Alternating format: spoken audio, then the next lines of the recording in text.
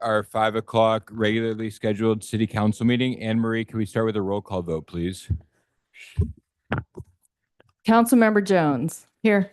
Councilmember Kim. Here. Councilmember Whalen. Here. Mayor Pro Tem Orgill. Here. Mayor Renagi. Here, and then Mayor Pro Tem Orgill will lead us in the Pledge of Allegiance. Please stand.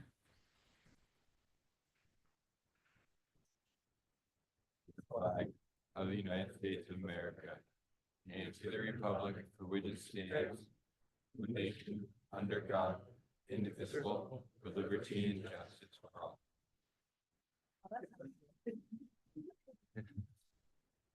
Okay, closed session announcements. Madam City Attorney. Thank you, Mr. Mayor. The City Council convened in closed session pursuant to the 4 items listed on the agenda. The council convened at 4:05 p.m. and recessed at 4:55 p.m. All council members were present. There was no public comment in advance of closed session, and there was no reportable action taken for any of the items listed on the agenda. Good, thank you for that that report. And then so now we're going to take some presentations. We are starting off with on the evening on a high note with Laguna Tunes. They are first on our agenda. Our very own community chorus is here to sing their thanks to the city for supporting the arts through the Cultural Arts Funding Program. And so I'd like to, looking forward to this right now. And then I'd like to invite you to their first spring sing-along at the Suzy Q on April 16th. To their spring season concert celebrating California classics on June 1st. So good, take it away.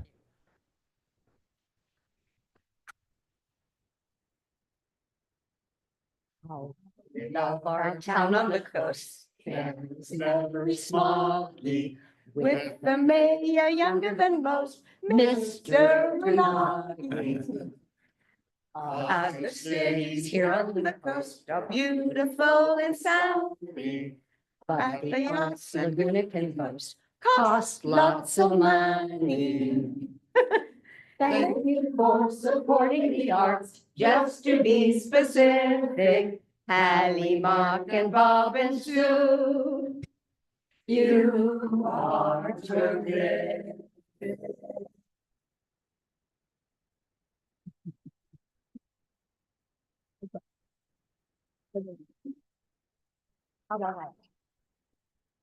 How do we get you guys here every other Tuesday? It's a great way to, what a better way to start the meeting. So thank you for that. And Right. so once again, April 16th is the spring sing-along at the Suzy Q.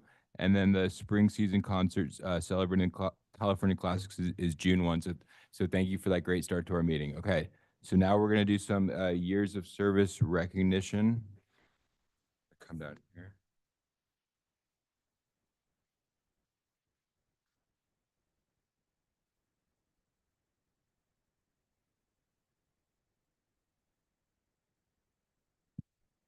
So the City of Laguna Beach is proud to recognize and celebrate our full-time employees who have reached milestone years of service during the first quarter of the 2025 calendar year. So after I call your name, you will remain up here in the front for a group photo. So the first group is celebrating 1 year of service to the city. So from Transit and Community Services, Michelle Ferry. Michelle, congratulations. Yeah. Yesenia E2 from the police department. Congratulations. From the fire department, Dylan Hunter.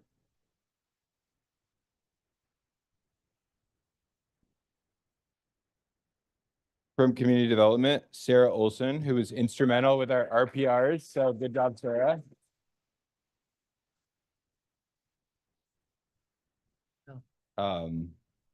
All the realtors are going to love you now after what you did to reform the RPR. So thank you for that. From community development, Sabrina. Oh, this next group is celebrating 5 years of service with the city. So from community development, Sabrina Subcheck. Code enforcement.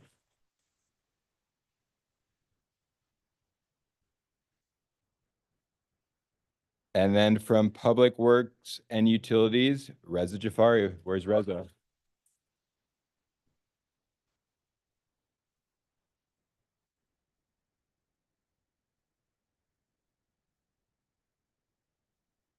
Okay, and then this final recipient is celebrating 20 years of service with the city from Public Works and Utilities, Bob Koch. Where's Bob? Congratulations, Bob.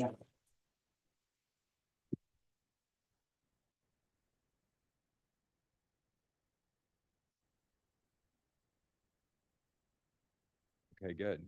So now we'll do a photo.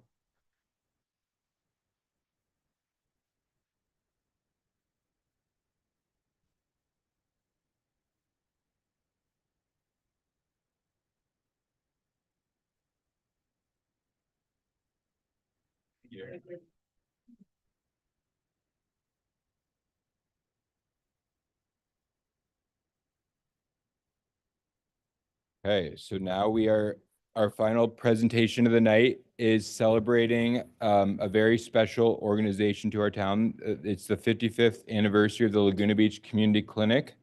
Since its founding so who from the community clinic is here? You guys want to? I'll come up here.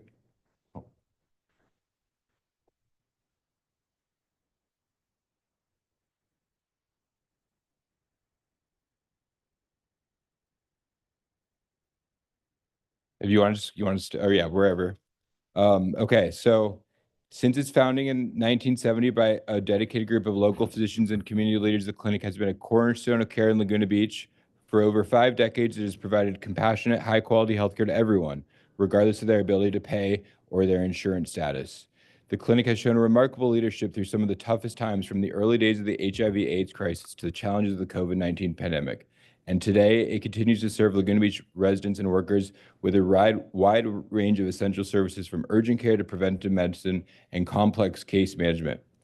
This milestone is not just a celebration of the clinic's past, it's a recognition of its continued commitment to community health and wellness, and we're looking forward to the next 55 years. Jorge, do you want to speak and say a few words? Or, yeah. Wasn't planning on this, so Sorry. sorry. But no, I just want to thank everyone on the city council as well as everyone in town. Truly, this clinic was founded by the community and continues to serve this community, and wouldn't be here if it wasn't from the support of the community. So with gratitude, we really appreciate all of this and your continued support as we try to keep our friends and neighbors healthy in town. So thank you.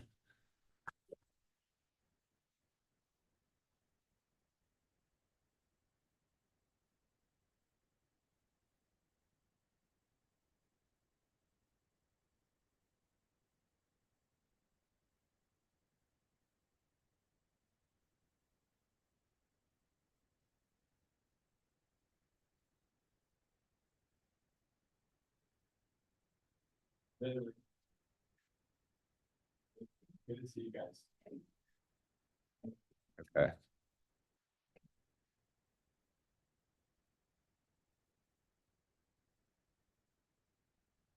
Okay, Mr. City Manager, do we have any additions or deletions to the council agenda? We are going to pull one item. Sorry, anybody jump in and remind me which one it is? It's the one involving the Irvine Community Land Trust. 14. So item 14, I'm going to recommend that be pulled and not heard tonight. Sorry, yeah, completely pulled, not heard tonight. Okay, so this city manager is pulling item 14. Good. Okay, so so at this point, we are going to take public comments on non-agendized items. So if you would like to speak on an item that is not listed on the agenda, but is within the subject matter jurisdiction of the city council, now is your time to do so.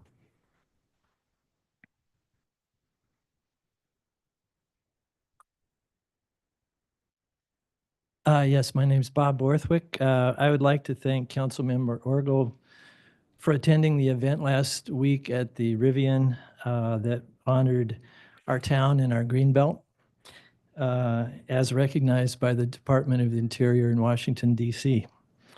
It was a sold-out, full-house event, wildly successful, and it was an emotional night for all of us that were there.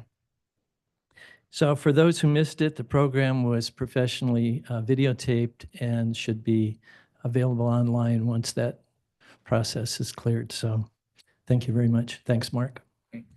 Thank you.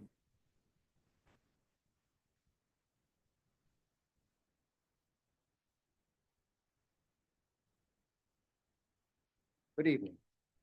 My name is Bruce Dwyer, and I've lived on St. Anne's Drive in Laguna Beach for 38 years. I speak to you tonight regarding the proposed project at 340 St. Anne's Drive. It should be stated that I'm not opposed to low-income housing as long as it is done in tasteful contact with the community. However, when a project with a footprint of 2 hotel lagunas arrives in the neighborhood, a full vetting should be mandatory, SB4 or not. As representatives of the neighborhood, it would be a dereliction of duty both for me and for you to ignore the most basic requirements as required of all major projects in the city of Laguna Beach.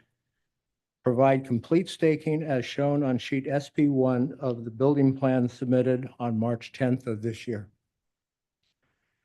There's a request contained on page 10 of the supplemental project narrative and SP4 checklist to consider alternative approaches to the staking requirements. My understanding is that they are intending to stake only the perimeter and accomplish the rest by drone. How is that going to be done? When and for how long?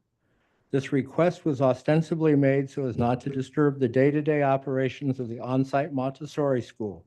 However, it is my belief that Montessori has no objection and will provide a workaround so that staking can ensue. This then leaves only the proponents of the project in question. A drone review would be temporary and only lead to further questions. What staking would reveal an increase in 2 feet to the revised height of the parking structure, along with 2 feet added at each floor. An increase of 121% in the roof line of the proposed project from today's roof line. The impact of the request to eliminate the second floor step backs. You're going to have straight up walls on Catalina and on Clio. The 6.5-foot increase in height of the roof deck of the event center from last year's conceptual proposal. It should be pointed out that the proposed swimming pool at the high school was recently staked after an outcry from the citizenry. Following a few minor revisions to the plan based upon staking, which the developers went ahead and did, the project has now been cleared to proceed to everyone's mutual satisfaction as an example of win-win at its finest. It should be pointed out, it is my opinion, that the residents of Laguna Beach deserve to see a full staking for this most massive project. This should be done prior to the release of any further city funding or granting of zoning exemptions. Third-party staking services are available all over Orange County. Thank you for hearing my call to reason. Thank you.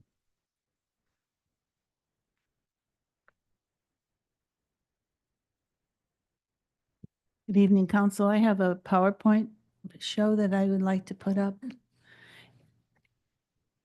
A number of us have joined together because we've been concerned about how the affordable housing project was coming together, and particularly concerned about the fact that the project proponents proposed to remove the historical buildings on the site, the beautiful Bridge Hall by Aubrey St. Clair, and the sanctuary by William Blue Rock. Next. Can you advance thank you. So this is the complex, which is quite striking and quite beautiful. And Village Laguna commissioned a historical report on it, and they concluded that this complex is worthy of a state historical status. Next. These are the 2 buildings in question. Next. The interior of both of them. Can you imagine destroying these 2 beautiful buildings? Next. Next. So we prepared an alternative plan that demonstrates that you can have 36 units in 2-story buildings and save those buildings. And there's on the left is a parking layout below, and on the right is this conceptual site plan. It involves also lowering the buildings. So these buildings would begin at the level of the existing parking lot, and the parking area would be below the existing parking lot. So this makes the buildings much more amenable to the neighborhood. Next. Compared to this plan, which shows a rebuild of the religious buildings on the right. Next. And the large parking lot, the buildings, the historical buildings are being removed in order to enlarge the parking lot. So talk about, you know, pave paradise, build a parking lot. Well, it's destroy the buildings and build a parking lot. Next. So this is a view of the proposed project with the new buildings on the right and the affordable housing on the left. Next. Compared to this rendition of what the alternative plan is. The white buildings on the right are the existing buildings, and this is the view of the units on the left, which are set back and much lower than the others. Next. Here are several views of the proposed alternative plan. I have to next. I have to mention that this is not the only solution. We're not proposing that this is the end that we're trying to propose, but we're trying to show that it's feasible to keep those historical buildings and still have an affordable housing project. So I urge you to do what you can to promote keeping the buildings so that that someone is not paying to destroy what's there and then paying to recreate it again later. Those funds should be used for affordable housing, not to remove and replace existing religious buildings. Thank you. Thank you. Next speaker, please. Good evening, Mayor and Council. Tom Slattery, 31539 Eagle Rock Way. And my purpose here tonight is to continue my ongoing protest for being included in the West Street undergrounding situation. My property, and you should have a map and a memorandum of things from staff. And so on that map, it shows that my property, which is 81, 82, and 80 and 79, all receive our power from Eagle Rock Way and not from the assessment district. However, so I instantly went right over to see the proponent that day, which was November 4th of 2020, and asked him what was going on. Very nice. And he said he could. I said, why am I being included in this thing if I'm not taking power from all the poles you want to take down? And he said, because I can. I'm going, do you have any documentation to that? And he said he didn't have it handy. And also he said, I should be very happy to contribute several $1,000s to help the project get the poles down, which are not serving my property or the other three. So there's 4 on Eagle Rock. Okay, so then I've been active in opposing the inclusion of my parcel and the other 3 since November 4th of 2020. And I contacted city staff and requested actual document that stipulated that I could be assessed. And that took a couple of months from the city manager at that time. And I finally got that memorandum on March 26th of 21. And if you would please look on the last page of the memorandum, on the last paragraph, there's a word underlined that says may. And that word indicates that I may be assessed, and these 4 properties may be assessed if we qualify under whatever's going on. The trouble with that is it doesn't say shall or will or have to. It just says may. So it's an option, and it's not clear whose option decided that these 4 properties, including mine, will be assessed. And that assessment for the 4 currently is $310,000 for 4 properties on Eagle Rock, which are not going underground and getting absolutely no benefit. Not 1 ounce of dirt in construction is being turned for these 4 projects. So we're just trying to get on the deal here because we'll be coming back to council, obviously, for protest meetings and such like that in a couple of months. And my only request is that if the mayor would allow it, we could have the city attorney look at that memorandum, which the city manager has a copy of from yesterday's meeting, and explain to me about where's the actual document that says we have to be assessed and not may. That's my point. Thank you very much for your attention. Thank you. Good evening. My name is Sharon Lyons, and I want to get my points across, so I may go a little fast. Okay, I live on Coast Highway, 31522 Coast Highway. My property is Coast Highway and to Monterey, street-to-street lot. And I'm also here to talk about the West Street undergrounding project. I also am involved in it, I do not want it. A lot of us feel we were deceived, and we did talk with city staff about that, and they didn't realize this was going on. We were told in the beginning it would be the same methodology as Coast Royale, and that if you didn't have a pole, you'd pay less. And I have an email with a quote saying my view benefit was 0 because I have no poles in front of me because Coast Highway was undergrounded many years ago. So I have all in, including trenching and a new electrical box, everything was $20K.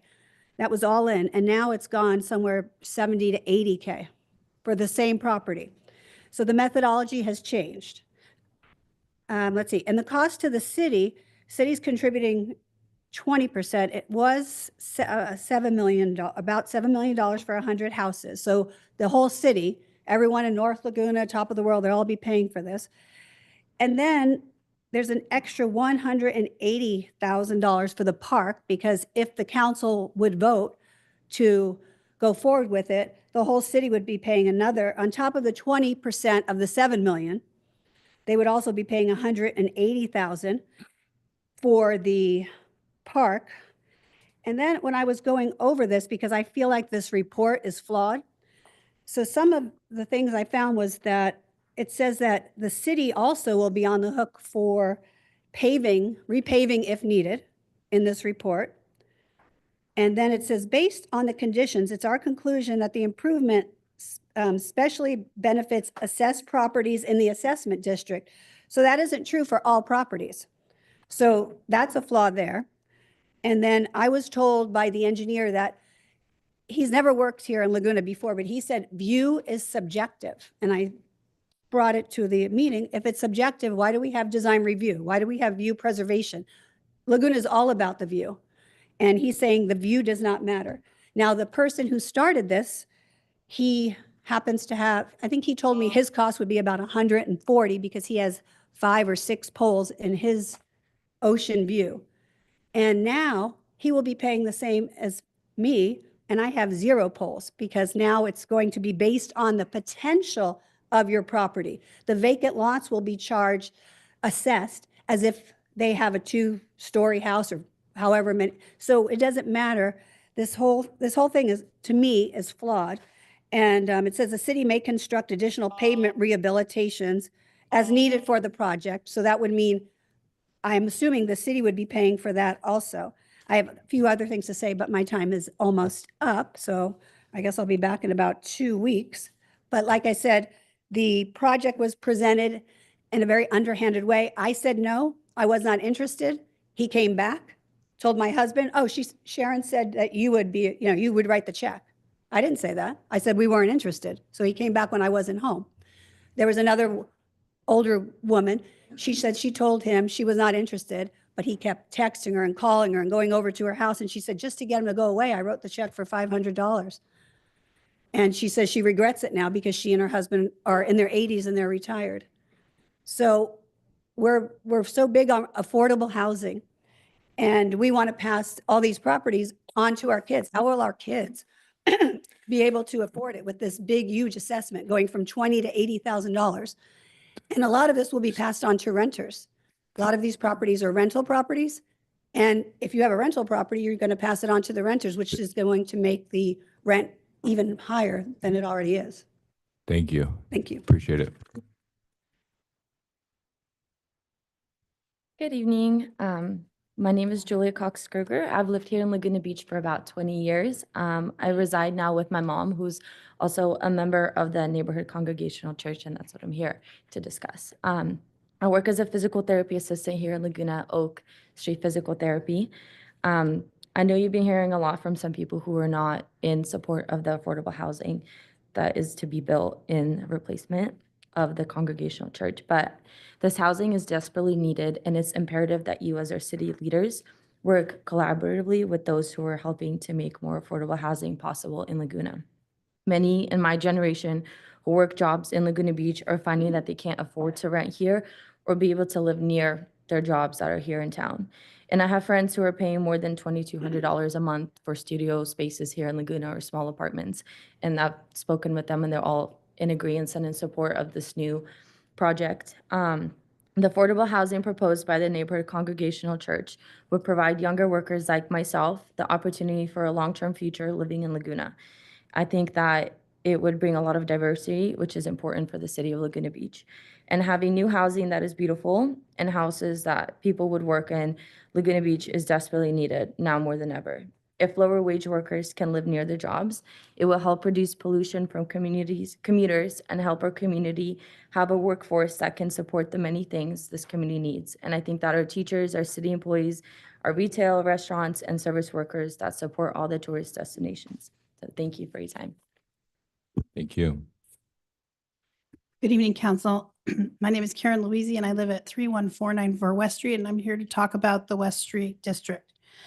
The completed engineers, I attended the March 26th meeting that the engineer presented the report, and to my surprise, most of the people at the meeting had paid the $500 and were now against and felt that they had been misled when they had given their $500. So I apologize for the 2 letters, but things changed.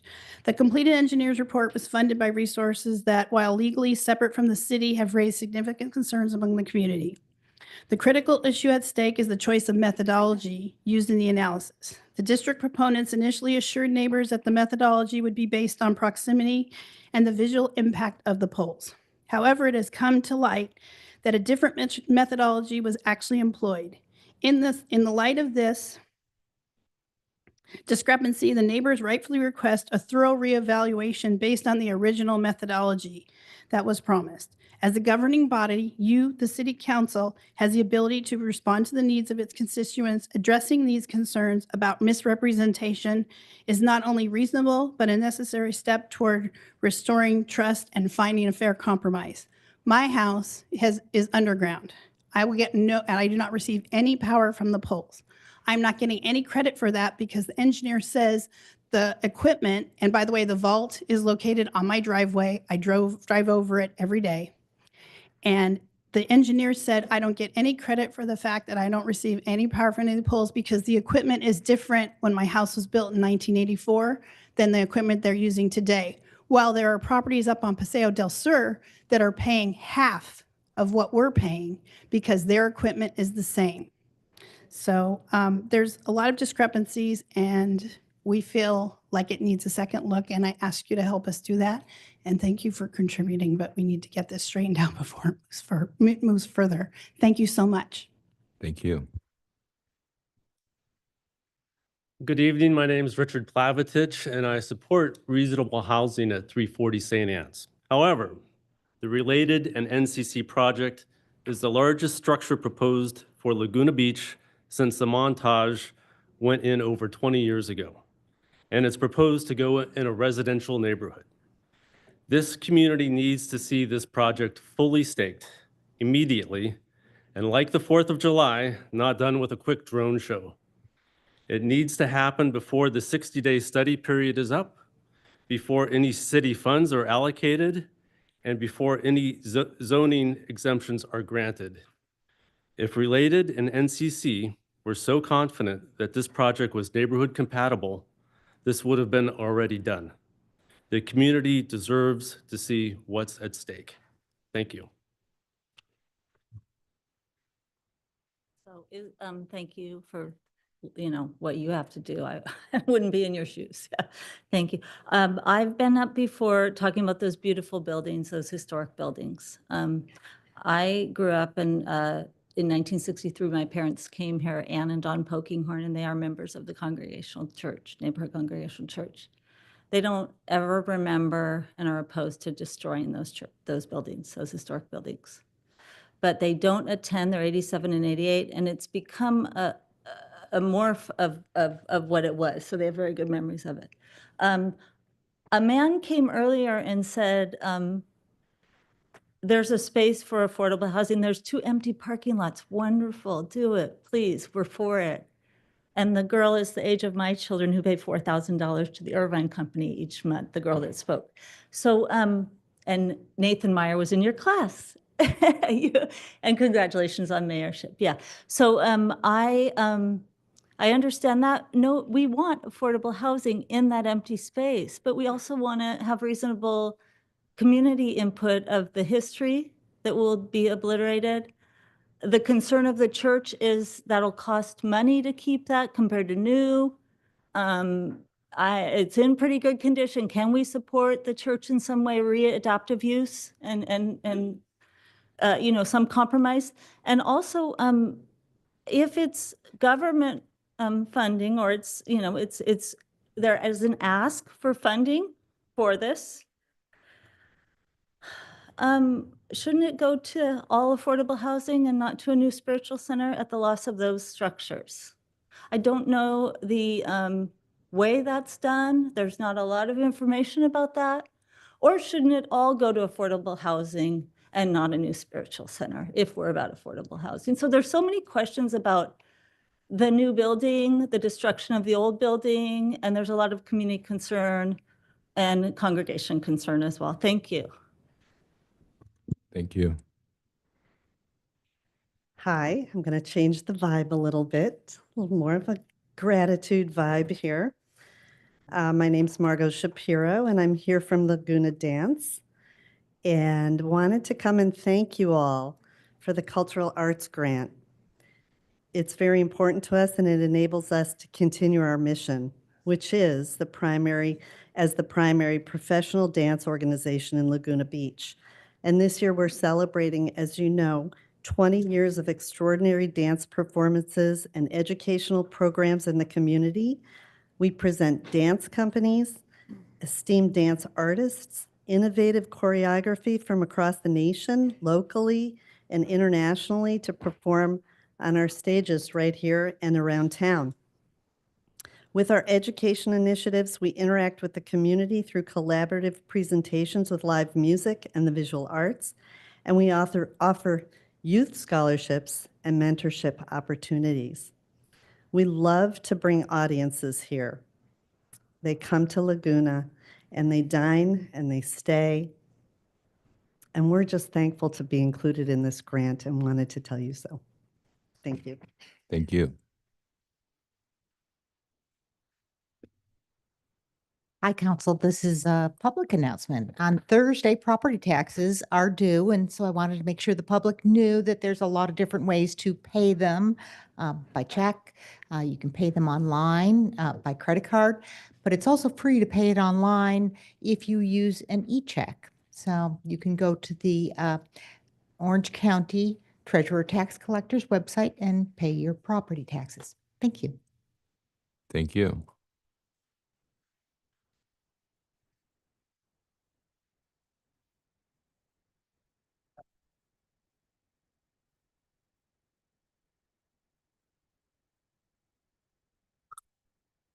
Ruben Flores, 30-year resident, Laguna Beach, retailer here in Laguna Beach as well. I think the city is in need of a horticulture lesson. And right in the midst of getting our main beach re-landscaped, I see that it's the same old story. And then I see on the promenade, or forest, which I hope it will be called, they've already planted impatiens below the ficus. And so we should be smarter than this. There's a lot more available to us. We just had the arborist report for the promenade forest, and they spoke of that the ficus trees may not be in great health. And one of the reasons that they might not be in great health is because of the water. And so what do? They plant impatiens. And what's going to happen? You're going to increase the water on them, and they're going to decline further. It's like we sit here every week, every month, every year, and we don't change our habits. And I would like us to start to change our habits. These are 3 California natives and 1 Alstroemeria plant, all of which can flower and thrive. Only needs to be planted maybe once every 5 years instead of the impatiens and the cyclamen every 6 months, and reduce our water usage. We can educate the residents and the tourists, and we can be doing the right thing. There's 2 other people in the room right now that I know that are on the same bandwagon as I am, and yet we're not doing this. And so I plead with you to take a look at the new plantings that are going to go into Main Beach. And I would love to sit down with any one of you so that we can actually get some better plantings that are going to go into our windows to the sea, and also better plantings for the promenade. If you look closely at the plans for the forest, they're planting things that are way too big for those small scale planters. And it's just exactly what's happening on the Laguna Canyon Road. Right now, the cistus are in pink. They're in full bloom, and they're beautiful. But if they're having to come in and hedge those things down like balls, it's the wrong plant. So if it's a native plant, it should be a plant that grows naturally to the height that you want. And if you're using a hedger to ball those things, it's wrong. So let's improve our practices, and let's plant what we say that we're supposed to be planting, and that is drought tolerant and California natives. Thank you. Thank you.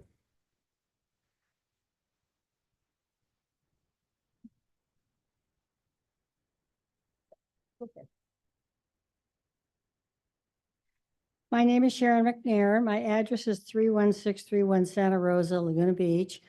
I have been a member of UCC Church since 1963. My daughter was christened there, so were 2 of my grandchildren. And when we first came to Laguna, we met all of our social friends at the church. There were about 300 members. The Sunday school was fun, and there was a very loving and friendly place to meet people. I've served in the capacity of deacon, usher, board member, refreshment server, and any other jobs requested. The neighborhood Congregational Church has always provided so many wonderful venues to bring people together.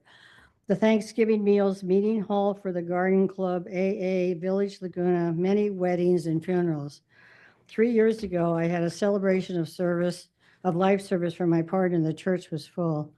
I attended our ongoing membership meetings to vote on the new changes in the church, as they had stated they were losing members and needed to devise a way to bring in more funds to maintain the church. They were going to try to build 77 low-income housing to replace the church with a spiritual center. I thought it would be a small room or office. I asked what exactly it was, and I never got an answer. I went along with the proposition of creating a low-income housing component on the property, as I understand the need for this in our town. But when it was presented to us that they were going to demolish the existing sanctuary and replace it with a spiritual center, I was in total shock. I looked at the beautiful sanctuary with the wood carvings, beautiful blue windows, and historical details, and just couldn't believe they'd actually tear it down. At that point, I realized that my church goals were not the same as the ministers and the church board. And I decided to leave the church and pursue other churches that better fit my goals. And I know the board was determined to promote their plan. Since then, I've left the church and attended another, but it's been painful to leave a church that I really missed being a part of the congregation and worship celebration that I had become so familiar with. I'm totally supportive of low-income housing, but definitely not supportive of tearing down the church. I have joined with Ann Christoph and her committee to try to help save the beautiful neighborhood Congregational Church. and would appreciate if you could study the alternative plans we have been provided in order to continue using the church building. Thank you very much. Thank you. Ann Kane. Good evening, Mayor and council members. I support affordable housing at the neighborhood congregational church, but without destroying the beautiful buildings that already exist there. It's difficult to understand why we would tear down something just to rebuild another center. And also, money that is being provided for affordable housing should not be spent on a spiritual center. Thank you. Thank you. Hello, my name is Carrie Pitt. I grew up in Laguna and have been a member of the church since 1999. I feel that our neighbors and community has been blindsided. I signed a non-disclosure when the meeting started, and initially it was save the buildings and have 25 units.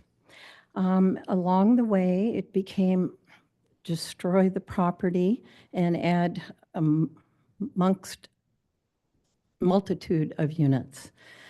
I also realized we had a spiritual center. We were the first church in Laguna Beach to offer homeless housing when it was cold and rainy, and then the Methodist Church followed. We had Zen meditation, we had yoga, we had Sufi dancing where 7,500 people would come.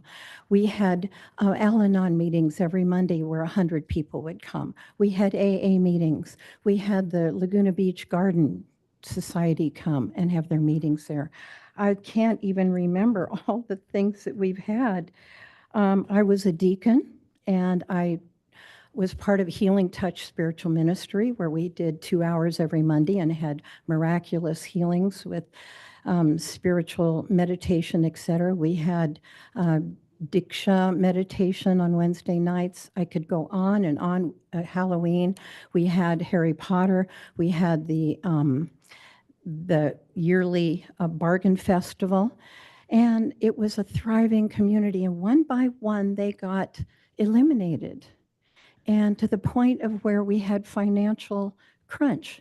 I believe we need housing, but I agree with Ann that it can be looked at where we can have both. We could have 25, 30, 36 units and still save the sanctuary and Betty Davis windows that her mother donated when they were living here.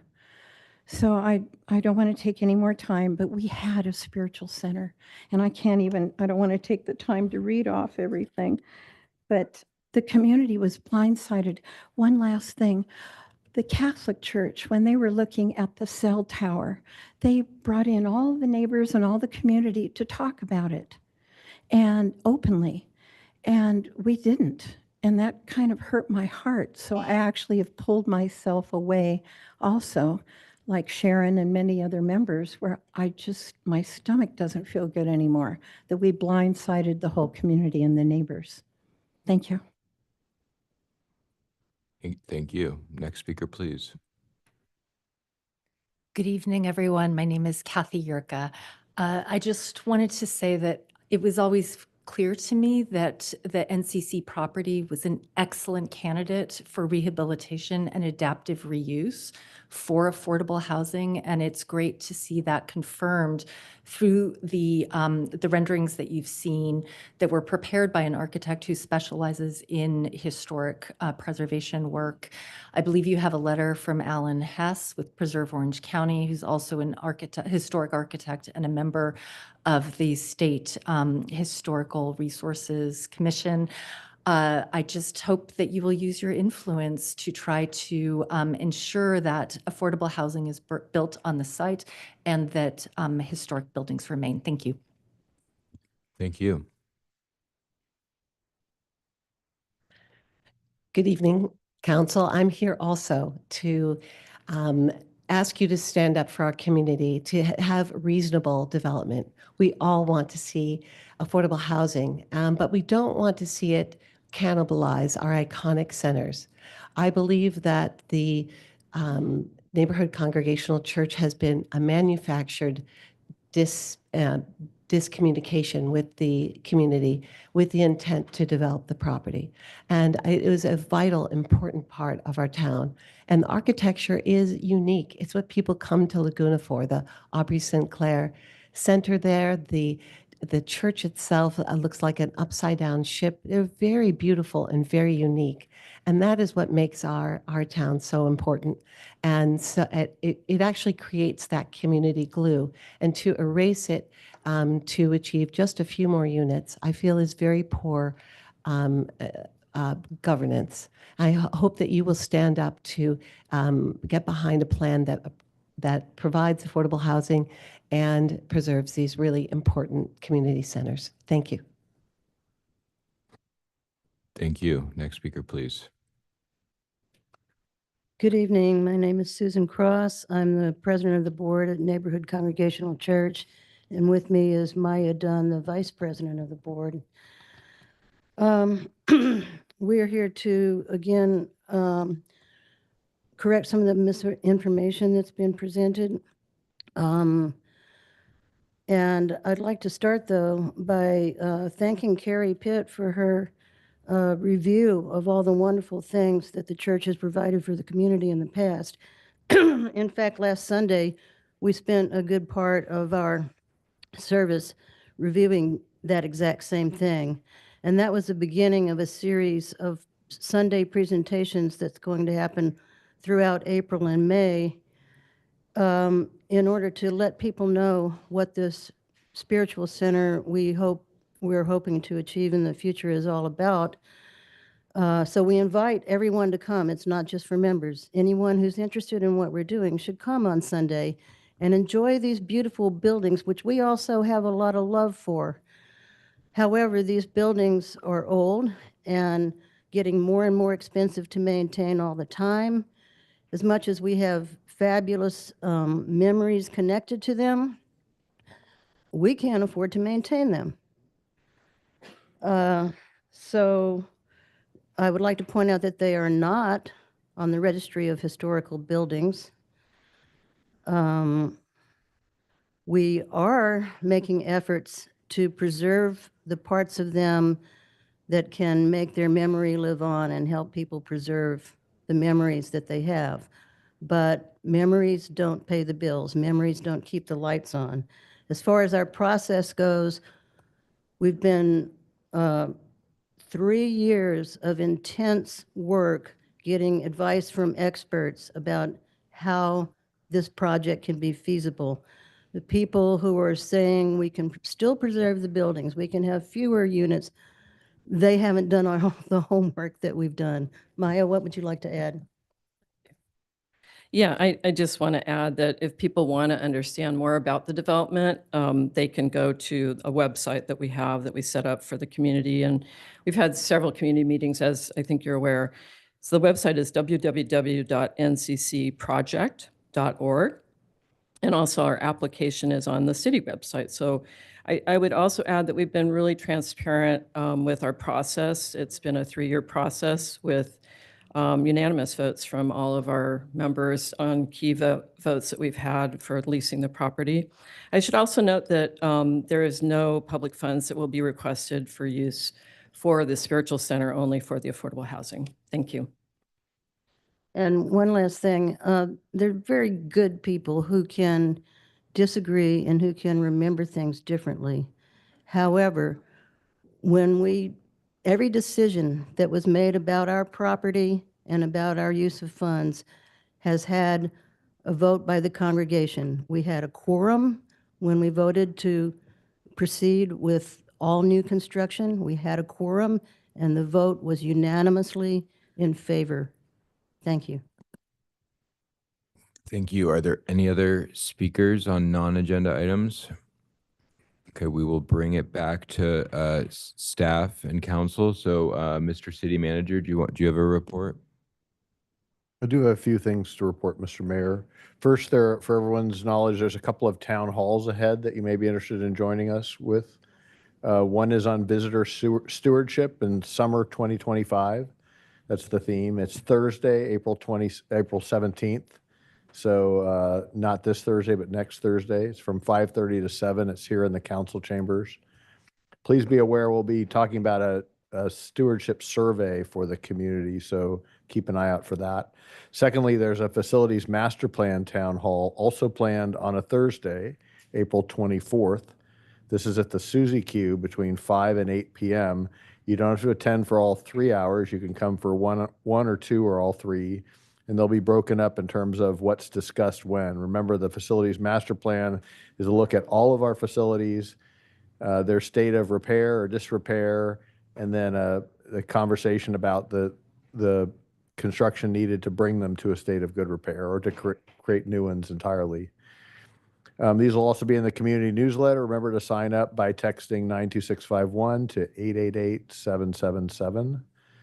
I wanted to thank everybody who participated in the offsite town hall about the South Laguna Fire Station. That was last week. We had a lot of great ideas and great participation. And that comes to the Planning Commission next in May for consideration of design approval, a coastal development permit, and authorization to clear the existing site's dental office. I think Councilmember Jones may talk about a Laguna Canyon road trip from last Friday, so I'll stop there and hand it along. Thanks. Madam City Attorney, any reports from you? No report, Mr. Mayor. Councilmember Jones. Yes, I will absolutely talk about that Caltrans visit. It was a really wonderful opportunity for the Laguna Canyon Road Ad Hoc Committee, represented by me and Mayor Runagi as a temporary member of that committee in Councilmember Whalen's absence. We had some very senior level leadership from Caltrans, as well as members of I always get this wrong, the California Transportation Commission. So these are the folks who are going to be kind of guiding the city's process through considering relinquishment of Laguna Canyon Road and our Protect and Connect project. I think that the meeting itself was very successful, and I give full credit for that to our staff. Tom Perez and Mark McAvoy did a great job, outlining the parameters of the project, taking us on a great tour of the road in a trolley. And I think the Caltrans director in particular really enjoyed getting eyes on what we're talking about. So kudos to city staff. No report this evening, Mayor. Okay, thank you. Councilmember Whalen. Just two quick items. I attended along with the mayor and the mayor pro tem, the Laguna Beach Seniors Gala Saturday night, celebrating their 50th anniversary. The mayor passed along a proclamation and had some good remarks.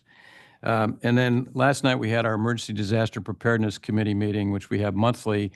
And we've obviously all read a lot of stories, heard a lot of focus on, the fallout from the wildfires in Los Angeles. There's two things I'd like to pass along. One, the Community Emergency Response Team, CERT, is going to be running a new class that will start in the fall. There's already 37 people signed up. I can't emphasize enough how important it is to have trained volunteers in the community, around the community, so that when a disaster hits, they have the ability to assist neighbors and the evacuation process and all the things that have to happen. So if you haven't trained as CERT, you can go to the city website and sign up there, and it would be wonderful if we had 60 people. We'll do two classes. The second thing is the emergency backpacks, which are, the go bags, are available at the Suzy Q, at the farmer's market, and online. And if you don't have one at home, I think $55 or $57. It's really worth getting. It's got all the stuff you need for emergency evacuation. So I'd like to pass those two things along. Thank you. Thank you. Mayor Pro Tem. Just my typical disclosure list. First off, the couple of events that I attended, one, of course, Bob just mentioned, was the senior 50th anniversary. It was a great event, and we had a good time. We also had the Small Art at City Hall event, last Art Walk. It was also a nice, good group showed up, very well attended. And then, as Bob Borthwick mentioned, the Art and Activism at the Rivian was very well attended, sold out, and I was really impressed with the speakers that they had, and it was actually quite educational. And they also launched the book at that very event, so it was great. We do have this coming Friday at the Rivian, the cultural art soiree is going to be coming. So keep that in mind, everybody. Then I met with Dave Shipp to discuss artist housing. Aaron from the Chamber, Tom Davis, Dennis Bogle, talked to Ben about the film festival and some of the future ideas and around that. And that's my list. Thank you. First, I want to thank, I was able to join for the first part of the meeting, Hallie and city staff on the Laguna Canyon Road update. It was just very impressive to see the work that's been done there, and appreciate the work of Councilmember Whalen, who's really been leading this since the beginning. I was at a lot of events over the past couple of weeks. I went to with 3 great nonprofits, PMMC, which was on Sunday, Suzy Q, the 50th anniversary, and then KX had their first award show, which was a really fun event. And it felt like there's a lot of energy in town, but there's energy, but it's interesting how there's this common theme of everyone being sort of dissatisfied with the vacancies and the lack of energy and vibrancy. And so I think it's exciting that's recognized and that there's a path forward.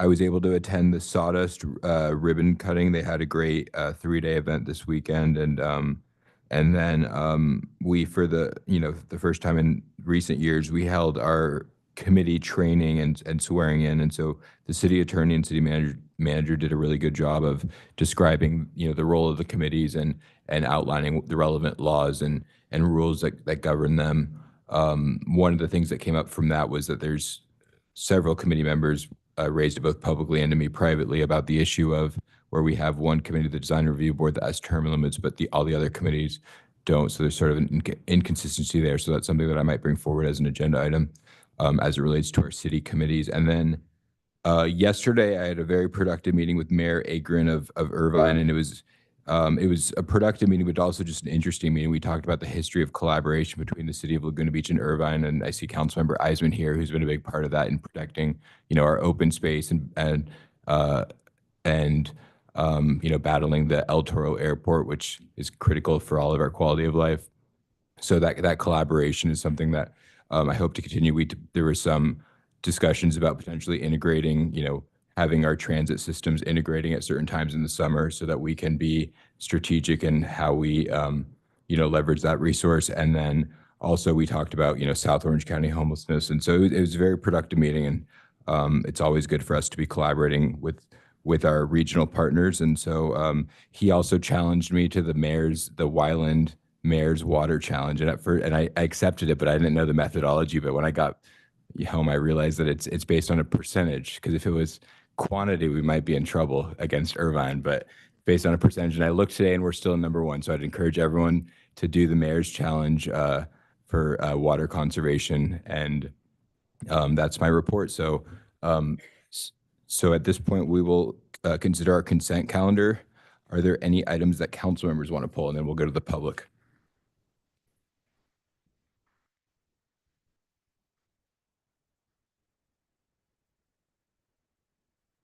Holly?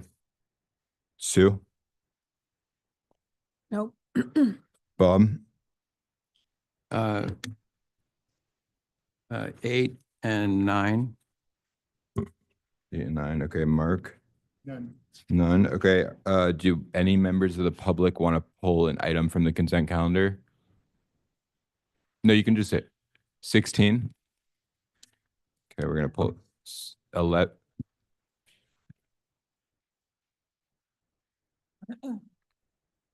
Okay, 9 is pulled, 11, 13, and then 16.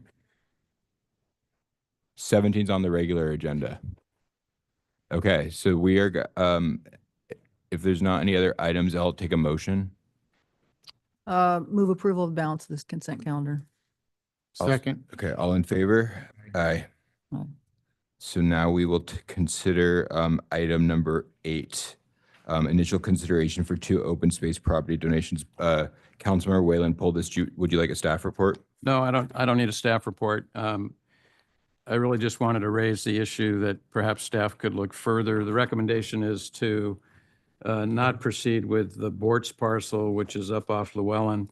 I do recall when we purchased the other parcel adjacent to Llewellyn, adjacent to this Bortz parcel, and as reported in the staff report, it did require hillside stabilization. This is up above the Boys and Girls Club and the Sawdust. So we, council at the time, saw real value in buying that. We did stabilize that portion of the hill. I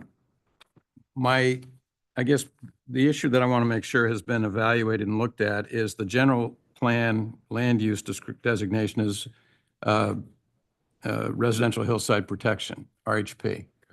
And, given some other situations we've seen around town, and let me back up. There may be costs associated if we were to take it as open space, right? Even if we take a donation, we may have to incur costs, again, for hillside stabilization. We don't know what they'd be. But if it says it's RHP, it says it's not a buildable lot designation. But I just wonder about, leaving these RHP lots out there where potentially a buyer could come in and say, well, I've got access off Llewellyn, this is buildable. And then what do we do, right? We're in one of these situations. So I was wondering if staff could do some more investigation or analysis on this to determine, whether this parcel has the same kind of stability issues and whether it might be a better course of action to consider taking it as open space as opposed to just letting it sit for now. I think that's a really good point, Bob. And I certainly share staff concerns about the geological stability of that slope. But if there's a way that we can understand a little bit further what the actual risks might be on that parcel before declining it outright, I'd support that. Thank you, council members. If I may, would I suggest that we just amend the recommended action to take this property through due diligence as well and treat it like the other donation. We can provide that information inclusive of checking in the RHP and the land use designations. Just a clarifying question. So is I don't think the issue is changing the designations. I think, Bob, your point is that the designations could give rise to a potential development that would be, so it's not like we're trying to change it. We're just saying that if we take it, then unless, it wouldn't be able to be developed. Okay. So we don't need to look at the designations. Right. If we took it. Just, I want to be clear. Jeremy, is okay. Let's go to the public. Penny. Thank you. Penelope Milne, president of Can Do. So I just want to say briefly, certainly, that recommendation is a responsible and appropriate one, right? Study it, and then we'll all know more details and determine if it's worth, worth taking the donation. But I did want to comment that although that does directly abut 1199 Llewellyn, right, the property that the city spent about $1 million on because of slope stability, this property is kind of on the other side of the hill, if that makes sense. Like the 1199 was kind of up above Sawdust, and the drainage from it would come through Sawdust. And we had already seen, in fact, that Sawdust had mudslides from that slope. Whereas this is actually, although the property lines touch, is kind of on the other side of the hill. So the drainage would be different. I'm not necessarily saying that makes the drainage better, right? In other words, you don't want to flood the Boys and Girls Club. You don't want to flood the Sawdust, but you also don't want to flood the Class's house. So I'm not necessarily saying that's better, right? But I do think that it might be worth looking at the fact that despite the fact that their property lines touch, and maybe this would be part of the due diligence analysis anyway, I think that the drainage for them is probably fairly different. So that might be, part of the look that the city takes. Thank you. Thank you. Any other speakers on this item? I'm going to bring this back to the council. Any comments? No? Is there a motion? I would just make the recommended motion that Jeremy, that we direct staff to obtain due diligence documents on both parcels. Second. All in favor? Aye. Aye. Okay, now we're going to consider item number 9, which is the intention to renew the Laguna Beach Tourism Marketing District. So do we have a staff report available on this item? Is that Gavin? Is that you?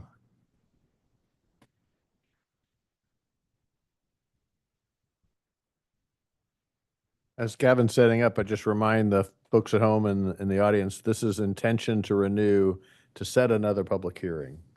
So it's one of multiple steps in a longer process. And that's kind of why this was on consent, because we're guiding people towards a public hearing where it's not on consent. Well, the good thing about the consent calendar is all it takes is one move and it's off the consent calendar. So anyway, go ahead, Gavin.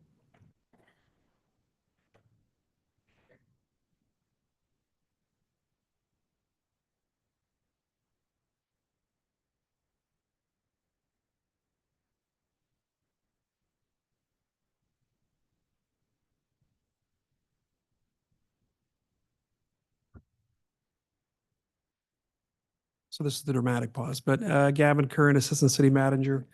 As I get kicked out of Zoom, hold on, I'm going to try it one more time here. Otherwise, I'm. Gavin, is there something wrong with the network in here? I can't get on the network. Are you having trouble? Yeah, getting on the I'm network? having a little bit of trouble myself. Oh, So my, I can't get hopefully on. hopefully this will work for a little while I go through the presentation. So good evening, City Council. Gavin Curran, Assistant City Manager, and I will walk through the presentation. This is the same presentation with a little nuances, just some changes on the timing for the next steps. But this is the same presentation we provided back at the workshop. So I'm going to go through it pretty quickly. But this is the Laguna Beach Market and Tourism. It's the renewal, and as City Manager Kiff had mentioned, it really is, this is the resolution setting up the intent with a public meeting coming on May, I believe it's 6th, and then June 10th is the actual hearing to the renewal. And so just for the benefit, for those in the audience of the public, the marketing tourism was established in 2001. It really is intended to fund tourism promotion, cultural programming, economic development, promote overnight stays. And the renewal tonight, which the intention to renewal is asking for an additional 10 years. It'll be starting July 1st, so a 10-year renewal. And the assessment rate has historically been 2%. And what we're asking for is to keep that rate at 2%, but allow it to be adjustable up to 2.5%. And so the council with Visit Laguna Beach along can increase to 2.5% and bring it back down when there's a need to do so. And then a new category, the new destination development category was added, and you'll see that in the later slides. So kind of what's the categories, and I apologize for those in the audience, it might be a little hard to read, but the presentation is in the agenda report. But there are a number of categories where money can be spent, and you can see, and you'll see in slides later and some pie charts, but it can be spent on sales, marketing, communications, Visit Laguna Beach, administration and operation, arts commissions, programs, Laguna College Art and Design, Laguna Art Museum, cultural arts funding, and for the Laguna Playhouse. And kind of the current allocations, so where we are now with ending this 5-year renewal, this is where we are now. And you have the allocations themselves. 35% goes for marketing communications, 15% goes to Village Laguna Beach for administration and operations. You'll see that kind of pie chart. So they really cut down the middle there. So 50% goes to those two pieces. And the other 50% goes to those other 5 groups, the Playhouse, 10%, Laguna cultural arts programs, the museum, the College Art and Design Arts Commission. And that's currently what's happening. The next slide will show you what the change is going to be. And this is the new allocation that's proposed in the agenda report tonight as part of the plan. And you can see the changes, and you'll see the dollars here on the next slide. But it goes from to a 25%, if you see the last one was 35 down to 25 on the marketing and sales and communications. The administration and operations is lowered a little bit. And then you'll see the new category, destination development, now makes about 25% of the overall pie. And then the other categories, again, Laguna Playhouse, cultural arts, Laguna Art Museum, College Art and Design, and Arts Commission programming gets dropped down. And it's hard to see, but it gets dropped down from 10 to 8%. And this next slide probably hopefully it's a little easy to see. But for everyone in the audience, if you look on the left there, you can see the different categories. If you look over on the far left column, then you can see who it's managed by. And then on the very far right, you can see the proposed. And kind of in between, you can see the dollar changes. So we were, for example, Visit Laguna Beach got 50%, but you can see it goes to 25 and 10, so 35% in total. And then that destination development takes over kind of the extra 25%. And you can see that's managed by both Visit Laguna Beach and the City of Laguna Beach. And then the rest is the arts commissions. Again, I won't go through all of this, but those go from a 10 to an 8%. And so questions on what is destination development? If you look at the plan, it's much more detailed out, a lot more bullet points in there. These are kind of some of the highlights, but there's more included in the plan itself.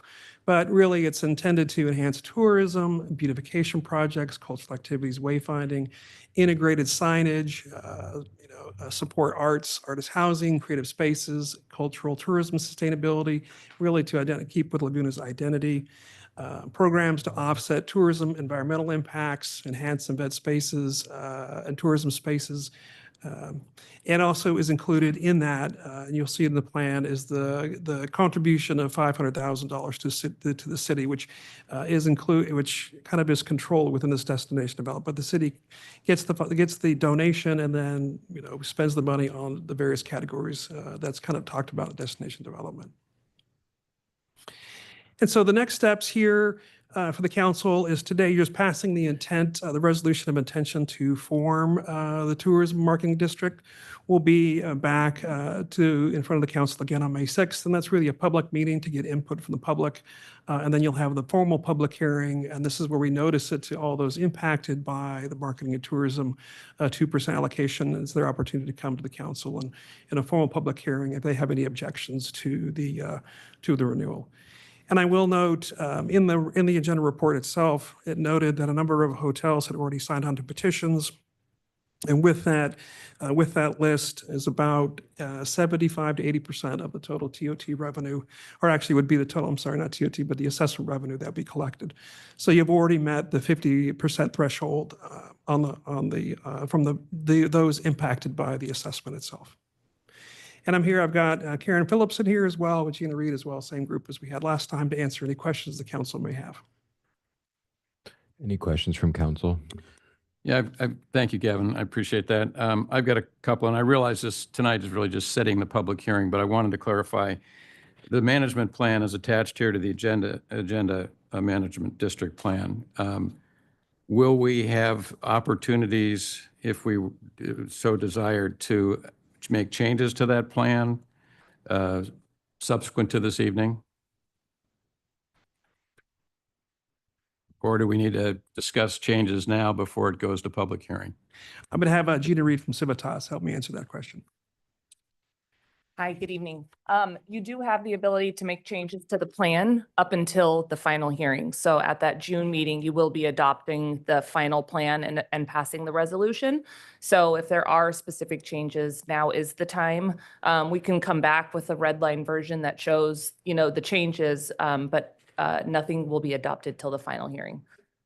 Okay, so if we had, based on public input, I guess the first one's the public meeting, the second's the public hearing, or vice Same thing, versa. just called differently. We could make changes at that time to the management plan. The only thing, there are certain changes you cannot make without having to restart the petition drive. That would be increasing the boundaries or increasing the assessment rate. Those would require a different process. But if there's, language changes or changes in programs or services, things of that nature, yes, they can be done now. Or other, with the two exceptions you mentioned, now or at the subsequent public up hearing. Until the final hearing. Gotcha. Yeah. Thank you. Mm-hmm. And then the other question I had really is governance of this district, which proposes, I think the term is owners association, right? Correct. So that's, who's that comprised of? That's Visit Laguna Beach. Visit Laguna Beach. Correct. So the statute's in here as well, and I see this may be driven in part by the statute, but is there any opportunity for a different governance structure? I mean, part of what I had been anticipating, and I know Mark and Sue have been working on this, was that there might be a broader governance involvement from either city representatives or community. So are there other alternatives on the governance? So we have to identify and call out who that nonprofit corporation is that serves as the owners association, which we do. We call out Visit Laguna Beach.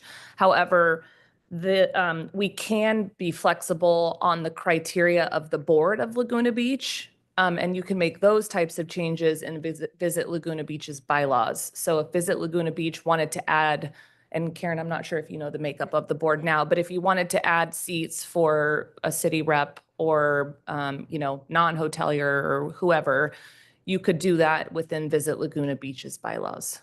Okay, thank you. Does that answer your question? You did. Okay. Yes, thank you. Thank you. Other questions? No, Mark, do you want to say anything or Sue? Just to like. The point open that it Bob up. just brought up was the board has already contemplated that. I didn't really consider the fact that we could actually embed it in our bylaws as far as we make this transition, this stewardship transition, having a more diverse board with members of the community and whatnot. Yeah. Anything? Okay, so we will open this up for the public to weigh in.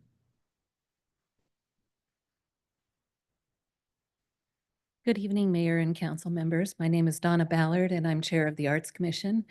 We're extremely appreciative and grateful for the Laguna Beach Tourism Marketing District funding. This investment has been made over many years, and we thank the lodging establishment for their investment in the arts. You know, it's really a win-win. The arts bring people to the community to stay in the hotels, and the hotels fund some of that money back for the arts. So it's a very symbiotic relationship. So we appreciate their trust and support, and on behalf of the Arts Commission, I want to share some broad strokes of how we spend this money. In 2024, the Arts Commission special program budget was $319,800. Of that, amount available, a total of $275,000 was paid directly to artists for the employment in city programming. That's an 86% of the funds provided going directly to artists. The other 14% went to public art maintenance so we can maintain, the condition of our public art projects. And in addition to resources for the community and artists, such as the calendar and newsletter that goes out, and advertises what we do. The city distributed $380,000 in the cultural arts funding grants. We administer that we support nonprofit arts organizations who present innovative programming in our community. So I hope you agree with us that the investment in the Arts Commission programming and all the arts through the Laguna Beach Tourism Marketing District is an investment in artists and art in our special community. Thank you. Thank you. Good evening, Council. My name is Brian Mena. I'm 60-year resident, land planner, and an expert in land use. I think this Visit Laguna has become the tail that's wagging the dog of the city. We just, everything is about the business and less about the residents. I've been here 60 years, and I've seen this community going from where I used to like to go downtown. Now I don't go downtown. You can't get in it. You can't find a parking space. I just see it as you're going to ingrain it for another 10 years, and it's just going to be more of the same system going from, I don't know how many million it was 10 years ago when it started, but last year it was 6.2 million. This year I heard 7.4 million. What's enough? I mean, at what point do you say, I want to return some quality of life and be able to drive into my town, be able to park in my town? The Village Entrance Project lost 122 spaces. I did all the math on it. The city only reported we lost like 40 spaces. Now we're losing another 44 downtown or 48 downtown. Magically, they're appearing somewhere else. You can buy a consultant to get any kind of result you want to report. But at what point do you say, let's do something for the residents? Why do we have to spend this money? Why do we have to have such a big machine with so many employees that are dependent upon another 2%? Now it's 2.5%. We're going to bring more At what point will you guys be satisfied? I mean, we're at 7.4. That's 3.5 times what Yosemite gets in visitors a year. When are you going to say it's enough? Are you going to keep on funding 10 more years? When do you say something for the residents? Something for residents? I'd like to have a vote on the downtown Forest Avenue. I was precluded from taking a vote because I can't vote. I'm not a citizen, but I've been here 60 years. I should have some sort of say. I think we'd like to have it pulled from, and I went for 4.5 hours at the Planning Commission, 5-0. It was all pre-mandated by what you guys had presented to do. Get it approved, get it approved. Have you considered the issues? I just think that Visit Laguna is the big machine that won't go away, that gets bigger and bigger. And at what point do you return some quality of life to the residents? Thank you. Thank you. Next speaker, please. Good evening. My name is Mary Daw. I heard this was being discussed today, and I just wanted to come down as a member of the board of Laguna Dance and just reiterate what my colleague said prior, thanking you for continuing to support our organization. My concern with this new program is that there's actually a reduction in the grant monies that are in this present budget. That Visit Laguna has 60% of this entire budget, and it seems like the arts organizations are getting less and less. So every penny that we get from the city with these grants is so needed, so appreciated, but I would ask you not to make a reduction in that category. So thank you. Thank you. Good evening. My name is Robert Gerling. I am a resident of Laguna Beach. My family's owned property here since 1962. And I am speaking in favor of the proposal to extend the support. The reason people come to Laguna Beach is because of our beaches and because of arts. And I'm a member of the Third Street Riders, which gets support from this fund.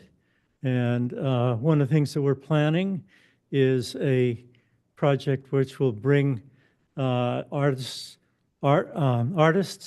and writers to Laguna Beach to have like a writers conference here. And we'll look forward to funding from this project. I support what the previous speaker said, that we should make sure that more money goes for the arts and for supporting artists in Laguna Beach. I disagree with one of the previous speakers about parking space. I rode my bicycle here. I ride my bicycle everywhere. I'm almost all the way around my 80th trip around the sun. And I encourage everyone to ride their bikes. It's very safe. And less parking places, more bicycles, more bicycle friendly. Walk, it's much healthier to do that. I love coming down to downtown area. What you've done to support the development of the restaurants and art in Laguna makes this to be the #1 destination in California. So keep doing what you're doing. Support the arts, support beauty, support the beaches, support the people of Laguna. Thank you. Thank you. Next speaker, please. Hello there, Pat Minna. So to stay on topic of the agenda and what I heard earlier, we do have to nip some things in the bud right now. I believe that you need to do that before it even starts going into the public hearing. I am against the 10-year contract. It doesn't need to be 10 years. In light of the economy and everything nationally, statewide that's going on, I would encourage you not to do a 10-year contract. Number two, it is way too top heavy on giving funds to Visit Laguna. I support the arts. I live here because of the arts. I haven't missed Since I've lived here, I haven't missed 1 year at the festival. So it's way too top-heavy for Visit Laguna. I encourage local citizenry on that committee. It's just not about the almighty dollar and how we spend it to create a more tourist-friendly, enriched environment. I live by Thousand Steps. It is a beautiful beach. We're pretty impacted. The 30 years, the whole town's changed, and I am sad for that. I would love to be able to ride my bike to downtown, but the 4 miles on Coast Highway is a death warrant.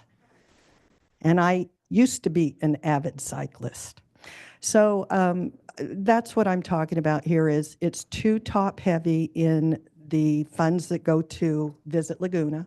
If Visit Laguna still exists, which I'm sure it will, we need to have some local citizenry on that board. And I am totally against a 10-year renewal. And I really hate watching everything that goes on, but thank you. Thank you.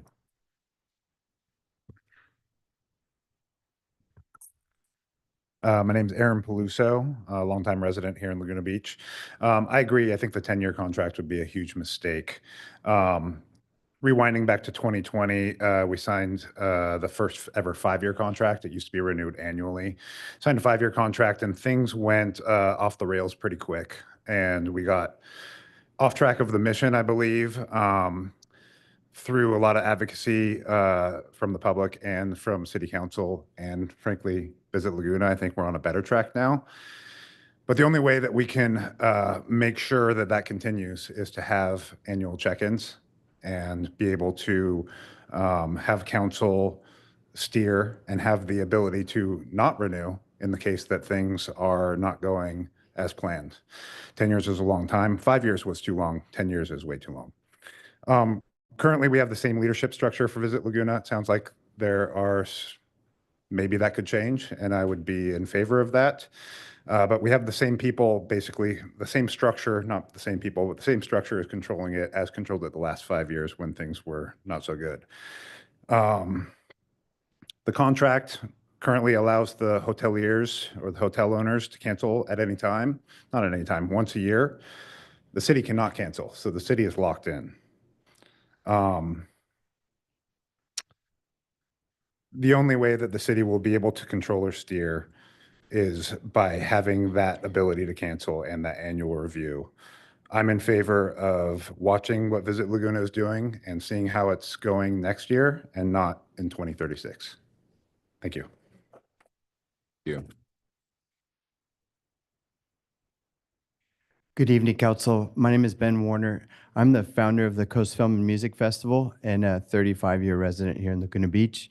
I want to speak to 2 points. One, I'm enthusiastic for the new direction of Visit Laguna that I've been hearing and reading about. I think that taking a greater sense of stewardship about our community and about our residents is essential. It's less about how many people come, but having the right people come. I believe in that, and I support that idea. I also want to speak to the grants, the arts grants. As a young organization that was bootstrapping, our ideas were much bigger than our ability to fund them, and being supported by local arts commission is very, very helpful. It helps offset our costs. It also helps validate our thinking and our idea to ourselves as we move forward. I want to flag an idea that as a startup organization trying to self-fund, we had ongoing challenges and struggles. I encourage the Arts Commission to come up with a budget or a plan that would help incentivize new ideas and new programs from people like us who approach the city with an opportunity to fill white space, to come up with new ideas and invigorate the arts in this community and help build the energy around the arts and our local community. Thank you very much. Thank you. Hi, John Thomas, and I am aware, I understand that tonight's issue is adopting the resolution. So I encourage you to remove the portion of section 6 of the proposed resolution which allows for a future increase in the LBTMD rate to 2.5%. While not increasing the fee now, the proposed language certainly paves the way for a future increase. There's no demonstrated need for more funds. Where is the data showing a need for the increase? There's no need to change the current 2% rate. Hotel tax is the fastest growing revenue source for the city government. Just applying the same 8% rate of increase in revenue from hotel taxes that the city has experienced since 2001, the revenue from the current 2% fee will double in 10 years to over $6 million, averaging well over $4 million per year over that time. Why should we care about a fee increase charged to visitors? Charging visitors is okay, but where will those funds go? The city has expressed concern about the economy and its rapidly increasing city expenses and is looking for additional sources of revenue to meet those increasing expenses. If the city needs more revenue, an increase in the hotel tax is the most likely course of action. But in the past, the city council has been reluctant to propose a hotel tax that, combined with other fees like this, would rank among the higher in the county. So any amount LBTMD increases in fees, any amount it increases its fees, effectively reduces the amount the city might feel it could increase city fees. If the city raises the city hotel tax, the funds can be used for critical city services like police or fire protection or better city maintenance, but not if those funds are collected by the LBTMD instead of the city government. In essence, an increase in LBTMD fees crowds out the city's ability to increase general fund revenues from increasing the hotel tax. And finally, why is this change in formula for distribution even necessary? The current agreement with Visit Laguna, signed only 6 months ago, reallocated $500,000 per year from the Visit Laguna half of the LBTMD fee to downtown revitalization and continued the existing 50% sharing with the arts groups. If the proposed change is driven by an effort to fund artist housing, that's mission creep. It's upsetting a lot of apple carts for something that should be a separate standalone effort. And there is nothing to show that artist housing will result in the LBTMD stated purpose of increasing hotel room sales. As one council member has said, destination management is trying to do too many things. So why not extend the current 50-50 sharing agreement of the 2% fee with the current allocation of $500,000 of the Visit Laguna share going where it's going and pursue artist housing separately? And if the hotels feel they can now afford a fee increase, wouldn't it make more sense to put an increase in city hotel fees on the 2026 ballot and delete the provision in the proposal to allow an increase in the LBTMD fees? Thank you. Next. Good evening, Mayor Renagi and City Council members. My name is Christy Miller, and I'm here to request that Council vote to maintain the current cultural arts grants funding. As a dedicated board member of Laguna Dance, I want to express our deep gratitude for the cultural arts funding we receive annually. This support is vital to our nonprofit organization to fulfill its mission and in promoting dance and cultural arts exchange within our community. I understand that there is an initiative to reduce cultural art granting funding for the 25 plus nonprofits in town. I want to emphasize that the success of Laguna Dance is largely dependent on funding we receive from these grants and from our generous donors. Each February, we host our festival at the Playhouse, showcasing dancers from around the world. We are responsible for covering the lodging costs for all of our dancers who stay in local Laguna Beach hotels. This not only supports our event, but benefits the hospitality industry and contributes to TOT taxes. It is concerning to hear that not only will grants be reduced, but funding for the Playhouse might also be cut. The cuts associated with the cost associated with hosting our event at the Playhouse has risen significantly over the past couple of years. And any further reductions in funding will undoubtedly increase our operating cost. We must ask ourselves, at what point in time will organizations like ours not be able to afford to host our events in town? Events like ours align with the goals of this funding. We actively collaborate with local hotels to attract their guests to our festival. While my primary concern is Laguna Dance, I'm equally worried about the smaller nonprofits in town. The potential for some of these organizations to fold is alarming. Nonprofits rely heavily on grants and donations, and in certain times like what we may be facing, contributions to these organizations can diminish significantly. Given the challenge that we may be facing, now may not be the time to reduce the funding for nonprofit grants. I urge you to reconsider the proposed cuts and maintain the current funding. Thank you.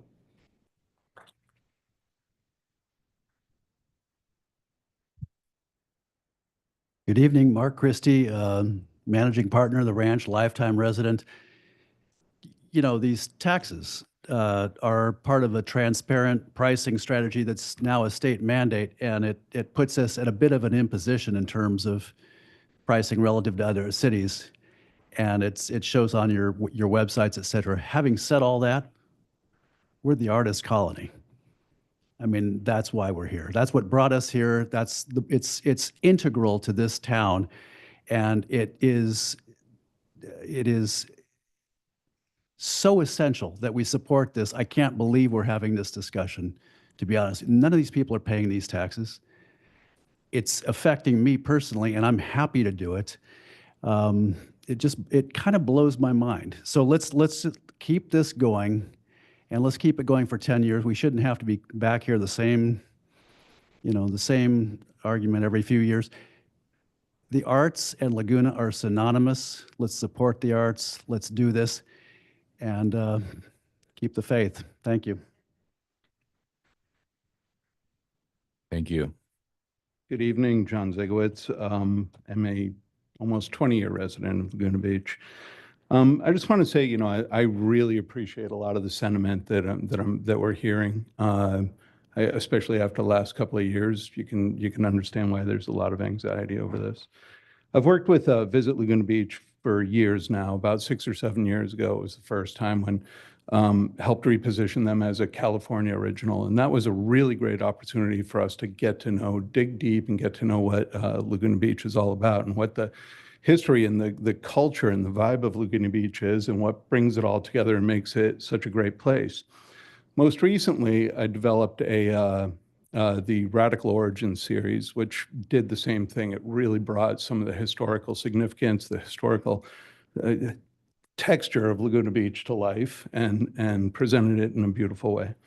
Now, I'm working with Visit Laguna Beach to overhaul the positioning, and it's a ground-up overhaul. It really is taking everything that we saw happen over the last couple of years and saying, we got to throw that away, and we got to rethink this from the ground up. And when we're rethinking about it from the ground up, it really is to shift that positioning into a steward-based positioning. That steward-based positioning will be founded in 3 pillars. That's going to be our environment, our culture, and our heritage. And those are the pillars we're going to focus on deeply. And we're going to do it from the ground up. We're going to really get the information from the community, and that's starting with a survey that's going out this week. So please, if you want your voice heard, please fill out that survey. And then it's going to be followed up by a town hall meeting, town hall meeting next week that's shared with the city, so you can see how we're coming together, working with the city. I never sound nervous. Anyway, so that's going to show how we're coming together with the city and working to really improve how our relationship is with visitors. And a big part of that is making sure it's not just us that has to change the relationship with visitors, right? Our communications need to share how visitors need to have a relationship with us. We have to shift their mindset, and that's not an overnight thing. That's going to take some time, but it is doable. So I really would say, if you want your voice heard, if you want to be part of this, please fill out the survey. Please come to the town hall meetings. This is going to be the first of probably a few. And it's not just the beginning. We really are going to make some massive improvements, and appreciate your guys' support. Can't wait to work with you all. Thank you. Next speaker, please. Ruben Flores, longtime resident of this great town. I'm all for the arts getting their money so that we can see more of the display of our artfulness. but I don't see the display of the artfulness at Main Beach right now with the green fencing that looks like a dump covering our beautiful park. So I would like a demonstration of the artfulness in the face of our town more frequently. And I don't know if the funds that go to the organizations can be displayed more so that we can see it more. Right now, Visit Laguna has no executive director, I believe, for 6 months. So we're going to look at giving more money to an organization or re-up the money for an organization that doesn't have anybody at the helm. And so I don't know how intelligent that is. I think the board of directors is made mostly of hotel directors or people. And there ought to be somebody from retail, maybe somebody from restaurant, somebody from the large organizations, just so that we're sure that the money that is coming in is funneled to the different facets of our town versus the hotels and the beaches. I have a little retail establishment and people come in and they're going to the beach already. And I didn't think that they needed to hear any more about going to the beach, but they could definitely hear about some of the retail establishments in town. I think that there must be a better way to allocate the money that's going to Visit Laguna so that it actually benefits people that are wanting to visit Laguna.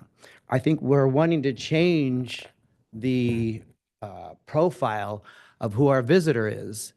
And I've yet to see that being worked on.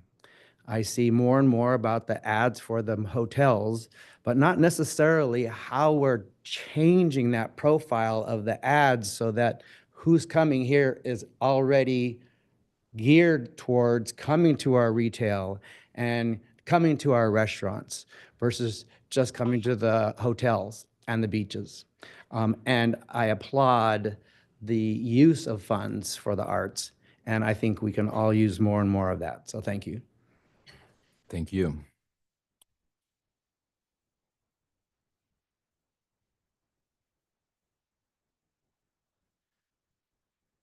Good evening, Mayor and council members. Nice to see you again.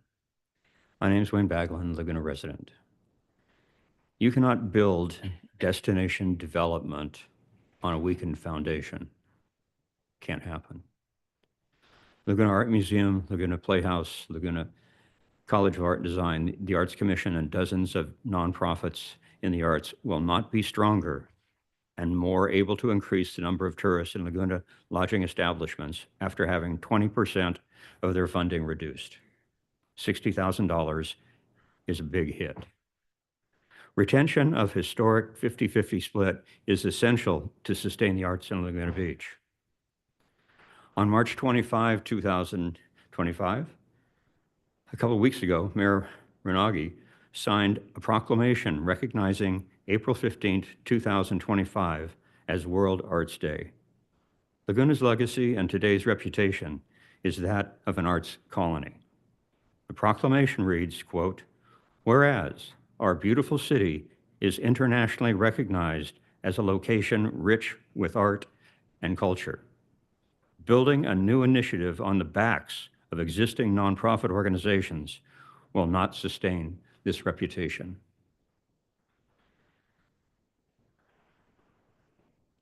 Please schedule a public hearing where residents, artists, and art groups can have input on distribution and use of funds from the new district. For instance, we would like to see that plan because it's mentioned quite a bit, but I haven't seen it, and hopefully it's on the website. My hope is that Tourism Marketing District moves forward with impressive new vision, and Laguna's existing and successful arts entities get 50% of the pie as they have done for more than 20 years. Thank you. Thank you. Next, are there any other speakers? Okay, we're going to close public comment on this item, and we are going to bring this back to the city council. Who wants to start? I'll jump in and Pro Tem. answer a couple questions. I'll start with John. as far, it's been increasing year over year at about an average of 9%. And so I look at the change in the distribution as, you know, really just that there's a certain percentage change that won't be realized for a couple of years. You know, when this started 23 years ago, the idea was to support the organizations that it currently supports. And since that time, you know, we've noticed and understand that we have a need to support artists and try to keep them in the community. And that's what this is about. It's been said and could be argued that, you know, we're expecting this to do too much, but my counter argument to that is, well, it's grown 9% a year. That's a lot. So I think it can do more. And I think it can now, at this time, support the artist. I would like to see us all work together. You know, I think that it's a common cause that's going to benefit us all. And, you know, Visit Laguna, the way, I don't think that there's a clear understanding on how the money is dispersed right now, the additional $500,000. But there has been a significant, even though it appears that it's under the purview of Visit Laguna, it's not. It was in today's dollars, as it stands today, it's $500,000 a year that Visit Laguna would be getting less than it did last year. So, and when this was all contrived and thought of, the idea was everybody could pitch in. We could see what we can do about saving the artists in town. And I just think that it's a necessity that we need to really think it through. Thanks, Mark. Bob? Well, the reason I pulled this really was to understand the ground rules and just make sure what needed to be set tonight and what we could discuss in the future. And, you know, there've been some good comments about substance, and that'll get addressed at the public, at town hall, I guess, and then at the public hearings down the road. But I would be interested in seeing, as I said in my earlier question or comments, and Mark indicated there's been some discussion about this, about the makeup of the board, or whether there's a separate board, some kind of community input / city input. You know, the Community Land Trust we're looking at is looking at a board that's got a three-part, you know, it's got a city representation, it's got residents of the units representation, and then it's got a general public representation. So I'd like to see the powers that be give some thought to that before it comes back at the public hearing, and see what that might look like, and maybe there'll be some input on that at the town hall. I do have some questions, and I'm just going to pose these as questions. I'm not going to give my take on it, but you know, we've got the destination development, which is 25%, and that's part of what. And if you get the sales and marketing, and you get the at 25, and you get the admin at 10, that's 35%. That's kind of direct to Village Laguna. Then you have this Visit Laguna. Then you have this destination development with the 500,000 going to the city. So in the first year budget, there's still an extra 250,000 there, and let's just stick with a fixed amount, right? And what the report says on page 32 is, working collaboratively with the city staff, you'll develop funding criteria for the Destination Development Fund. So I'm kind of wondering about that piece of the Destination Development Fund, the 250,000 in year one, what it's going to go for. Would it be better left with the arts groups, where it could, you know, which I think the math pretty much works out there. So I'd like to see, hopefully, you know, through maybe the town hall process and then coming back at the public meeting, maybe there's some further thinking on that. And then kind of on a technical end, I raised this with Gavin yesterday. On page 39 of the report, there's a definition of gross short-term sleeping room rental revenue. And you know, I think we have our basic TOT tax, and we have this, you know, generous 2% on top, right? I think it's important that those two, I understand, you know, from a ease of calculation standpoint, that those two formulas work in tandem. So I think maybe there's going to be some work done on that definition to make sure it stays in tandem with our general TOT levy, if I understand it right, Gavin, right? Then I guess the last comment I have is, and Mark and I were involved in this when we signed the existing agreement for the $500,000 a year coming to the city.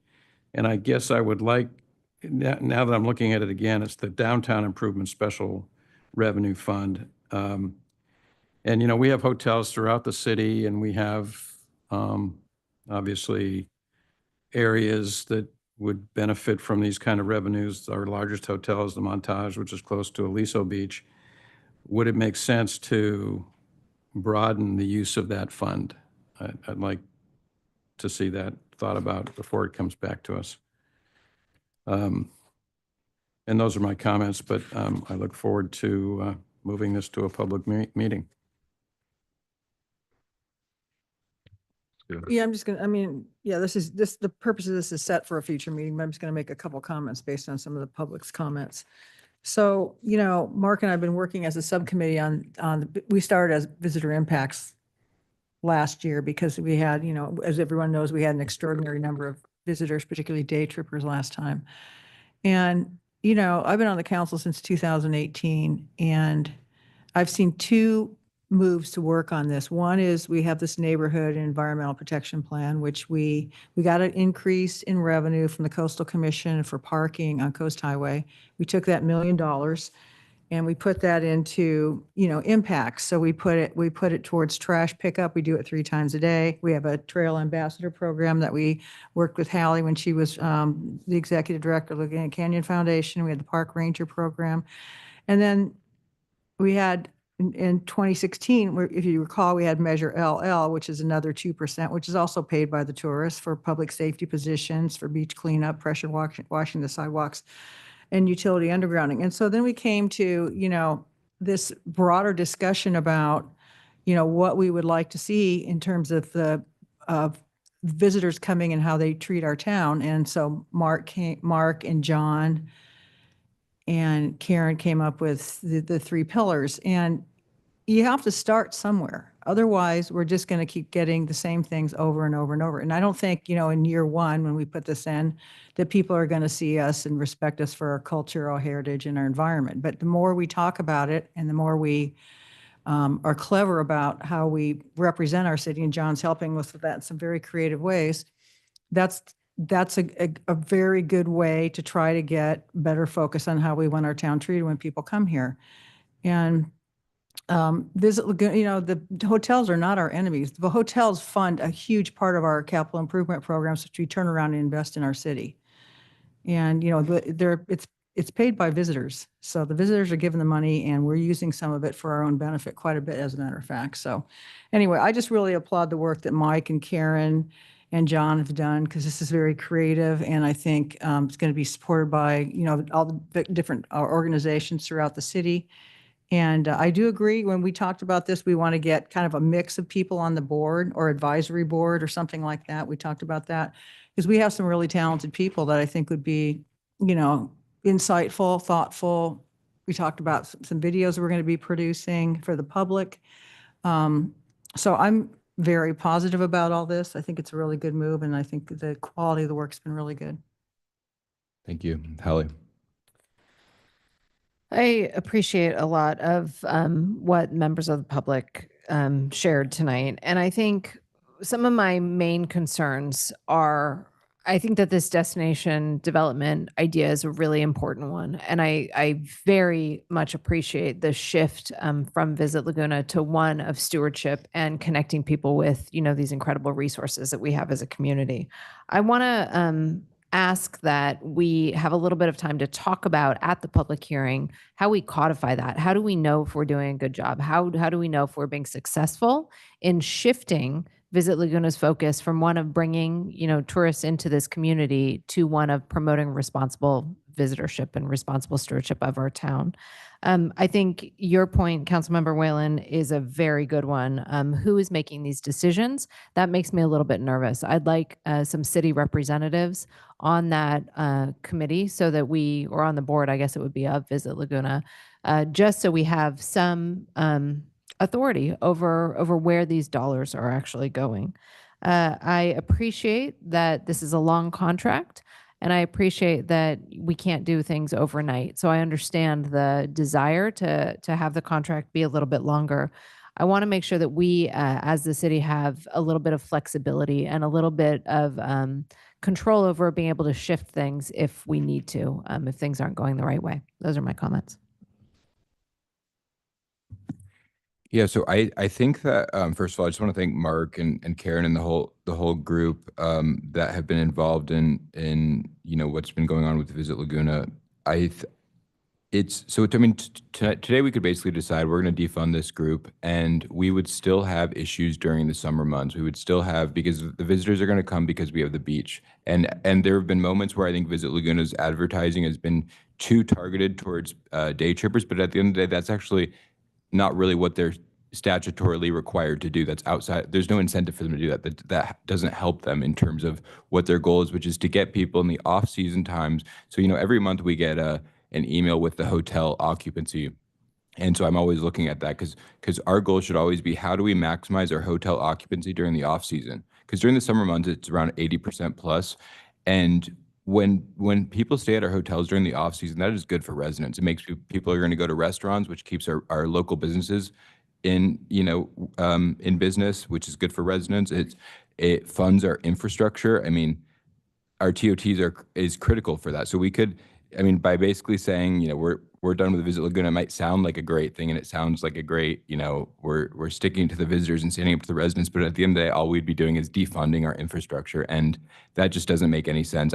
I think as an arts colony, we have to double down in terms of our support for the arts, and I actually do think that this proposal does just that by focusing not just on the existing groups, but also looking at you can't be an artist colony without artists, and I think the destination development piece is a good one. One of the biggest challenges that I see is that the previous approach basically assumes that there are only going to be 5 arts organizations over the next, and that's it, and it's frozen. A group like the Coast Film Festival, which I think has probably done more in terms of our arts than anyone else in the last 5 years, in bringing awareness to film, which is an important art, but also creating such a great experience for residents and visitors alike, with so many people staying in hotel rooms. There's no dedicated funding source for them, and so I think I like that there's that we're broadening it, we're making it more flexible in terms of the funding source. I don't really know that we need to go about, having a super defined idea of what destination development is. I think we should be innovative. That's what Laguna is all about at its core, is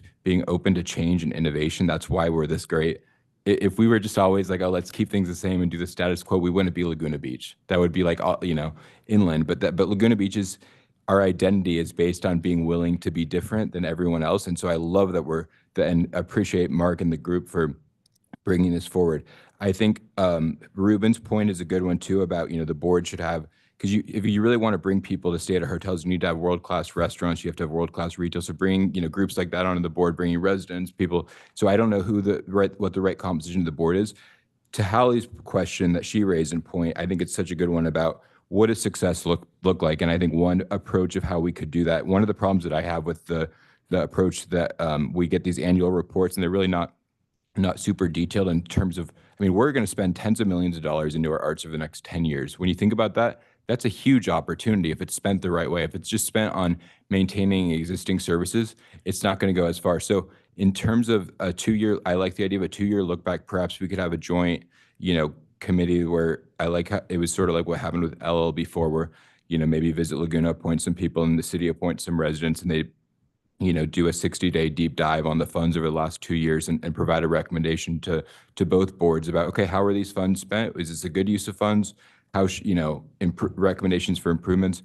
But overall, I'm very supportive of this approach. And I think that, as part of this recommended action today, that if we could get some further direction about how to increase the diversity and the resident representation on the board, and then maybe some sort of a, whether it's my idea of some sort of a 2-year look back every 2 years to look back at how money was spent or some sort of way of measuring success, I think that would be the way to go. And potentially look forward, right? How are we planning on spending these dollars in the next 2 years as well? I like that.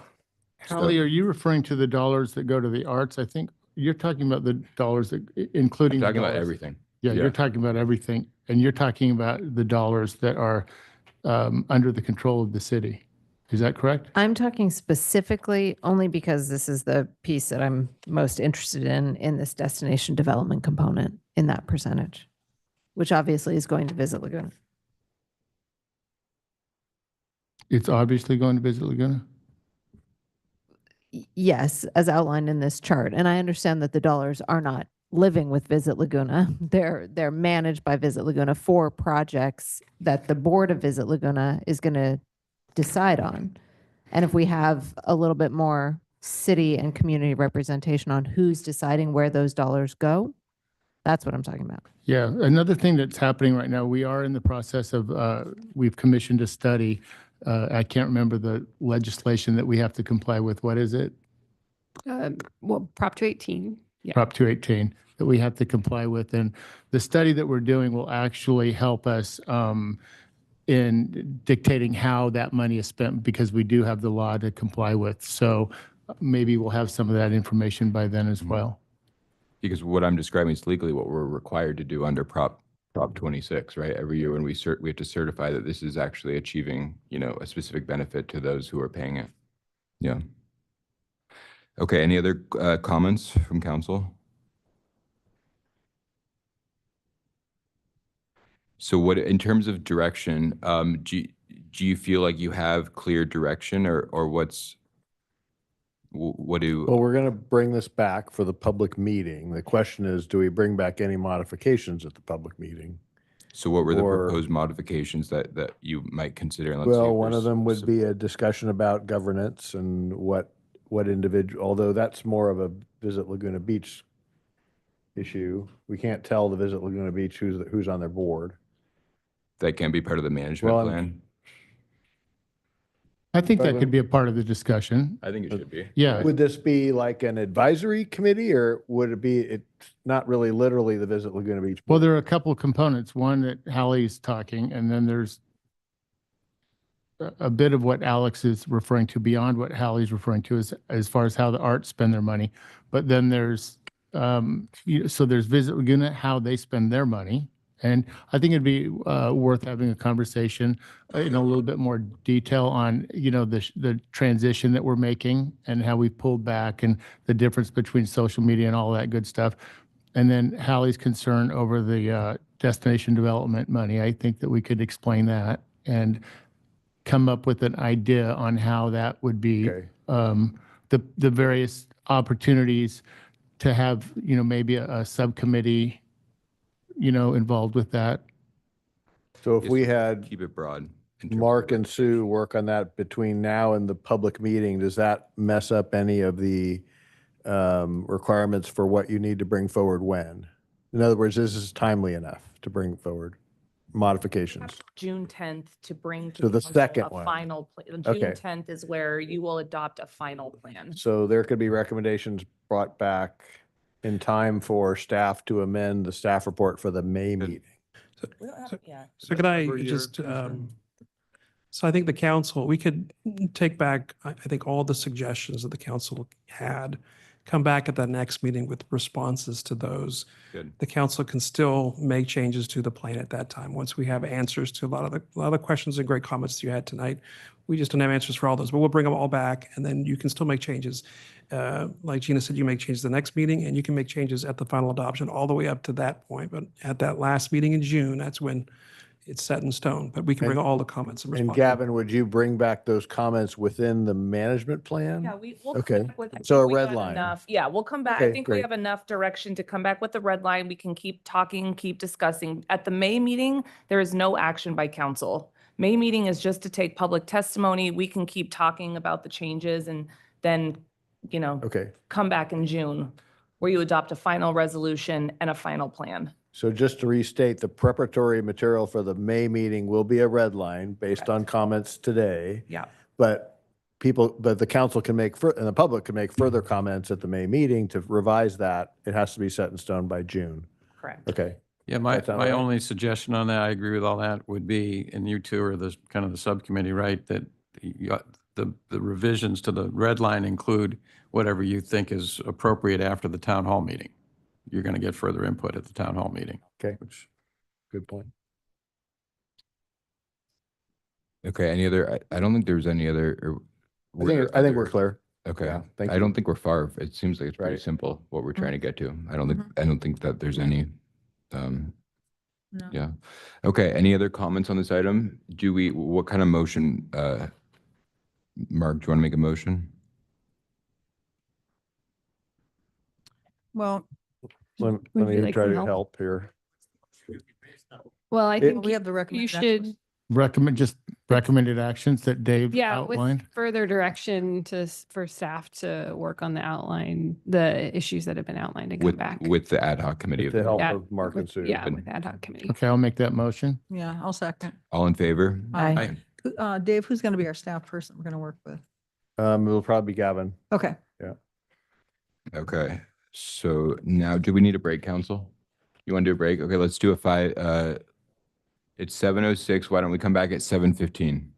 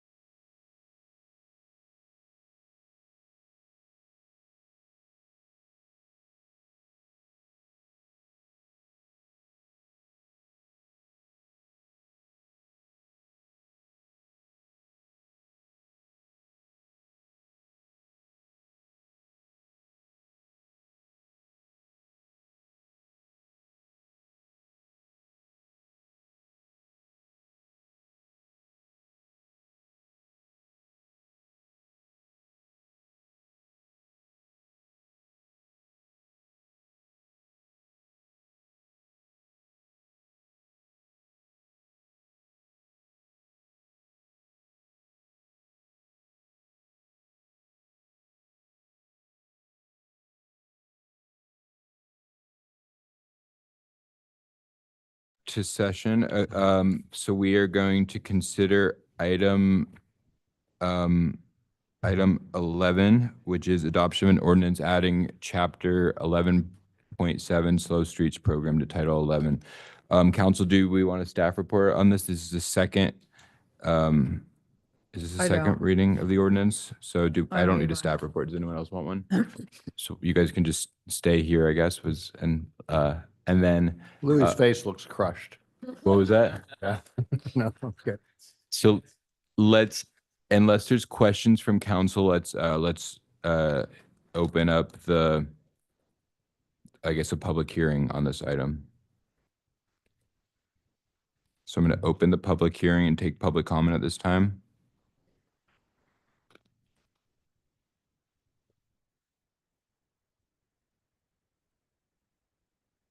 Everyone's out still on break.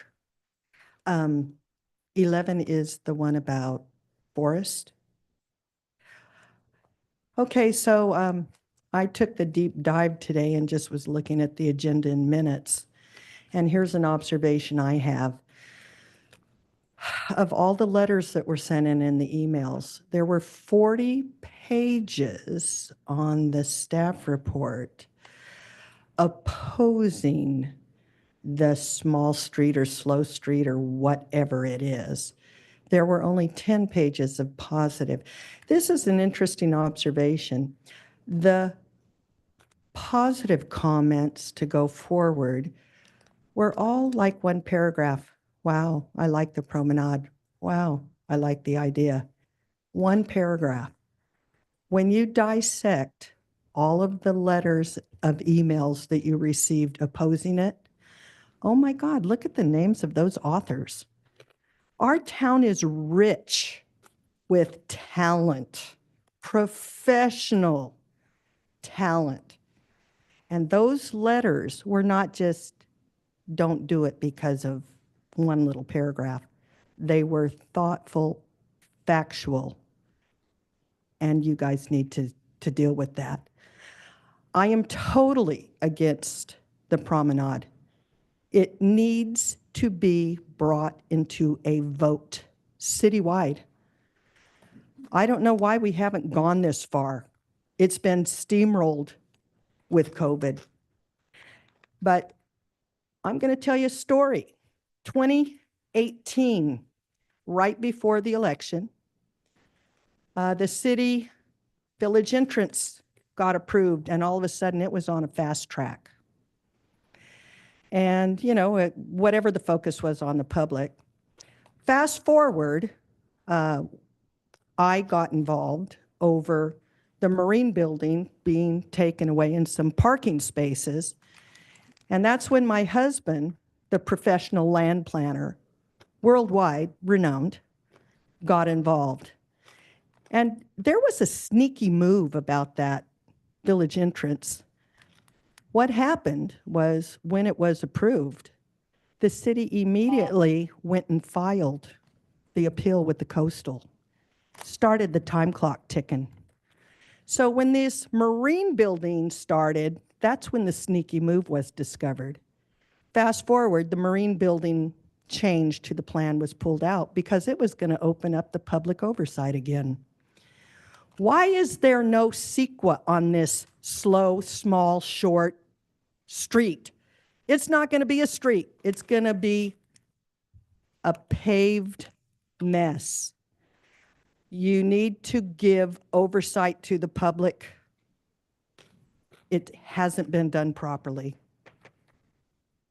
Thank you. Next speaker, please. Yes, good evening. My name's Merrill Anderson, president of Village Laguna. And I did send you a couple letters on this topic, and hopefully you've had an opportunity to read them. In fact, I hope they're the letters that this lady was referring to a few moments ago about written with some expertise and some ideas that I think the city really should consider. I haven't even heard of slow or slow streets like until about 2 weeks ago. And I've learned that if it's a slow street, that there's an opportunity to avoid CEQA. So I have the impression, I could be wrong, but I have the impression that someone in the city staff said, hey, there's slow streets, you know? Maybe if we get this, we can avoid CEQA. So we have this issue of the promenade, and it seems to have kind of divided the community. And I'm kind of wondering, you know, what are the reasons that it seems to be dividing the community? And I think in part, it's the process that we've followed up to this point. So, for example, we don't know how much this is going to cost.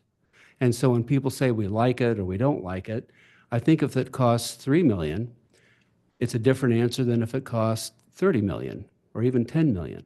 So I think having a budget and working within that budget would be a very helpful way of proceeding. The other piece is around the hydrology and engineering. And Joy Berry wrote a letter to you regarding her experience after doing this for 30 years as a developer. And I think that I would suggest you read that because it's science, it's not opinion. So if there's a hydrology report that says, yes, this is a floodway, not just a floodplain, but a floodway, then it's going to require an extra consideration for engineering and for how you mitigate the effects of flood. Because, and of course, in Laguna Beach, we're not only a high fire hazard zone, we're also a flood zone. And so I think that's really important to consider. So I want to thank you. I do appreciate all you're doing, and I do appreciate, you know, how we're approaching this issue. And I just want to say that I think together, you know, we can find an and. Personally, I'm in favor of a promenade. Okay, I admit that. I'm in favor of it. And I was intrigued by some of these so-called hybrid options that I've seen presented and talked about. But I'm not really sure that City Council or others have seriously considered these options, because it may offer a way to, one, have a promenade and have some of the benefits of that, but then also mitigating some of the effects of the environment that would have if we went with a full-blown permanent street closure of Lower Forest Avenue. So thank you very much. Thank you. Good evening, Brian Minna again. The question of having a vote on this, I get more information on somebody coming for an ADU in my neighborhood. I get a postcard in the mail saying you can come visit. Then I looked at the date of the postcard and it was today that I received it. It's like, I didn't even get that. But as far as the COVID taking over of Forest Avenue, it's kind of like a foregone conclusion. Yeah, we're all of support. Let's support the businesses during this period. But to say that, yeah, you've had 14 meetings in the last year, but people try to participate in these workshops. They weren't even allowed to have a word in these workshops. I mean, you heard it at the Planning Commission last week. That, you know, they said, we don't feel like we've ever been represented. We don't think we've ever been voted on this. We would like a referendum vote or a postcard vote that is qualified with an ID from individuals. Come to the city, make your vote. Do you want this plan or don't you want it? I want a hybrid plan. I'd like to hear a hybrid, but I understood from the Planning Commission, hybrids were a no-no. They were told to approve what was mandated by the City Council, what came in there. So I think it's like, you come to these things and go to all these meetings and you think that you're going to have some sort of say, but it's all preordained. It's all, you know, pre-decided, and the residents aren't having their word in it. We elected you, the people elected you, but it's such a thin margin of people that are voting. If you send a card to every single home, I don't think the last vote that was taken, a poll on the Indies, was 90% against it. You need to revisit this. You need to represent the residents, give us a chance. And I'm for a hybrid. I just don't think you can take away a street section, have no budget, and have no flood control. That if you take away the entire street section and try and stick it in 2 trench drains on each side, it's a joke. You're having SWA design it in a vacuum. They have no idea from a hydrology report whether this works. and I design master plan communities with up to 94-inch box culverts. So I know what I'm talking about how much flow comes down that street.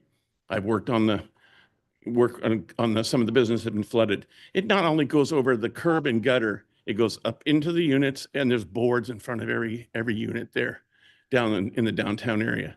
You can't just block it out and think you're going to make a pretty plaza if you don't keep the street section that carries the water, and that doesn't even carry it. So you'd have to have about a 2-foot deep street and a 2-foot curb and 2 side steps to get up into the property to completely control the flooding.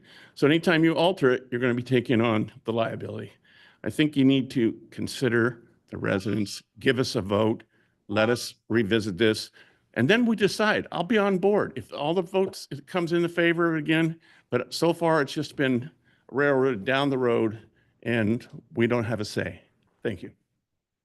Thank you. Next speaker, please.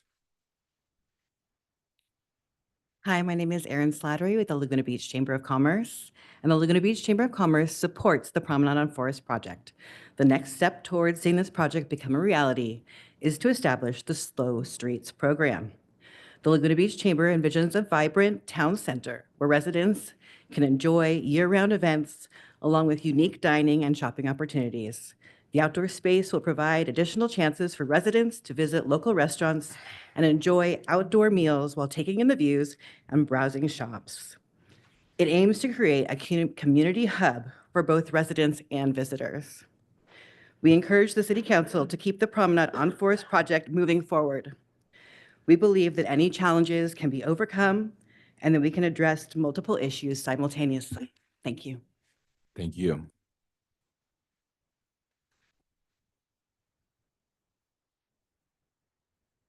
Good evening. My name is Kathy Yerka. I think there may be some confusion about the agenda item because this is the Slow Streets ordinance, not the Forest Avenue. So I'm hopeful that people aren't going to repeat themselves. Right, we have a when we- presentation about the promenade, so this is just about Slow Streets, not about the promenade right now. Right. I did want to say that the two are kind of are combined in the staff report because it's mentioned that the Slow Streets ordinance is a part of the Promenade project. And that I do think is weird. I think it's perfectly fine. And I would support Laguna adopting an ordinance for a Slow Streets program. But I think to entwine that with specific decisions that are being made about the promenade, it doesn't seem appropriate to me and it doesn't seem necessary. So I think a resolution is better passed that eliminates that from what council is approving. Thank you. Thank you. Any other speakers on this item? Mr. Mayor, maybe we should clarify because we've received so many comments on the promenade, which is item 13. Do you want to take the comments on 11 and 13 at this point? No, I think let's just finish this item and then go. So then if people want to speak, okay. So, because the comments have been on the promenade except for Ms. Yerka, who spoke on the Slow Streets ordinance. So I just want to. Well, there's elements in the. It's not the same thing. We have a presentation for 13 also, which would answer some of the questions and comments that would have been made, so. So what's the recommendation, that we take the presentation now or that we continue with, I'm open to either. Yeah, it's up to you, Mr. Mayor. I think, well, I should have thought we should have. I think I if should have done this at the beginning. I apologize. Okay, we had some comments on the promenade. I think, yeah, So- you should just finish the comments on the promenade. Let's do that. And take the staff report. Maybe go ahead and finish the comments on the promenade, then take the staff report. Yeah, there you go. Well, I'm going to take when you say the promenade on item 11 and 13. So the 11 'cause- is just the Slow Streets ordinance. Yes. It's not the promenade. Yeah. Specifically, the So you- comments have been on the promenade except for Ms. Yerka's comments. People were are on the conflating the ordinance. two, so Yeah. and it's understandable. So at this point, it would be an opportunity to comment on 11 or 13 is what you're saying? I would just allow for both and take them together. Okay, Yeah. so then I will do that. Anne? All right, I'm not sure what I'm supposed to speak about, but I agree with Kathy and partly with the city attorney. The staff report on number 11 integrates the promenade into what you're supposed to adopt tonight.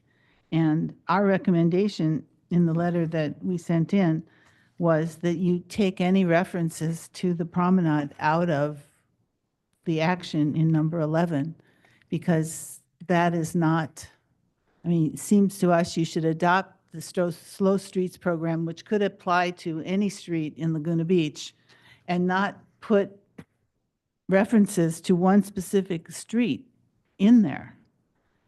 And then there's the whole issue of whether you can even make Forest Avenue a slow street now, because there's a whole list of things that you're supposed to do in order to designate a slow street, which has to do with noticing, outreach programs, determining that the closure or traffic restriction leaves a sufficient portion of the streets in the surrounding area for other uses. All these things have not been accomplished because no one even knew that we had a slow streets project or ordinance, because we don't now. You will if you adopt the ordinance modified to take that reference out. And then you can decide if you want to make Forest Avenue a slow street or not, but you have to do that list of things that's in that letter before you do it. So when we were at the Planning Commission last week, we said, how can you make a finding that there's a statutory exemption from CEQA for the promenade based on it being a slow street when it's not a slow street yet? And so staff says, oh, well, we've done all these workshops, we've done all this notification and so forth, and so we think we've done that list of things. And no, you haven't. And so there was no reference to any slow streets in any of those workshops or notices or anything else. And so this approval process has become very disjointed. And you've got the Planning Commission's action last week. You've got tomorrow, there's a CDP for Forest Avenue closure. And then there's these two items. It seems to me you should put these all together in one agenda bill that comes to the council so it can be dealt with in some kind of unified manner. Thank you. Thank you. So should we take testimony again on 13? So I think if someone hasn't spoken on 11 yet, for example, then this would be the opportunity to speak on 11 as opposed to the promenade. I would like my last 7 seconds. Okay, so my last 7 seconds is tomorrow. There is the meeting at 3, and they're giving the stamp of approval on Forest that has got to have the slow street initiative passed. What the hell is a slow street? That's a regional piece of dirt. You're got to label that a slow street before you even get it a promenade. Thank you. Just to limit my item on number 11, the slow streets at the Planning Commission, they said, this is a way we can get around the rules to get into the CEQA. We've got to get that passed first. And then and what about the definition of that? A slow street is a street that's slow. It's not a street that has no carrying capacity for transportation or for bicycles or this, that. It's not a through destination anymore. So getting the slow streets is the precursor, they said, to having it approved. And so it's just another backroom deal for the city to get around normal public notification and getting a project approved. I don't agree with it. Okay, so are there any other public comments on items 11 or 13? No, so we're combining them. So you spoke on 11 and 13.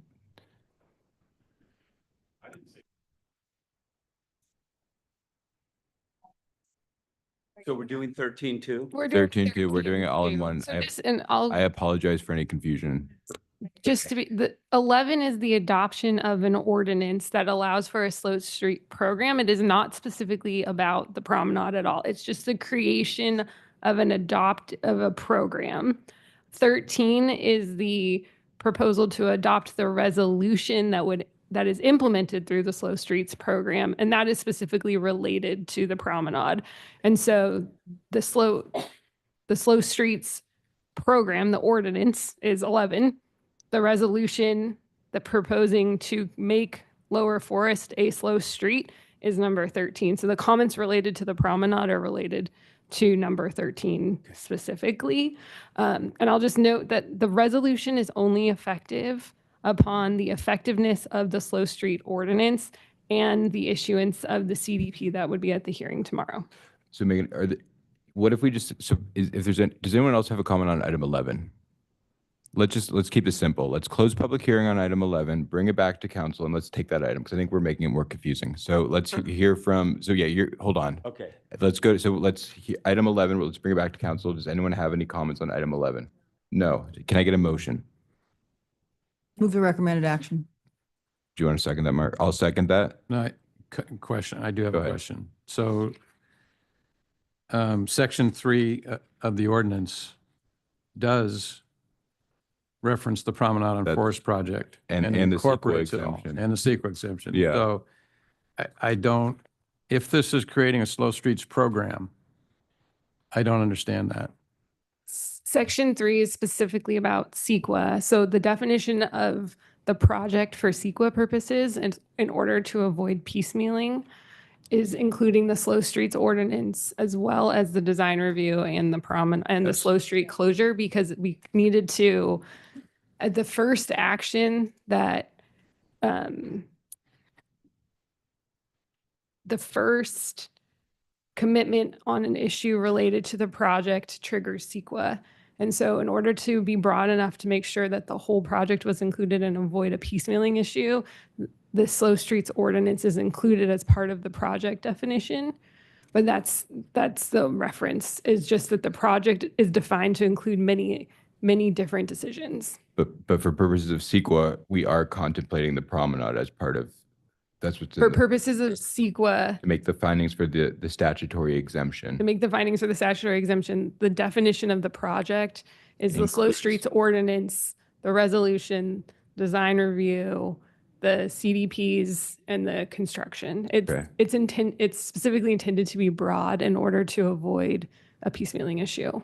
Okay, good. Are there other questions, Bob? Yeah, okay, I hear that piece of it, but which is really confusing.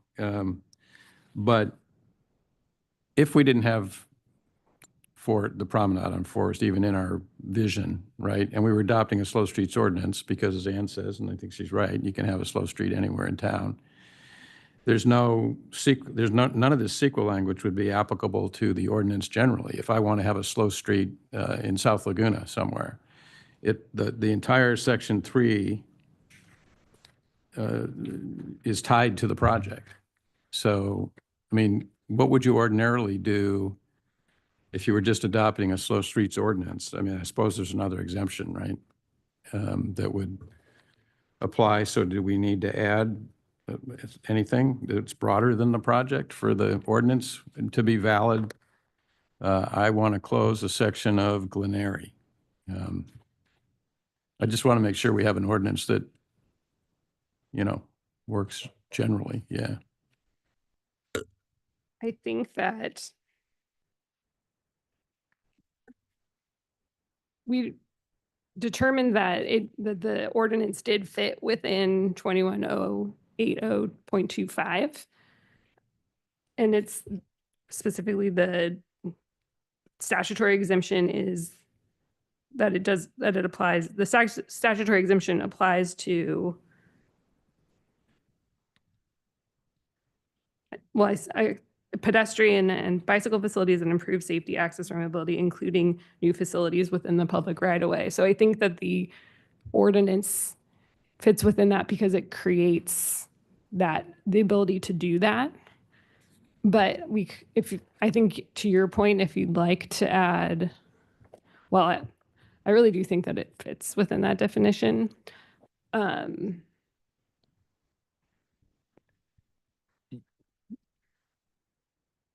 Well, But I hear it. All I'm saying is in section 3 and section 4, we're just making certain certifications with respect to the promenade, the project. So I don't know what we do if there's another project, probably never will be another project. But more generally, I guess I do want to, you just said, I do want to understand what we're doing by this action. I mean, you said there's multiple pieces to this, right? There's this adoption of the ordinance, there's this resolution, there's the issuance of the CDP, there's design review. I mean, when are we, take me through each of those, and when are we addressing each of those? Yeah, so this project is tricky in that the different approval bodies are different bodies within the city based on our code. And so, for example, the city council is responsible for the approval of an ordinance. And so only the city council could consider the slow streets ordinance and approve the resolution under it. The design review component is actually under the municipal code, needs to go to the planning commission. And so the planning commission was responsible for the design review component and the related CDP based on our code.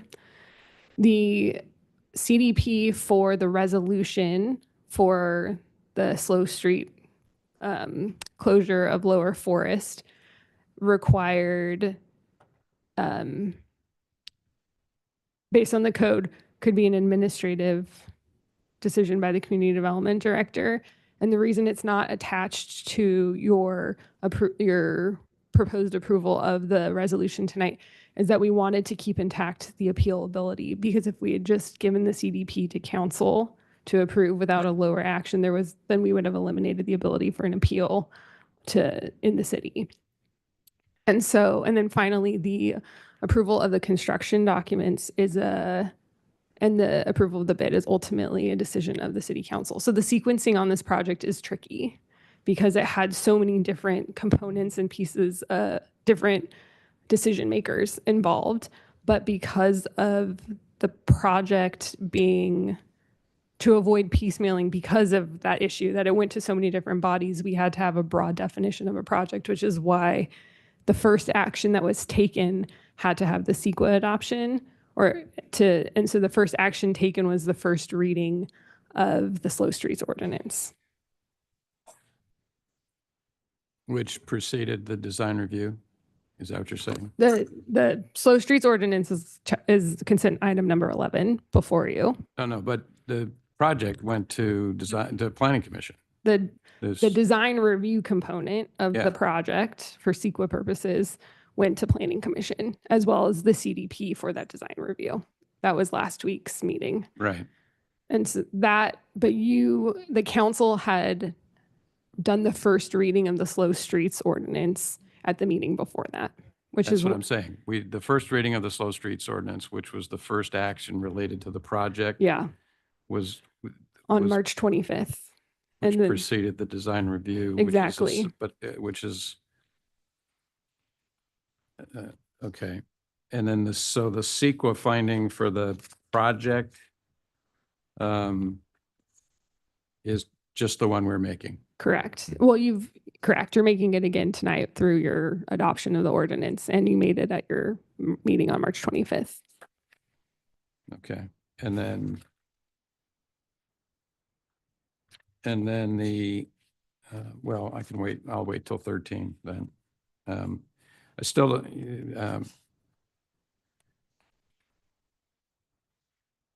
okay.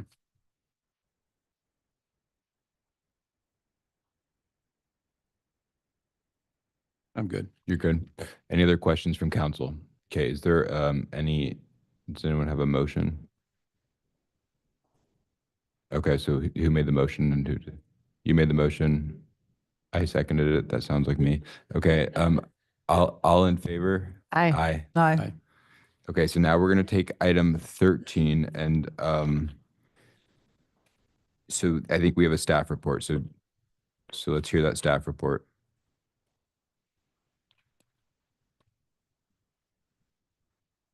Good evening, Mayor, members of City Council, Louis Lacasella, Community Department. It's my pleasure to be able to present item 13 for your consideration, which is the proposed resolution designating the lower portion of Forest Avenue as a slow street, which is a component of the city's Promenade project. On April 23rd, 2024, the City Council expressed its desire to move forward with the Promenade on Forest project, which aims to convert the temporary pedestrian plaza on Forest Avenue into a permanent feature.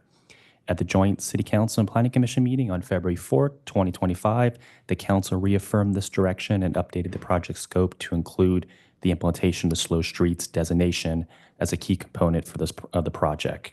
The project has two core components: closure of the street to vehicle traffic, design and construction of a permanent pedestrian plaza. On March 25th, 2025, the City Council introduced an ordinance that would create Chapter 11.70 in the Municipal Code, officially establishing the Slow Streets Program. And that was covered previously under item 11. That was the second reading tonight for adoption. The Slow Streets Ordinance is consistent with the California Vehicle Code Section 21101F, and it lays out a process for closing streets to vehicle traffic. The proposed resolution designates Lower Forest as a slow street, authorizes the city manager or designee to oversee the closure and install improvements. And it's contingent upon the ordinance becoming effective and the community development director's coastal development permit being approved, as was mentioned previously by the city attorney. City staff has already taken several actions to support this designation, conducted community outreach and engagement, notified residents and business along Forest Avenue, installed appropriate signage per the California Manual on Uniform Traffic Control Devices, and maintained a public website with program details and opportunities for feedback. Now, tonight, staff is proposing some revisions to the resolution to better clarify the steps the city has and will take. And now I'll go ahead and switch the presentation to the new proposed resolution. And I'm not going to read every single revision, but just for benefits of the community and city council, these revisions are track changed in red. So in the first section, it talks about outreach and engagement process that the city's taken to notify residents and owners along Forest Avenue. And what we've done is we've added additional language in red that talks about how the ad hoc committee has had focus groups with businesses, property owners. We list the dates there. I believe there's 1, 2, 3, 4 dates, and those are on top of the previous already council meetings, public hearings that have been presented about the project and the council's direction and desire to have it closed to traffic. And then we've also added some additional language in regards to a parking study. So a couple years after the closure, we had an independent outside traffic consultant conduct a study, and their findings demonstrated that the closure did not have a substantial impact in the surrounding area for the property. The loss of parking was substantial enough to trigger any kind of parking analysis that would demonstrate that it impacted the project area. So we included that language into the resolution, just documenting that, and we've also attached the parking analysis report to this item. We previously have attached it to items that have gone before the Planning Commission and City Council in the past, but we wanted to, just put it in the record again so members of the public had that. And then we also talked about other efforts the city's taking in regards to parking management strategies throughout the city, just documenting that further in the resolution. This is the same language that we've used in previous items that have gone before the council in regards to this project, but we just want to make sure it's in there. Additionally, another section, we just highlighted more meetings, more of the focus groups that were led by the ad hoc committee, demonstrating that the public outreach notification to the property owners and businesses along Forest was conducted. And then just making it clear that the city has already designated, has already placed signage on the street, making sure people don't turn in there on accident, and that staff will continue to make sure it has compliance standards and signage that meets, state law and the California Manual on Uniform Traffic Control Devices. So just want to make sure that it's going to have adequate signage going forward. And then we've just included other language talking about how it won't impact surrounding streets. And once again, just, referencing the traffic studies that's been done. And then lastly, just highlighting the website that's a requirement of the state law to implement slow streets, is having a website ability for members of the public to provide comments, questions on the program, utilizing slow streets. So these are changes that we're recommending to the resolution for the council's consideration. Once again, it's just more kind of putting more meat on the bone there and just really documenting more of the steps that we've taken. And with that, I'm going to switch back to presentation.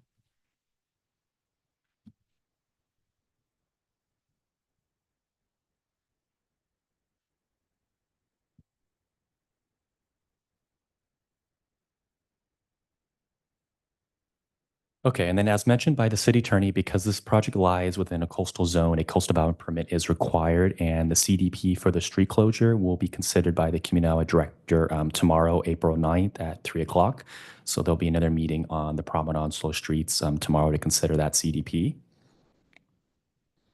And the project has been reviewed for environmental compliance and has been found statutory exempt from the California Environmental Quality Act.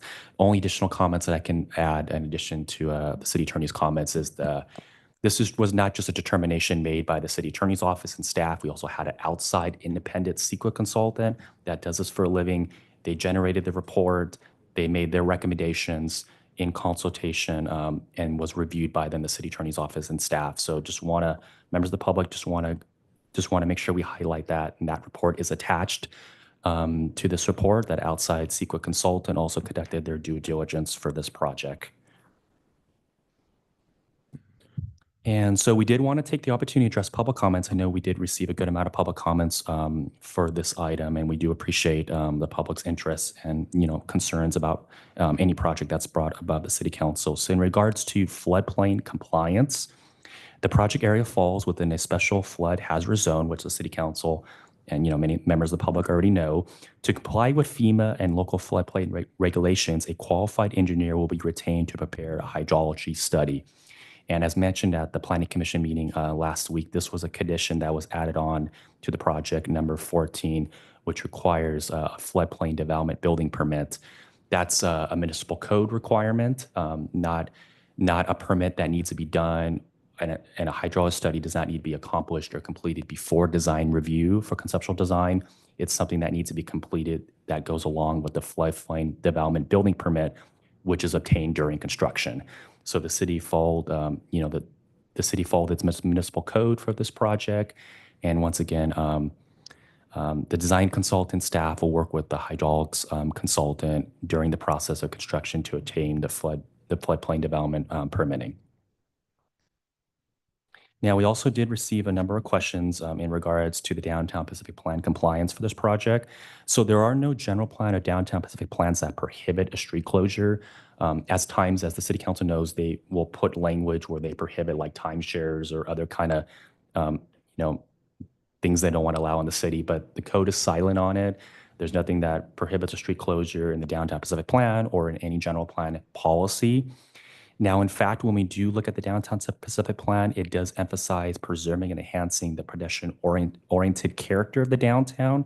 So we do believe that this project aligns directly with that vision, supporting walkability, community gathering, and that visitor atmosphere. So there's a lot of goals that it does touch on in the Downtown Pacific Plan, but the plan, the municipal code, there are no policies restricting a closure. So it is just like it is with the flood plan compliance. It's also in compliance with the Downtown Pacific Plan, and that was discussed a little bit more in detail last week during the Planning Commission meeting. And to conclude, staff recommends the City Council adopt the resolution formally designating the lower portion of Forest Avenue as a slow street, and then confirm the actions are exempt from CEQA under Public Resource Code 21082.25B. And with that, happy to answer any questions City Council, members of the public may have. Thank you. Thanks, Louis. Any questions from council? I don't see any questions. Okay, let's open public comment on this item.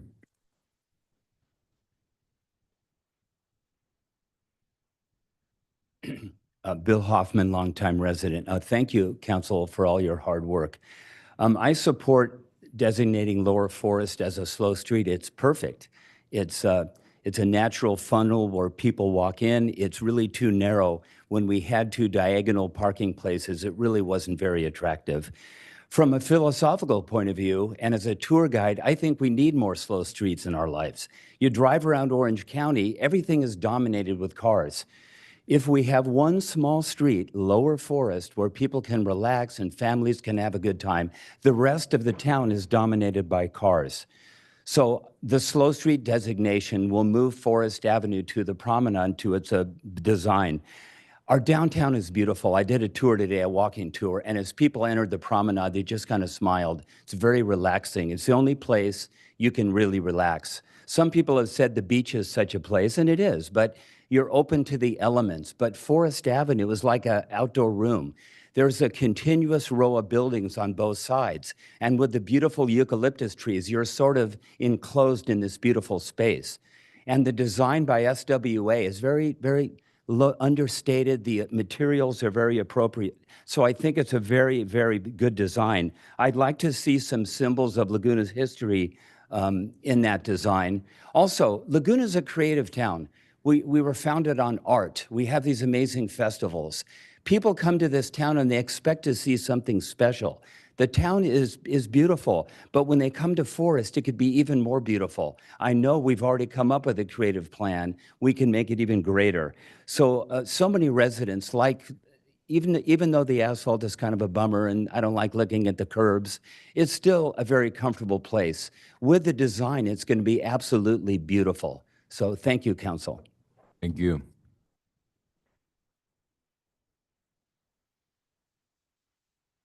Hi, Brian Minna. I think we just keep seeing these votes. Planning Commission, it was foregone conclusion. Your resolution, foregone conclusion. Tomorrow's CDP, foregone conclusion. When do we have a voice? Do we have a voice? Yes, you have all these public hearings, but I didn't get any card in the mail to be able to vote on it. I didn't get any say in the changing vision of Laguna, of how it's gone from a place where I used to go downtown and go to the bakery, go to a shop, go get a ring for my wife, you know, go to a clothing store and get some trunks. I don't come down anymore. You can't find a parking space. And to say that there's parking consultants and there's CEQA consultants that figured it out, okay? They've borrowed 30 spaces. I talked to Les McCloskey, 30 spaces from the library, borrowed from Paul, Rob Peter, pay Paul, put the cart before the horse. There's no hydrology study. How do you go this far? Hire SWA to figure out and bring samples of what we're going to have DG, where people walk in with mud into the stores, or we're going to have, you know, bricks over here. You know, it's just like you're so far ahead of yourself. You haven't figured out whether it is going to physically work. You're going to spend hundreds of thousands, maybe $1 million to find out you're going to have a huge financial liability for the flood situation. You need to sort the hydrology thing. That should have been the first thing before even to talk about closing it down. Right now, you got a perfect opportunity. It's still being used as a place. Make sure it works. Make sure it doesn't flood. You can't stick that kind of water on a street section that big into small trench drains on each side per SWA group. You're just not going to be able to do it. I mean, I've done this my whole life, planning and drainage, and done master plans. You can't stop the flow coming all the way from the city, from the festival, coming down here on an angle, going down there, and stick it all in one spot and think it's all going to go through a trench drain on each side of the road. It takes the whole road, goes over the whole sidewalk. So if to say the parking is not different and there's no impacts, I look at my house on 10th Street, I see the traffic back up every single weekend. 10 years ago, it wasn't like that. When we were at 2 or 3 million visitors, we're at 7.4 million visitors. Now with Visit Laguna, we're going to be at 10 million, 20 million. Where do you stop? Where do you say there's no impacts? You're going to find a consultant, you can pay them whatever you want. You're going to find a consultant that says, yes, it works. We found 30 spaces. We're losing 44. We lost 122 at the village entrance. I have plans to get back those spaces on Laguna Beach property. I presented them in 2011. No, it's gained no traction. I've done one for the lawn bowling. Now I see other people in the city council are borrowing that idea. I did all those plans in 2009, 10, and 11, presented to the city, and now it's coming in the back of other people's minds that we can do this. I can get your spaces on the city lots, but you got to have circulation so it doesn't plug up on both ends of town and has a place to go. People will still drive Rivians, they still drive Teslas, they still drive Fords, Toyotas. They get here. They got to get here. They got to have a place so they can enjoy it. So you. I would say, don't close yourself out and say, shut the street off. You're going to be the third vote in a row where you're just going to shut it off and lose all your options. Thank you. Appreciate it. Okay, next speaker, please.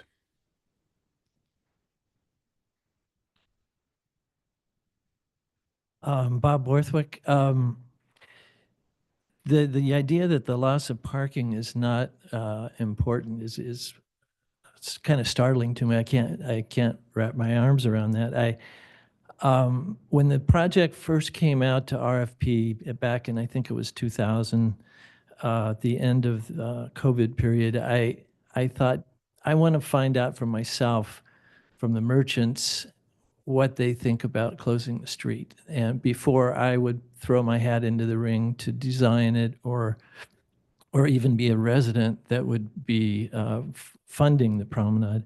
So I went down there sight unseen, and I went into the shoe store, the Violet's Boutique, and the fresh produce. And I just asked them, what do you think about, how does the parking or lack of parking affected you? And they all said it's affecting us hugely. And so I from that point, that's kind of has formed some of my opinions on this, because I just don't want to be party to running people out of business that have mom and pop legacy businesses. Shoe store's been there since the 40s. And she was crying when she was telling me her story. And so I think we have just not studied this enough or thought about it enough. Like for instance, the parking, there's 48 spaces. Okay, those people are the spaces are turning over. So let's say there's one car per hour in each space. So it's not just 48 spaces, it's 48 times 8 in terms of potential customers. So let's say there's 400 potential customers that could be theoretically parking in the heart of the downtown business district.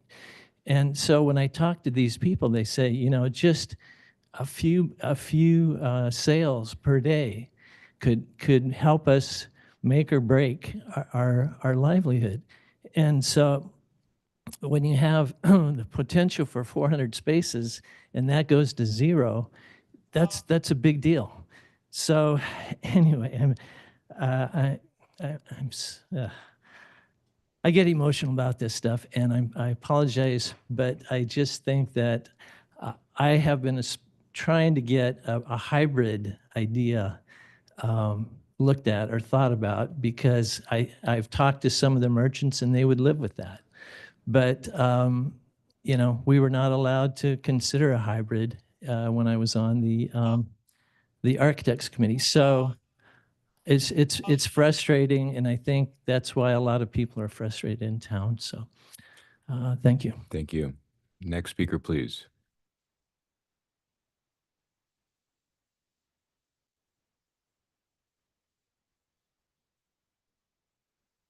Good evening again, here on agenda item 13.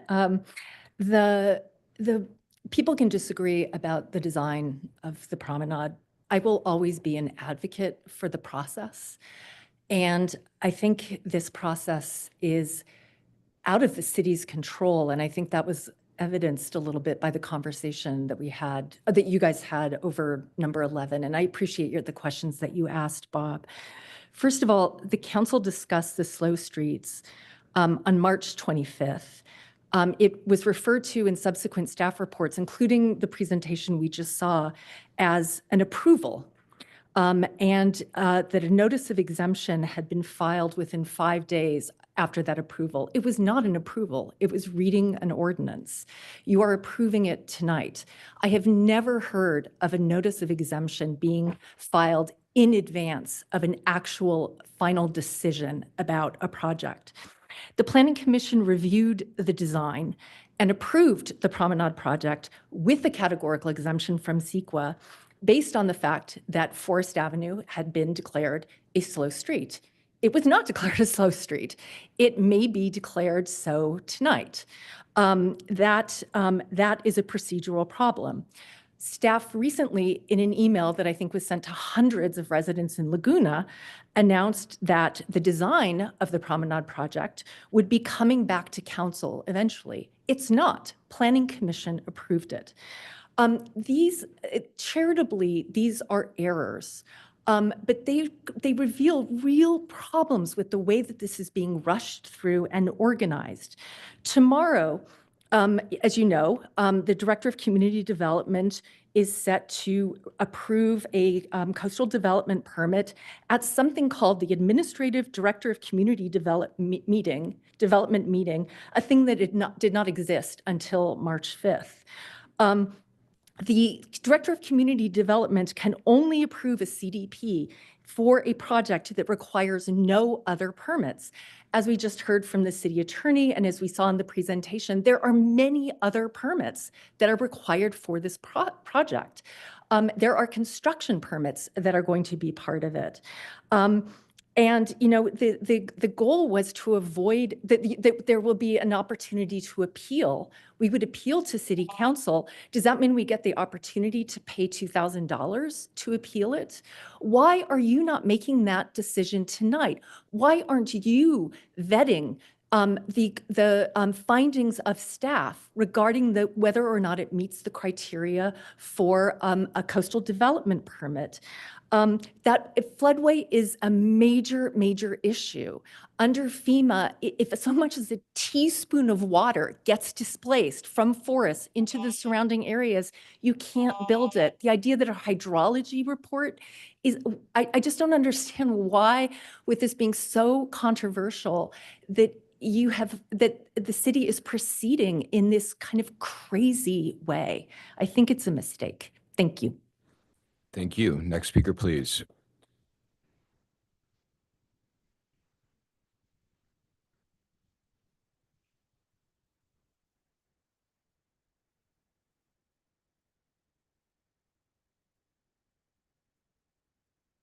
I haven't started speaking yet, please. Hopefully you can see this.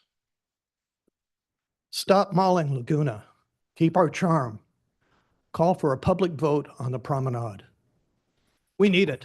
We haven't gotten it. Whoever said the residents even wanted a promenade? We've never voted on it. We've never had any opportunity. We've been shut out. The creation of the promenade is absolutely shameful. Our government is supposed to represent the will of its people, and everyone familiar with this knows that this is a vanity project that's being railroaded with many maniacal maneuverings to avoid giving the public a voice. The project was illegally introduced in violation of the Brown Act without any public notice, and it got initially approved in one city council meeting, never giving the public a chance to properly discuss it. Shameful. I said shameful. A May-directed survey was conducted by the council to try to substantiate the promenade's popularity, but it purposely left out thousands of residents' responses. More shame. The current plan has virtually no planning input from the residents who have to pay for it and live with it. Asking us what type of garbage cans and lampposts we want is not proper public planning input. The city's design committee members groups were created as a ruse. They had the members were cherry-picked by those who are most promoting the promenade, and many of the groups only met twice. As a recent Indy poll indicated, 90% of the residents are opposed to the direction of the project is taking. The public has intentionally never been allowed to vote on whether it even wants it. Again, man, this is just shameful. As Planning Commissioner Kellenberg has stated, this project is strictly for tourists. And now you're trying to push a plan that has virtually zero resident input, has no budget, whose design has been dictated by certain council members to deny retailers the curbside parking that they need to survive, and whose dream it is to turn the space into an open carry zone. Again, without any public input. More shame. It's a plan that will tear up the street for 9 months or more, killing the retail businesses there. And most importantly, it's a plan that's sterile Irvine, not Laguna Charm. A plan that will forever change the unique historic character of our beloved town. Shameful. I submit that you must halt progress on this plan tonight. Instead, delay it until the public has had the opportunity to properly vet it. To echo the words of the McCarthy trials, have you no shame? Thank you. Next speaker, please.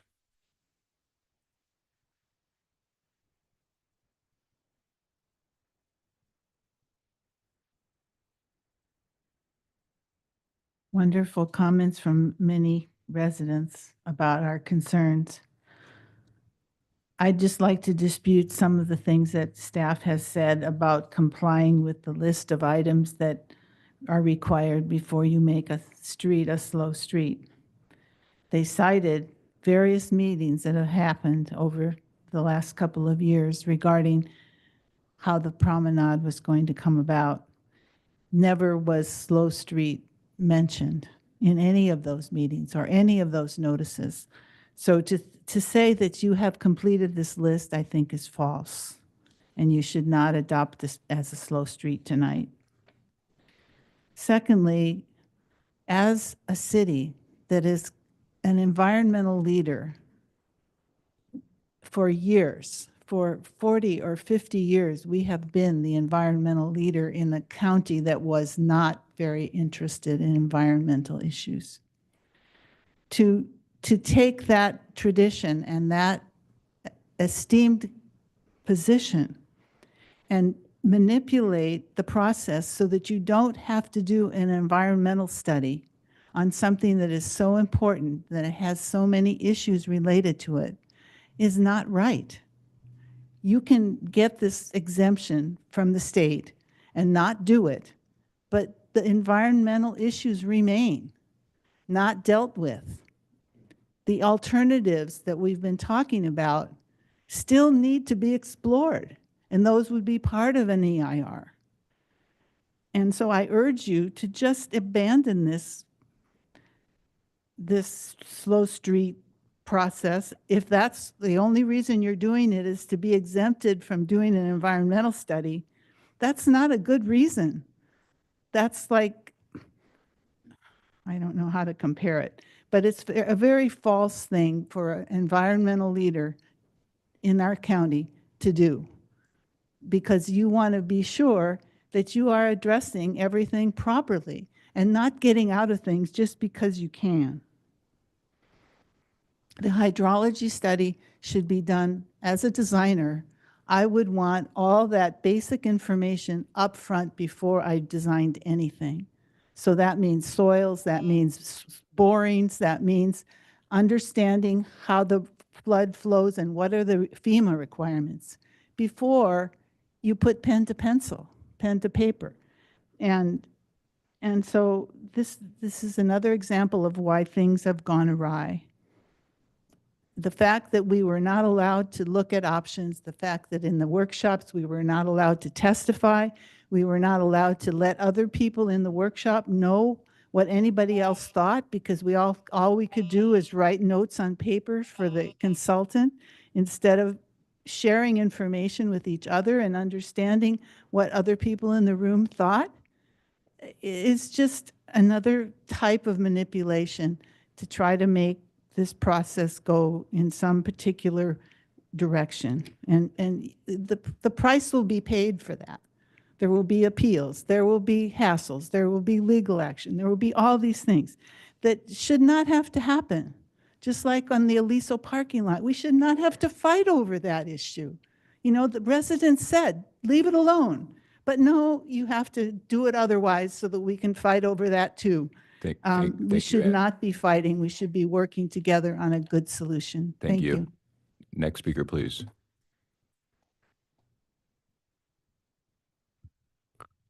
Mark Christie, lifetime resident, multi-business owner, multi-property owner.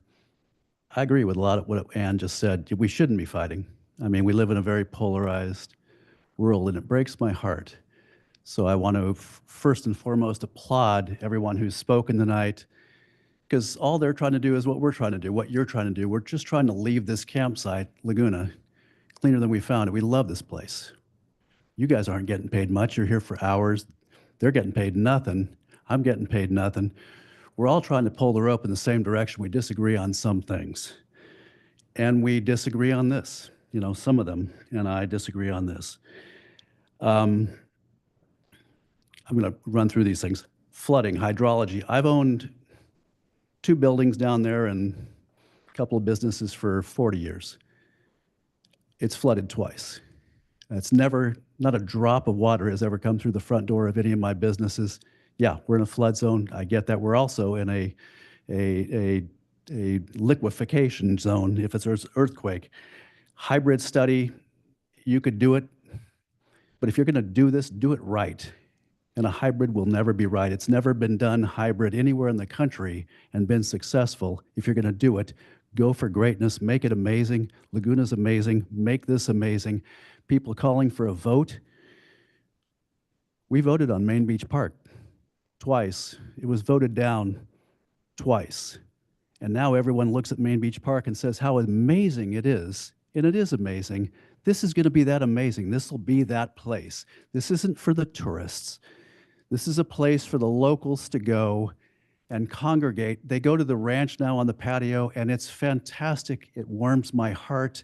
I've lived here my whole life, but if I want to go downtown, there's no place to go and just be and see authentic Laguna. This will be that place. Business impact, we've talked about this ad nauseum. When things went up, Laguna went up more. When things went down, Laguna went down less. The only variable in that test set, the promenade. The thing worked. If you don't, I'm doing this for not just for me, for business, for Laguna. It's amazing. I'm doing it for community. If the businesses go, if Floyd the barber goes, if you lose your businesses, you don't have a community. You have a housing tract. So here's an effort to do something cool, something outside the box, something creative. We used to be creative. We used to say yes to things that were creative. The Sawdust Festival, creative. Main Beach Park, creative. We can be creative again. We don't have to say no to everything. Guys, let's go for greatness here. This will be great. We'll look back in 20 years, and even some of the people that were opposed to this, like the Rivian Theater, and there's people in this town that are in this room that were opposed to that, look at it now and say, how great is that thing? It is great. The promenade will be great. Let's do this.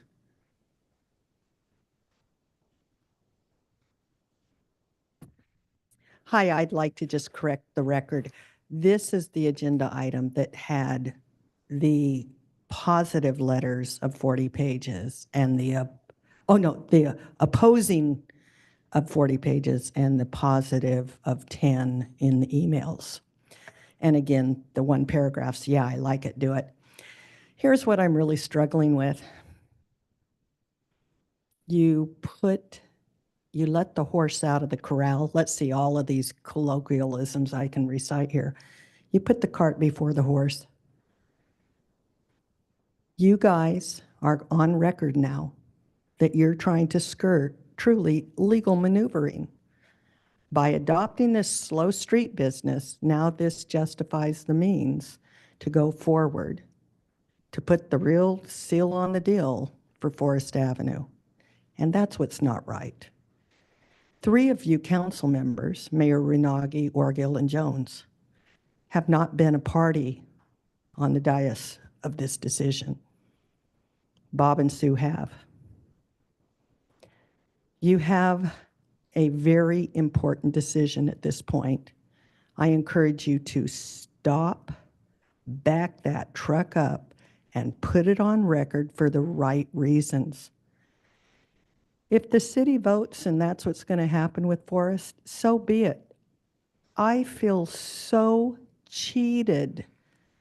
And, you know, I have been up here so many times, and I just am that ever-ready bunny. I keep coming back because my motto is if you're not part of the solution, you don't have a right to bitch about it. That's why I keep showing up. I have very few wins, so I guess I'm a minority. But the discussion that just happened over the slow street stuff, the wavering of our city attorney, the questioning from Councilman Whalen, how dare you? There are too many questions, and it isn't right. Protocol, it's flaky, it's sinister. It's sinister. I thank you. Any other speakers on this item?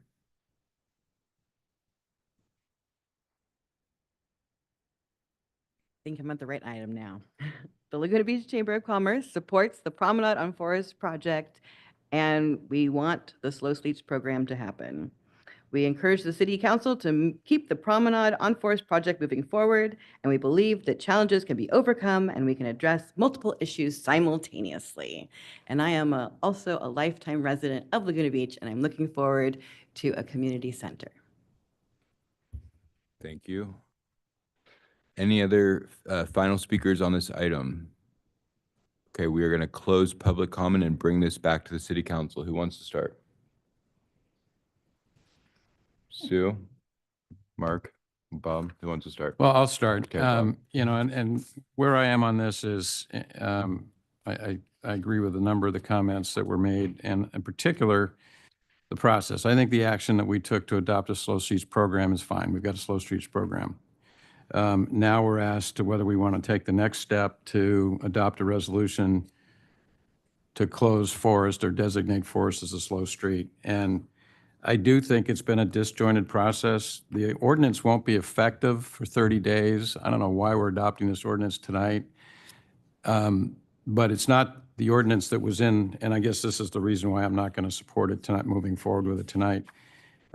Louis had a lot of edits and a lot of changes to the ordinance that I didn't see before the meeting. I doubt the public saw it before the meeting, but it referenced a lot of studies that have been done along the way and other actions that have been taken to enhance the findings that we can support to adopt this resolution tonight. I think the right thing to do is to go back, pull all that stuff together in an agenda report.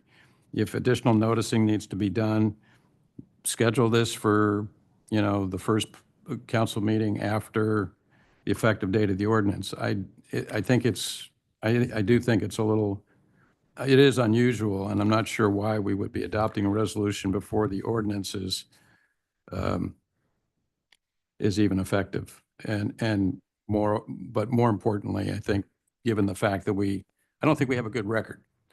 So I'm not prepared to approve this tonight. So two questions for the city attorney. So one is, do you have a concern about what Bob just raised, that about the 30-day implementation, or isn't this my understanding when I was just looking at how other cities do this, you do the slow streets thing as part of a specific action, and that's what we're relying on a statutory exemption here.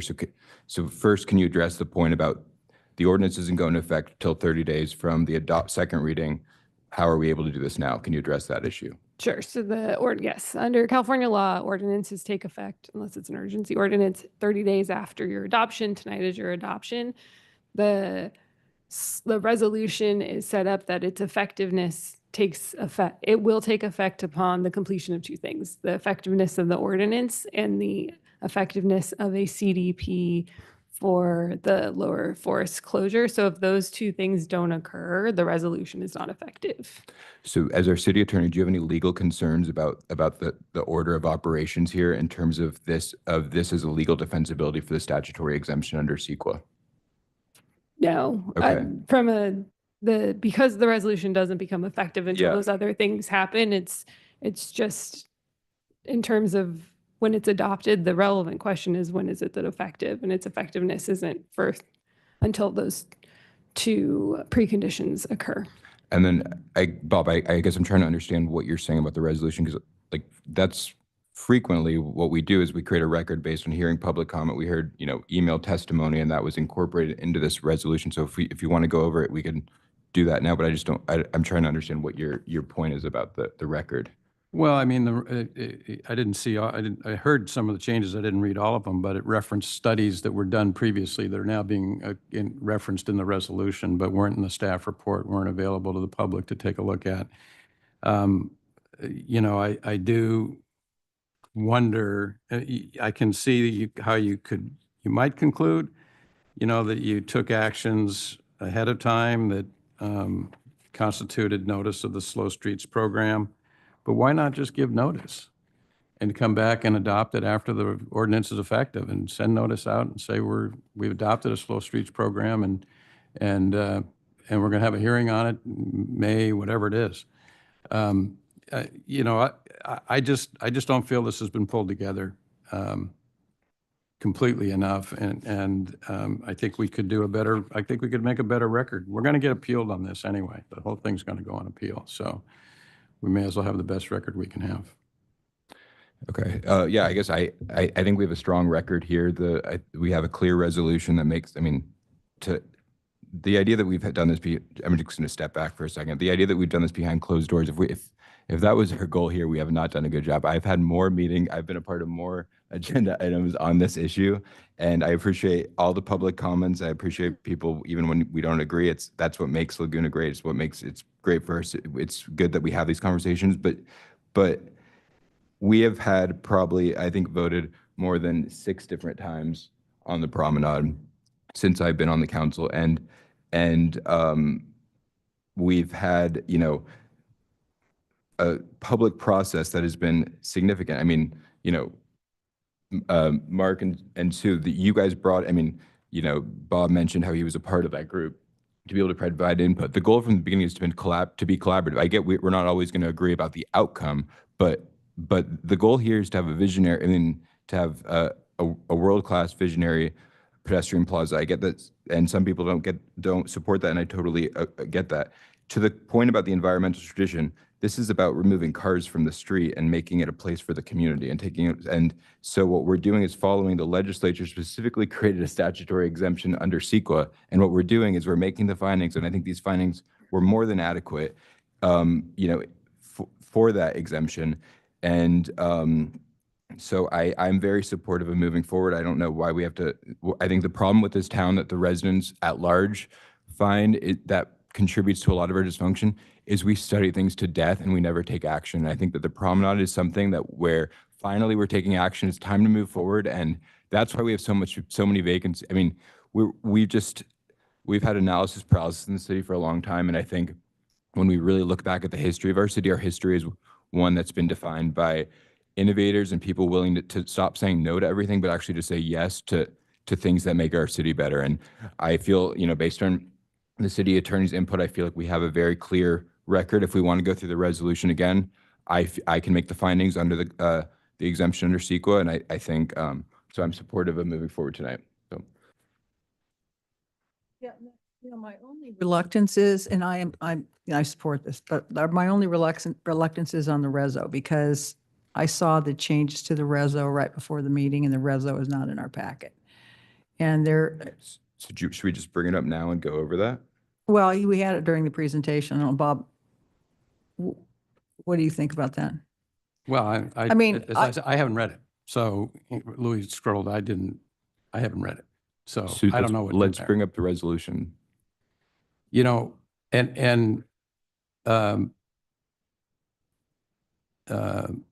of course, Mayor can bring up the resolution. Listen, I'm supportive, and I think I've voted for this promenade every step along the way. And I agree with a lot of the mayor's comments on this, and I think it's the right thing to do. And the fact that we chose not to look at a hybrid is a decision we had the right to make. We made it, and we reaffirmed it on multiple occasions. But still, having said that, I just, the council should go ahead and look at this. We can go through the resolution. I'm not going to support it tonight. If 3 of you do, that's fine.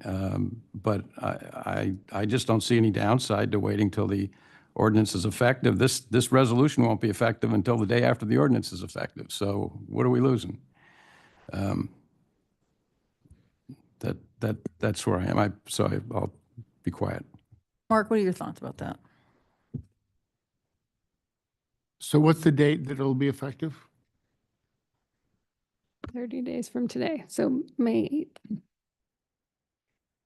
Well, a couple things. If I just regarding what Sue said, and Bob actually, as far as the changes that were made, technically those could come back at the next council meeting. Sure, I think they can come back at the next council meeting. If you'd like to wait until after the ordinance is effective, you can do that as well. That the reason that they were that there are changes is because staff was seeing the public comment that came in and was trying to be responsive to that. But I certainly, it's at the council's discretion. You don't have to do it tonight. You certainly can, wait.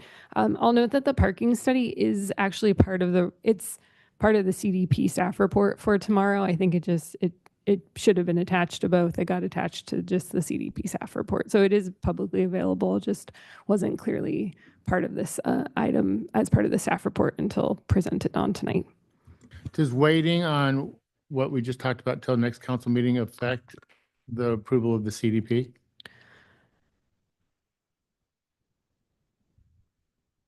No, I think that the CDP can go forward tomorrow.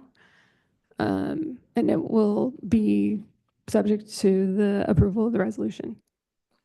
And I also, respect all of the different opinions and comments. I think some people might have lost track over this, and there was a meeting that took place years and years ago, a couple meetings when the original design team came in, and then the whole process took a reboot. And then from that point forward, a lot of meetings were scheduled. They were meeting with retailers, the community, architects in town. How do I know? Because I attended every one of them, and there were a lot of them. So, and we also have a webpage that's up, that was tracking everything. These things were all put in place to assure that the community was constantly informed. So there were best efforts made, in my opinion, to inform the community. I know we all get busy in our lives and, can't track all of these things that are going on, but we did make an effort. And I talked to Louis and Sue several times, making various requests just to make sure that the information was getting out there. So I just want that understood. We did at one previous meeting, Bob, talk about moving this along, and there was some council discussion about, what Alex just said, we take a long time and we have a hard time, with some of these things and we get stalled. So, but I do understand your point. I would be willing to wait one meeting. I don't know if we really need to wait for the 30 days until it takes effect.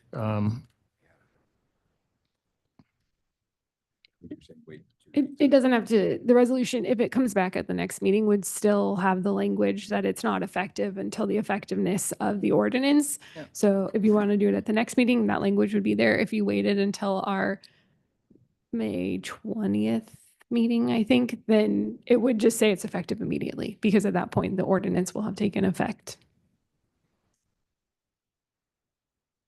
So that's where I'm at. Okay, that makes sense.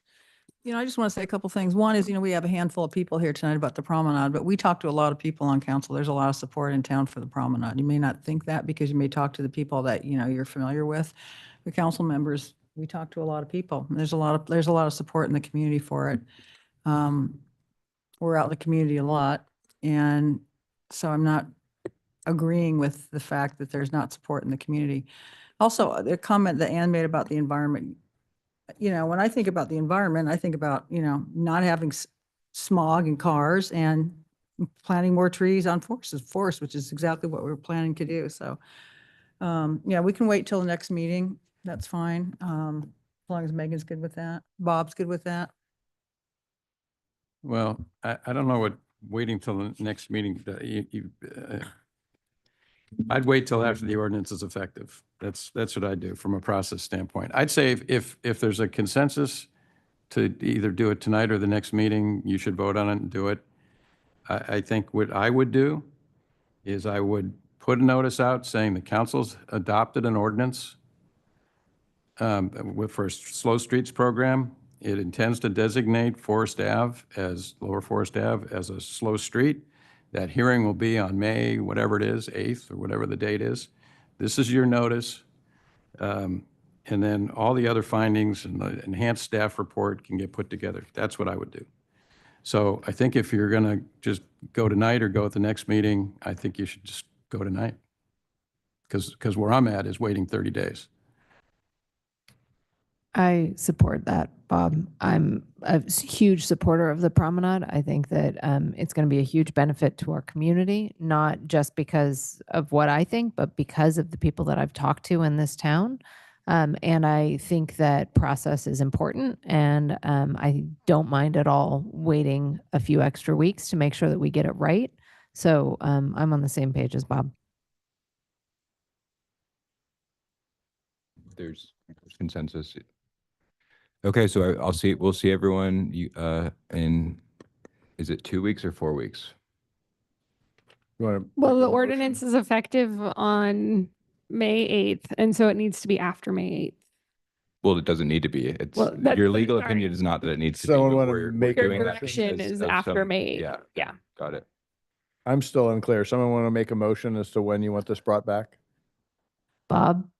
I would just make a motion that we give notice, the notice that I described, this council's adopted a slow streets program, and there will be a hearing on whatever the first meeting date is after May 8th to designate Forest as a slow street. So that would be and May 20th.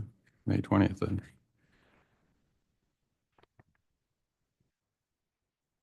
I'll second. Okay, all in favor? Aye. Aye. 5-0. Okay, so now we will go to the next item on the agenda. Yeah, now we're not on 40. Number 16. Yeah, item 17. No, number 16 was pulled. Irvine Bowl noise policy. Was that, I don't think that was pulled. Who did? Penny pulled that one. I don't think, I don't remember that being pulled, but okay. 16.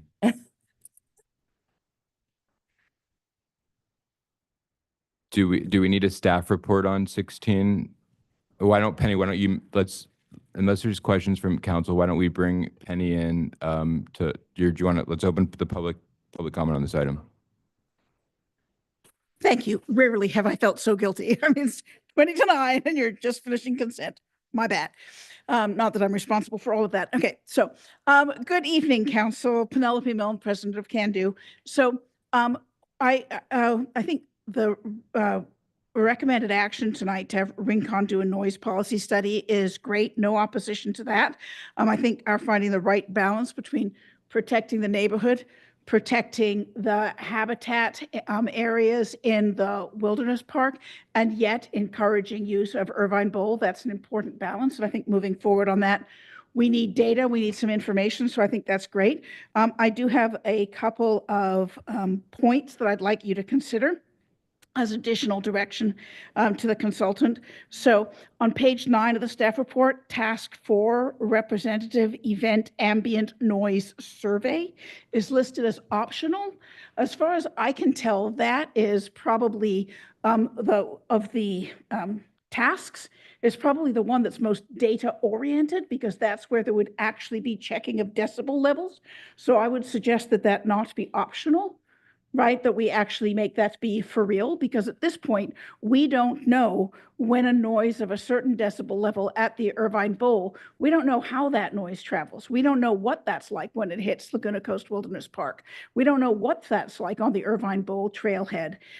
So we need that data. Otherwise, you're making decisions in the absence of data. So, following up that the sort of same point, if task 4 is carried out right now, it suggests measuring at up to 3 locations. And if you look at the map of like the the bowl, probably 3 locations, like would you do 2 in the neighborhood and then just like 1 for the open space? Like there's a lot of area of open space. So I do think it has to be a minimum of 3, not up to 3, but I would suggest it might be more than that. So maybe the consultant could have direction to make that task not optional, but absolutely do it, and do it in a competent way that gets the data that we need to make responsible decisions that balance those goods, the protecting wildlands, but also allowing for use of the Irvine Bowl. Okay, on page 9 of the staff report, you can see an illustration of the neighborhood sound boundary line. You can see that the line is in between which is where the sound is measured to check the decibel level. That's where the limit is set, is no longer than like 15 seconds at that level, at that line. But you notice that that line doesn't actually protect the wilderness. That line is in between the Irvine Bowl and the neighborhood, and clearly that's important. But we have a regional responsibility. That's a wilderness area, that's a very high value habitat area, that's a nesting area for the gnatcatcher. Coastal Greenbelt Authority's contacted you about it. Laguna Canyon Foundation has contacted you about it. So we should extend the neighborhood sound boundary, and maybe we call it something other than neighborhood, and measure sound, not just between the bowl and the neighborhood, which again is important, but it's not the only important thing. Quickly, and I apologize because I'm not being as quick as I should be to let you get done. Page 10 of the staff report. This is not really about the proposed study, but it is in your staff report. And it's an important aspect of the issue that I'd like you to consider. And that is that the proposed sound level increase was granted a Category 23 CEQA exemption at the Irvine Bowl Policy Committee meeting. And that exemption requires, as it says in the staff report, the project site does not contain any environmentally sensitive areas. You could not be closer to a more sensitive area. It's the City of Laguna Beach open space there is designated as ESHA, as is the Wilderness Park. I mean, there's literally a trail called the Irvine Bowl Trail leading into the Wilderness Park there. How can we suggest that we're thinking about the sound policy at the Irvine Bowl and give it a Category 23 exemption that requires that there be no ESHA? So my concern there, to quote one of the earlier speakers, is process, right? It doesn't affect tonight's decision about whether you have a consultant to do it. That's why we're doing the contract, right, is to do the proper analysis. Okay. It did get a yes vote, and it did. No, it was a tie vote. There was no decision made, so it's coming to the council, and that will be where the appropriate CEQA exemption. So thank you for that. I appreciate that. I'm concerned that the staff report there said there is no environmentally sensitive habitat. And I'm concerned that that was a process error, and that process error might be repeated if we don't know why we made it. And I think there were 4 decisions made that night. 1 was a tie. Yeah, well, anyway, 2 okay. involved that CEQA exemption. Okay, yeah, thank you, Penny. Anything else? No. Okay, Thanks so sorry, we have to move the meeting along. Okay, any other speakers on this item?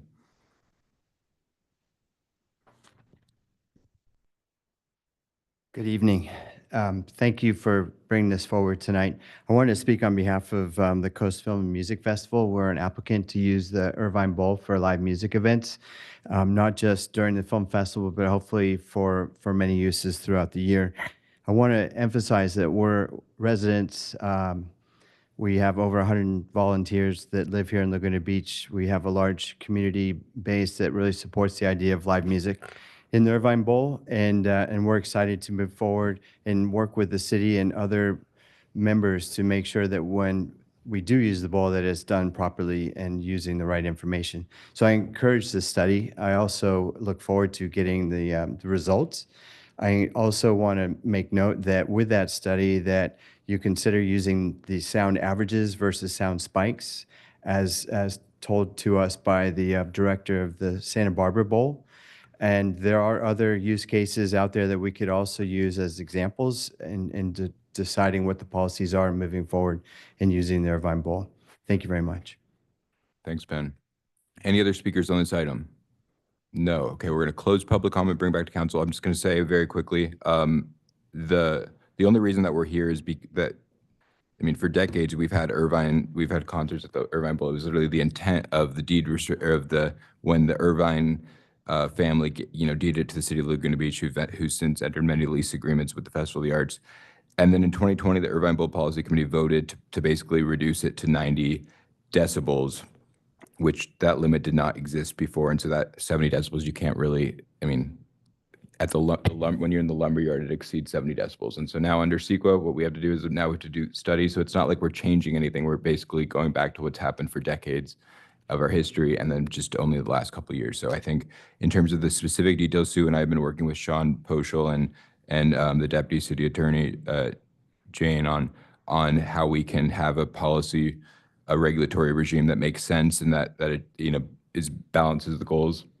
But ultimately does what the Irvine Bowl was designed to do, which is have live music. And so anyway, I don't know that we need to get into the details in terms of the study. I think but that study will be coming back as part of the environmental determination for this decision. So anyway, any other comments, Holly? I just have a question for staff.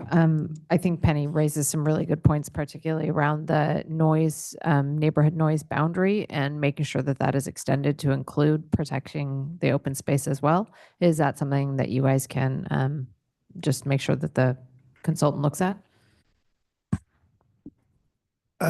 Excuse me, as Penny indicated, it's up to 3 survey spots. So we could ensure that one of those survey spots captures that area. Great, thank you. So just a procedural question, when this gets completed, does it go back to the Irvine Bowl Policy Committee then to amend the policy, or does it come back to us? It comes to the council. Why is that? We did a tie vote, and the tie contemplates that when there's a tie, the city council has the final decision as it relates to the policies. Got it. So anyway, any other comments or questions on this item? I'll move the recommended action. I'll second. All in favor? Aye. Okay, thank you. Item 17. So this item is a return to the council from a month ago of the potential design review efficiency ordinance updates. And I do have a presentation. I sent it. Yeah, thank you, Emery. I'll go briefly through this. So next slide, please.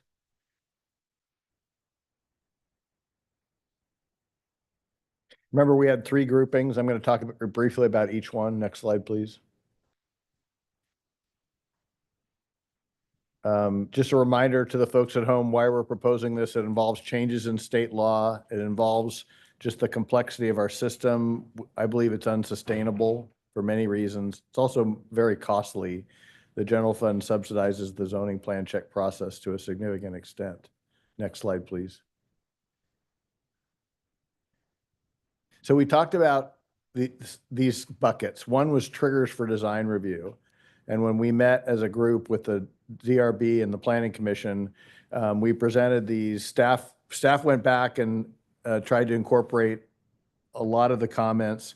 We're still recommending that we move forward with all the suggestions we had. So that would be some categories move from admin DR to exempt completely. Some items move from full DRB to admin DR. And those are in your staff report. Next slide, please.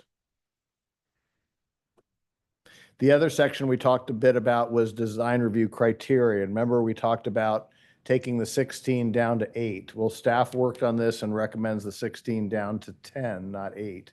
The yellow ones are the original 8. Sound like March Madness. The rose or peach one is access. We recommend adding that back to the original 8. Sorry, so now it's the 9. And then the pedestrian orientation one would be added back and considered as design review for multifamily and commercial projects. Next slide, please. We recommend pursuing the definitional and other changes that we talked about at the meeting and then the staff report. We recommend moving forward with each of these. Next slide. We also talked at that meeting a month ago about prioritizing items in the comprehensive zoning code update. Next slide, please. So we heard what we think the loud voice to complete as soon as possible earlier within from maybe a pullout from the CZCU, making an objective design standards pathway for single family residences and multifamily residences, and changing the parking code in the manner that you folks talked about, applying the 3 spaces per 1,000 across the city. Next slide, please. The other priority would be, these are the items that would nestled within the comprehensive zoning code update. So in other words, not pulled out before, they just go with the timeline that we originally spoke about. That's definition of a major remodel, environmentally sensitive areas and significant water courses, commercial zone simplification. Remember, we had a whole big section on that, and the bluff top ordinance. Next slide, please. We also talked about some public works projects changes. We did make some changes to this. And if you could look at your chart, you see that a lot of things go from planning commission to either exempt from DR or to admin DR. Not a lot. Utility undergrounding, minor CIP items, and de minimis items. But the change we're recommending is that where you have a design program for a citywide feature or a new or replacement facility such as a fire station, beach access ways, or et cetera, those would go to planning commission early for concept review. And then they would go to the council in the final design approval. Next slide, please. The recommendation is, this is arguably midway through the process. You would, if you agreed with our recommendations, you would move that they go, the ordinance itself, the red line that's in your packet, would go to the planning commission and go through the hearing process that the planning commission is obligated to do whenever they see changes to Title 25. And then possibly, if you agreed with us on the comprehensive zoning code update prioritization, we'd work on that basis. And that concludes my presentation. Thank you, Dave. Appreciate all the hard work that you've done on this. Any questions for staff from City Council?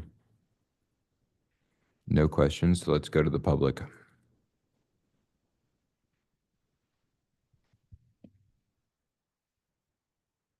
Hello, dear Honorable Mayor and members of the council. My name is Perry Mead, and I'm here with Unite Here Local 11. I'm here to speak on item 17. It is our position that the City Council should make an amendment to keep the current process in place for hotels. One of the main intentions of this item is to clear the backlog of projects pending a design review. Hotels are only a few of those projects. Hotels are not adding to or causing the backlog in any meaningful sense. Therefore, keeping the current process for hotels would still be in the spirit of the efficiency this ordinance seeks, while still ensuring community input. Additionally, hotels are unique land uses and bring many more impacts because they are visitor serving with large workforces. They should not be treated the same as small businesses or homes that presently are being scheduled for design review. Hotels are major projects that the city's current process should continue applying to. We ask that the council consider making the amendments, which can be found on page 2 of the letter sent in by our attorney, Jordan Sisson, earlier today. And at the very least, we ask that the staff review the amendments that we presented in that letter and present it to the Planning Commission when it goes back to them. Thank you. Thank you. Next speaker, please.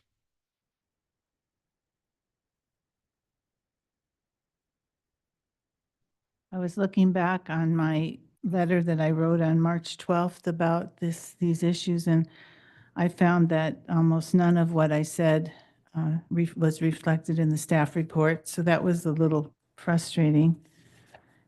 So I'll go over some of these points again.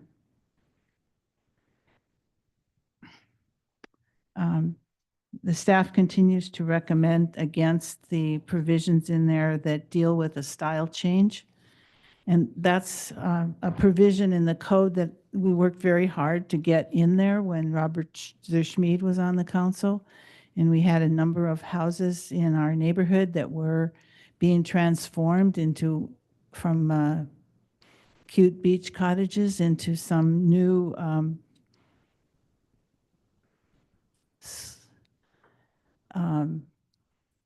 flipper image. And we had no way to have any input into it. So we ended up with some really out-of-place houses on our little quaint streets. And we said, how can we deal with this? And so that's what we came up with. If the style of the house is being transformed by a proposal, it has to go to design review. And I think that's a very important provision of what we're trying to achieve here. And I hate to see that being dropped from the regulations. I can show you the example of the two houses that I'm talking about. I don't think there's been that many cases of it, but if there are, we should be able to take control of it. The statement about we should give credit to the applicants that they will do something that's compatible with the neighborhood.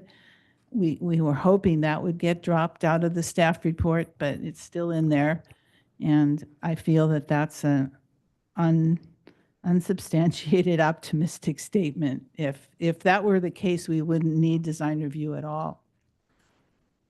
I'm also concerned about referring administrative decisions to the next higher board, either planning commission or design review, because in the past, if there was any controversy about a permit, the staff person would refer it to Big DR, they called it.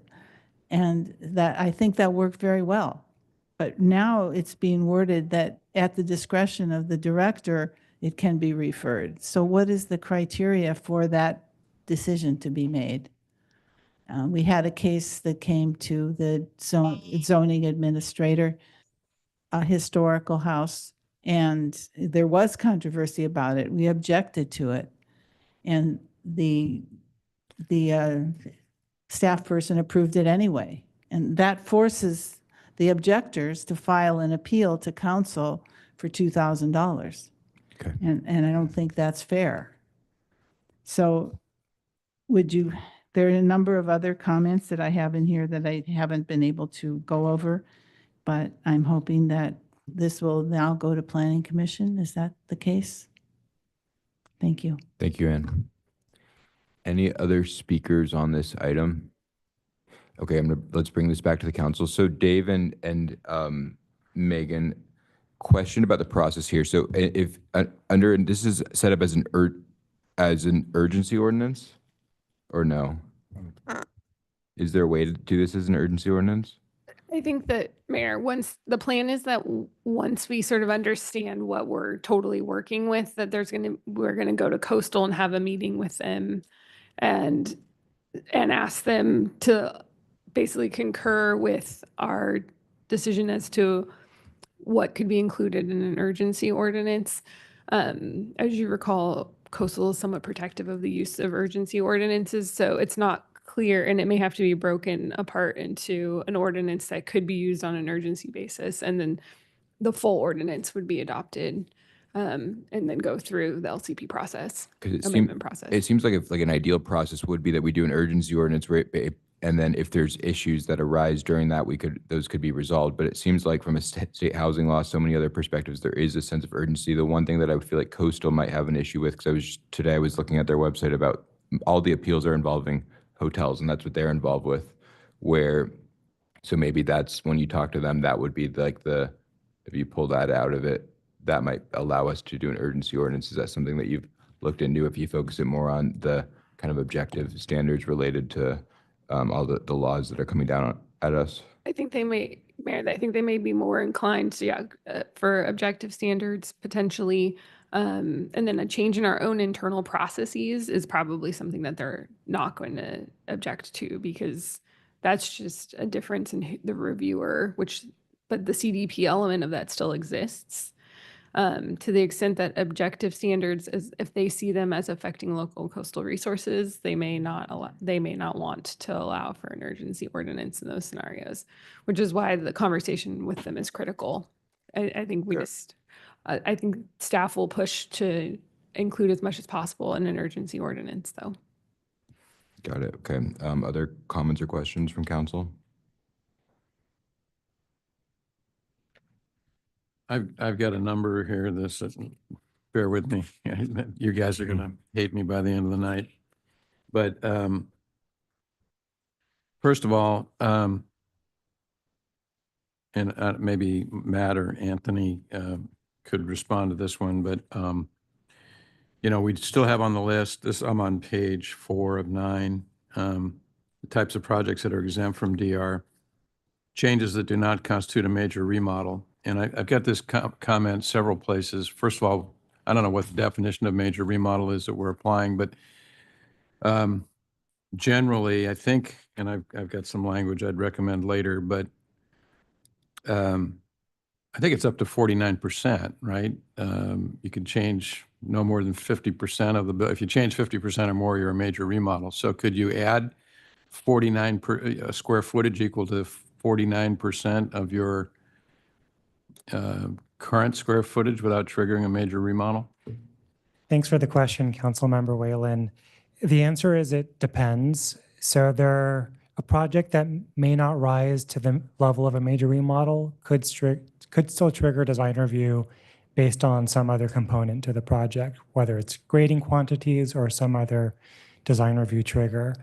In terms of what constitutes a major remodel, we have very generalized, what I'd call policy language that describes a major remodel, but we don't have a Coastal Commission certified definition for the actual methodology that we apply.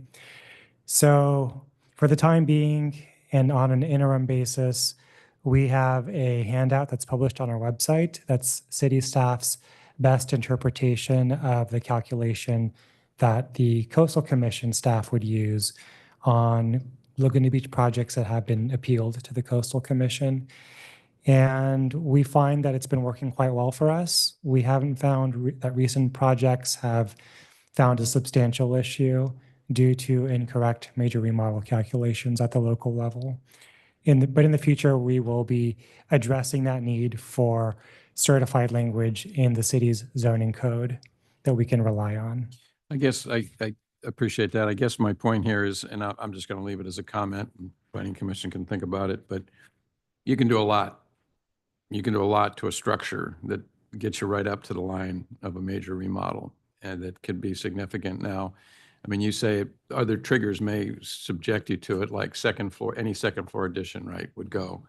But I still get some concern about that, that all the other criteria, the triggers are going to really be sufficient to capture things we don't like about one of the 49% remodel. On page 6 of the staff report, with the major capital improvement projects that affect Main Beach, Heisler Park, Village Entrance, downtown, so on and so forth, Alta Laguna Park, it seems to me Aliso Beach should be listed there. FOA grounds should be listed there. On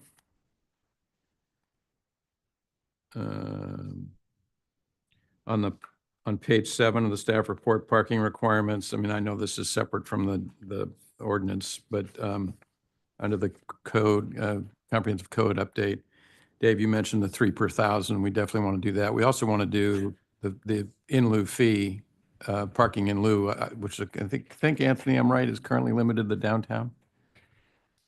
Yes, and also for residential projects in the Diamond Crestview specific plan area. Okay. So I'd like to see that extended outside the downtown.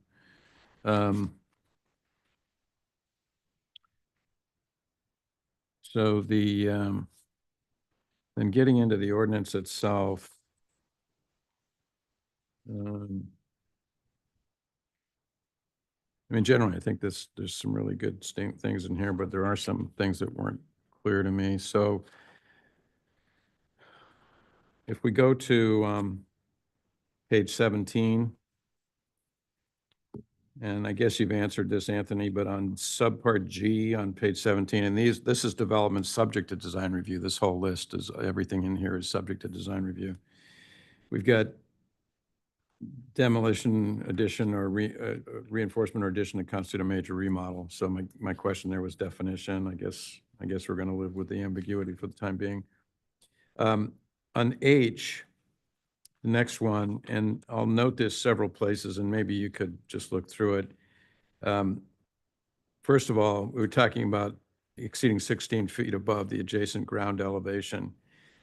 Question, is this different now than how we measure height? Because we measure height for maximum height for a lot in a different way. I think it's like midpoint on the lot or something.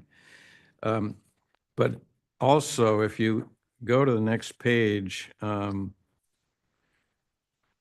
sorry, if you go to page,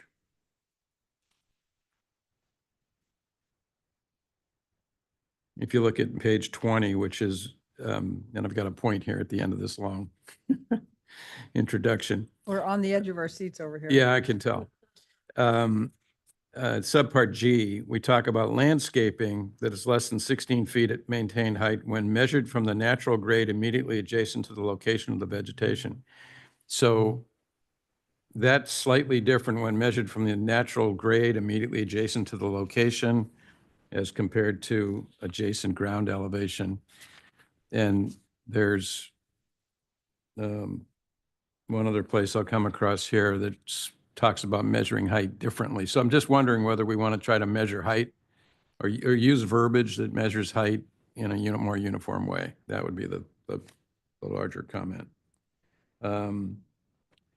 Back to page 17, and we've all experienced this recently. We talk about you have to go to design review for any physical improvement on lots with a slope greater than 30%. Definition of slope, are we doing anything with that?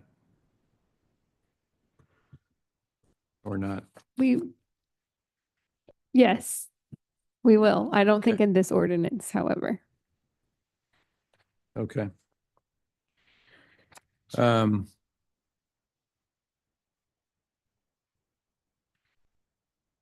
In P on page 18, major capital improvement project. This is a definition of major capital improvement project where it's determined by the community development director in consultation with other department heads to require review by the planning commission prior to approval of the city council. That's all fine. Then it says, except as specifically excluded below. And I'm not sure what the exclusion is, so maybe you could take a look at that. I couldn't figure out what it was. Where are you seeing that, Councilmember? Middle of paragraph P. Middle of paragraph P. Page 18, Page 18. staff report. Thanks.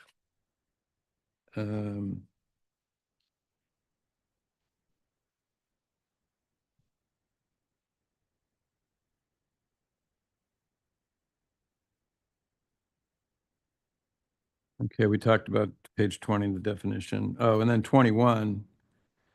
Here's the other one. On subpart J, IJ, here's another way of defining height and says above existing legal grade. I'm not sure what legal grade is. Maybe natural grade should be used there. And then down in that same page, M Roman 2, adjacent ground elevation. So maybe you could just look for elevations and figure it out. Then on page 22, on re-roofing, this is the only one that of all these in this list that has any subjectivity to it, because it's which do not result in white or light colored roofs. Well, you know, that's in the eye of the beholder. I wondered if we should say there as determined by the Director of Community Development.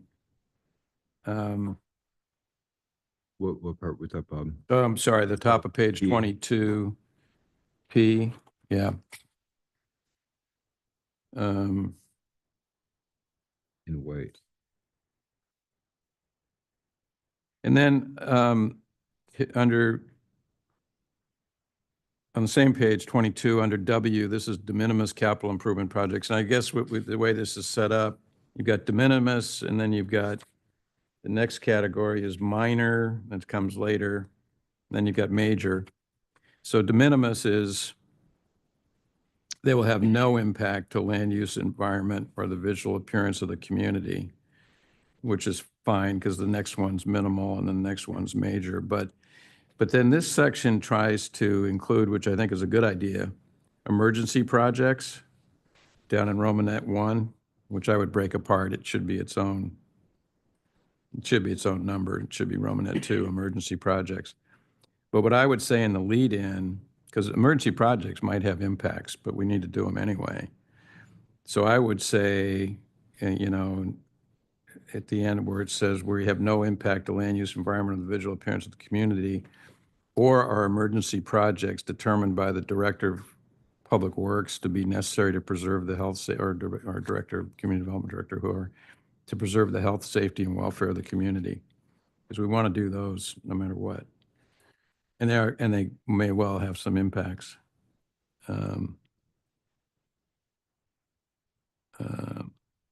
You know, we had a situation on the top of page 23. I wanted to get your thoughts on this.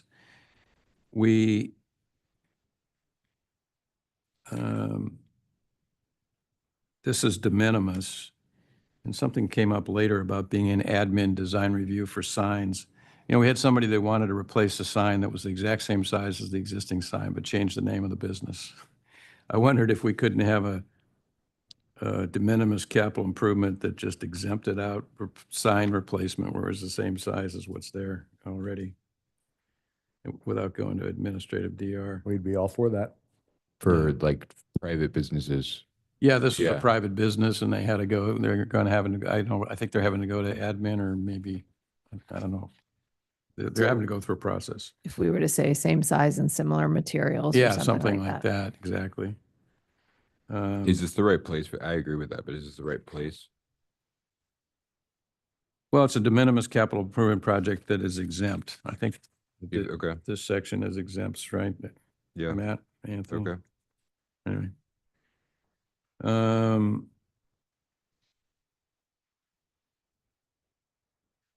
Minor alterations to historic resources on the following page 24, Roman numeral 5,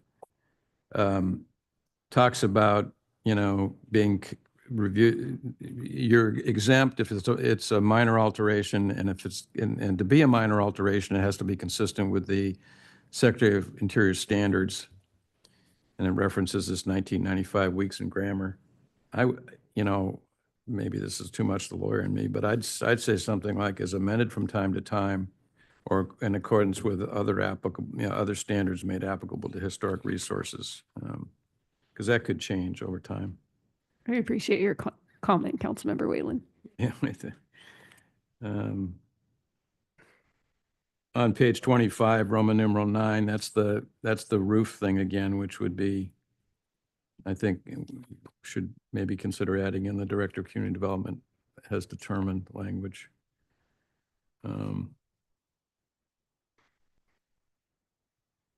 So the above on the same page, Roman numeral 14, the above ground utility structures, obviously we have those with undergrounding. I mean, what's staff's opinion on those? Should those come, is this an admin DR? Yeah, this is admin DR. Should those be exempt, or should we stay with the admin DR? I feel like it should be exempt, and then couldn't it go to admin You can DR? jump on that one. Go ahead. I do have an opinion on this one. Oh, good. Okay. I would say if it's pretty short, if it's maybe under 5 feet or so, my impression is that those types of utility structures, whether it's a Cox enclosure or a vent pipe for something that's below grade, those tend to not generate much public interest, and we currently send them through administrative design review. There also are some very technical limitations as to where that above ground infrastructure can be located within the right of way. It's not just anywhere within the right of way. We may want to give ourselves some ability to require certain color treatments for that above ground equipment or other types of finishes. But in general, these types of improvements are fairly innocuous and are perhaps a good candidate to exempt from design review. Okay.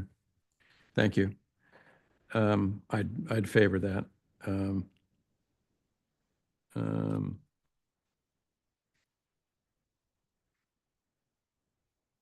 Okay. I don't know. Let me keep going here. I think I started running out of steam.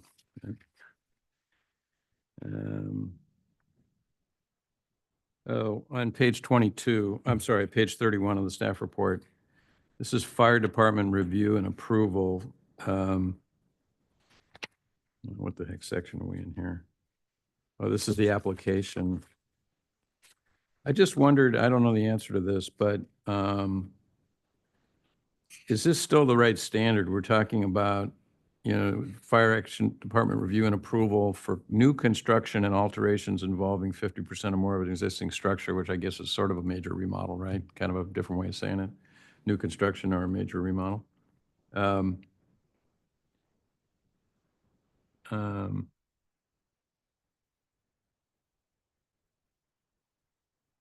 don't know, is that, I just wonder whether with the changing, building code standards and the changing rules for vegetation management and stuff, whether this needs to change. I don't know. That's just a question. We can look at that. Yeah. I think this is a section we hadn't looked at, and we probably could. So then I have a question on page 34, which is, this is the, where are we? You're in the design review criteria? Yeah, I think these are the criteria, right? Thank you, Dave. So down at the bottom of the page, the environmental context gets deleted. What was the thinking there? Does this get, like, particularly the grading shall be minimized language, does this get picked up somewhere else or incorporated in the more condensed? I mean, grading's a big deal. So. Councilmember Whalen, I think the idea there was that it is covered by a couple of the other topics. I think it potentially is in the general plan. I also think that it gets picked up by, it has the potential to get picked up by landscaping, but also by neighborhood compatibility. Because when projects come through, used to come through, and maybe they still will, but grading was a big issue, right? We're going to excavate the whole hillside, and in order to get the size of thing we want, and oftentimes either planning commission was when I was on planning, or I know design review board, you could point to this language. So I'm a little concerned about losing that concept entirely, but. I share your concern on that, especially the reference to heritage trees. So maybe, I don't know, maybe staff can think of a way to either highlight that will still be included, or, okay, almost there. Page 37, the effective expiration date, we've got this 14 calendar days after, unless appealed to the city council, which is fine. It must be a separate section of the Muni Code outside of this that would make sense. But remember, we've got that not final until the Coastal Commission appeal, any appeals are, that's still there, right, in another section of the code? In the CDP section. Okay.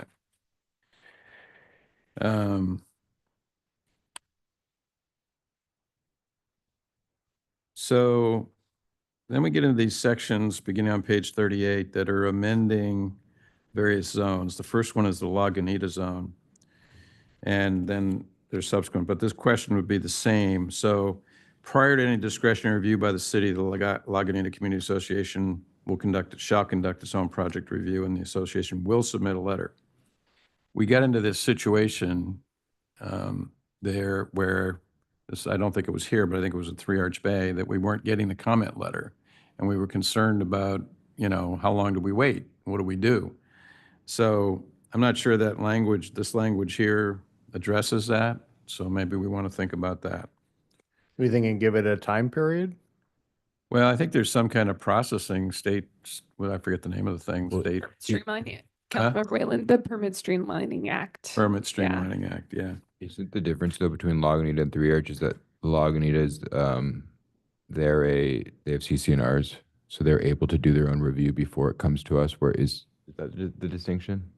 Well, I just meant that what we should think about here is whether there's language that says But if you don't show up with your comments within a certain amount of Right. time, we're going to move because we've got this Permit Streamlining Act. Going to requirement. state law. Yeah. Anthony and Matt, what do you think about that one?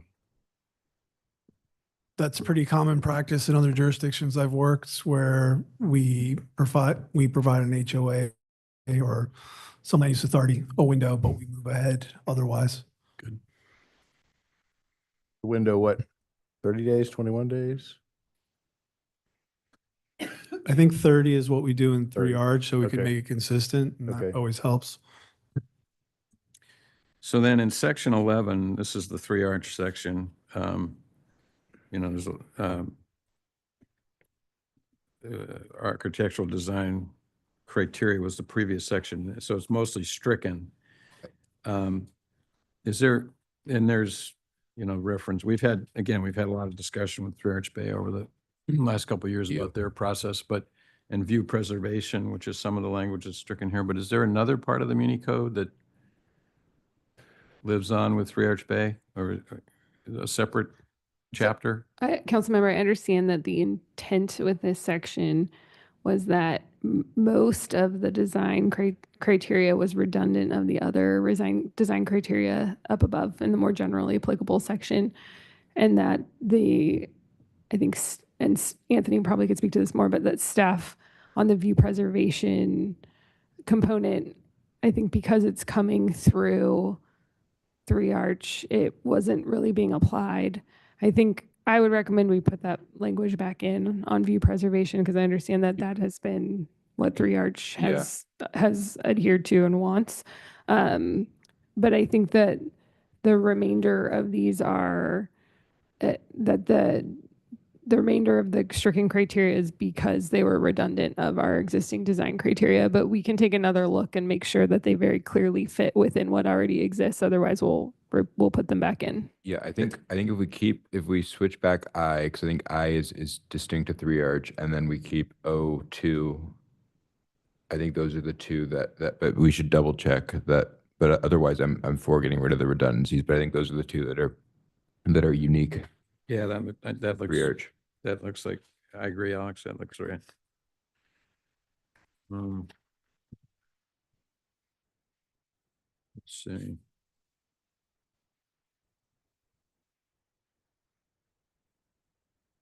So just a question on page 43, section 16. Why are we repealing design? There's just a question, I don't know. Why are we repealing that chapter on the institutional zone in its entirety?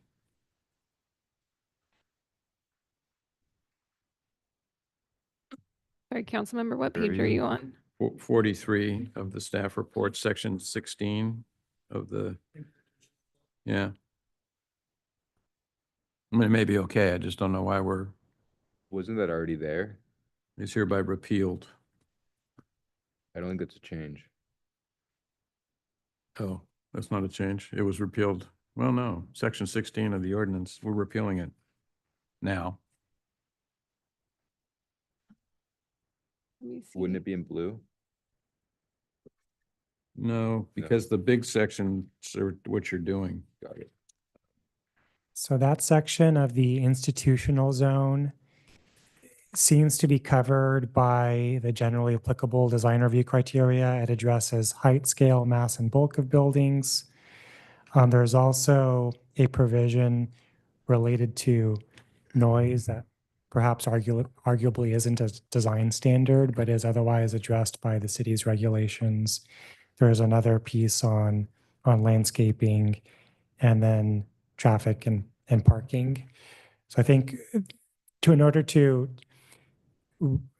make for a more efficient review and processing of applications and eliminate redundancies, specifically that strike through edit was suggested for the council's consideration. That makes sense. Thank you.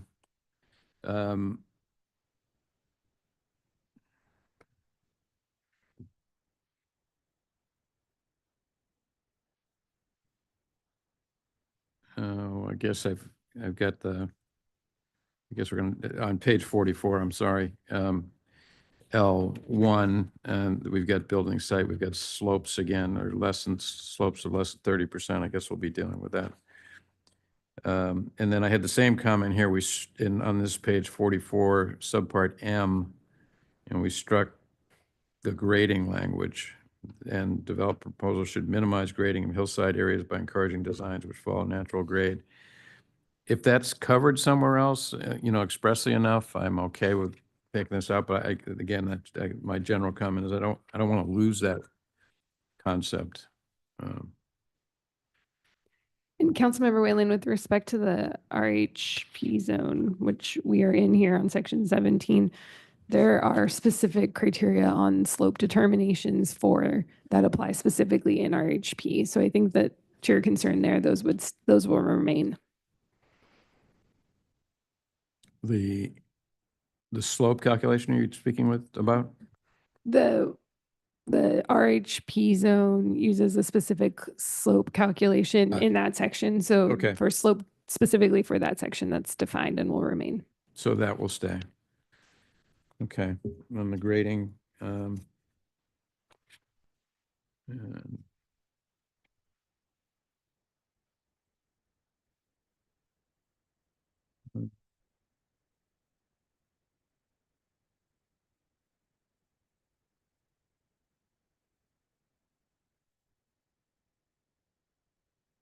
so I guess then I think the last comment I have is on the page 40. It begins on 51. We've got this code amendment to dealing with historic preservation.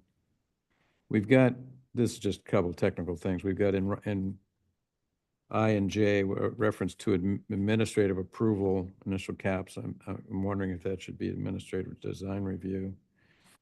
And then on page 52 under K,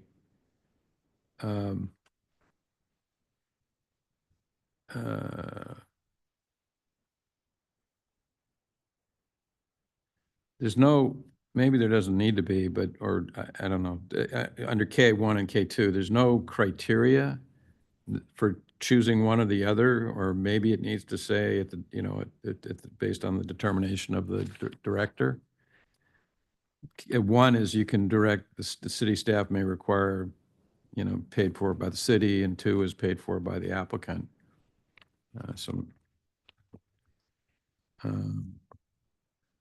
Councilmember, yeah, we will look at that. I think right now I think that 2 is currently it's paid for by the city. So I think the goal is to address the possibility of being paid for by the applicant. But I see your point. There's nothing distinguishing when those get triggered. So we'll look into that. Okay, thank you. Can we go back a page for a second on 51, Megan? Why does the part about the absence of a fully executed and recorded written historic preservation agreement between the property owner and the city shall not be considered evidence that it is not listed on the city's historic register? I get that you wouldn't, that it sounds like what you're saying. I get that why that on its own might not be determinative, but couldn't that be evidence as part of a, in the context of other evidence? I guess, why is that necessary? Sorry, Mayor, just so I'm following along, you're in section 28? 51, section 28, the blue part at the end of that. New blue. Part.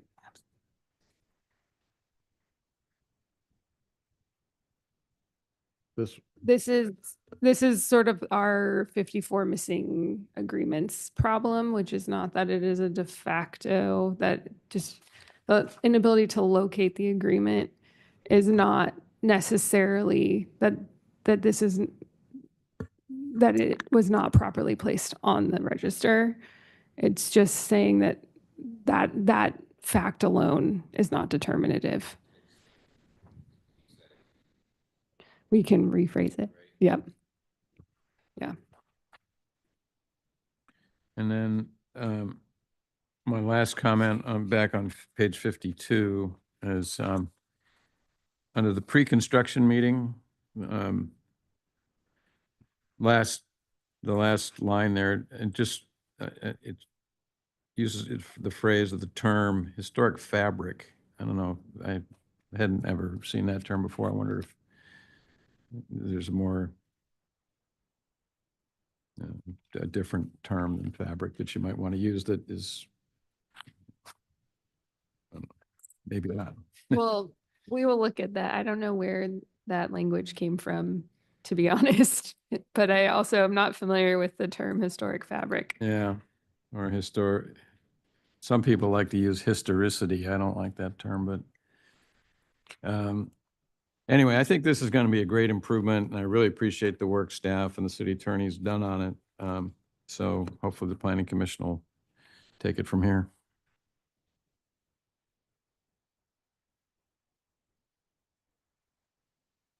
My priorities, if we can get this as an urgency ordinance, I think that would be ideal. And so negotiating with, if I were to give direction, it would be that, figuring out what could work for coastal to get, because there's no reason why we can have a concurrent process where we do one as an urgency ordinance and then we start the process of an LCP.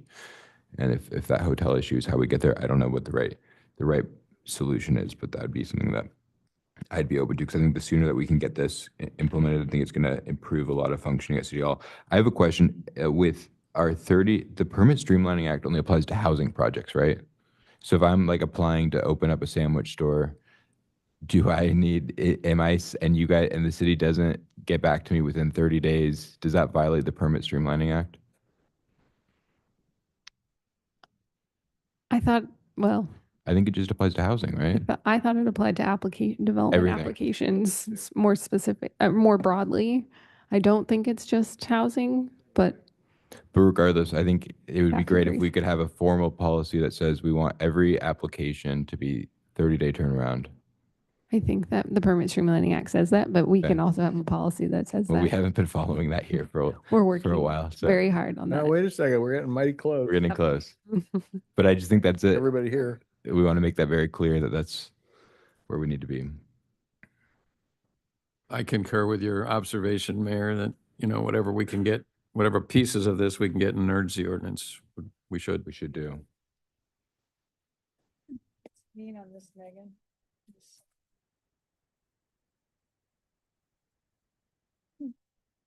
On page, Of the staff report?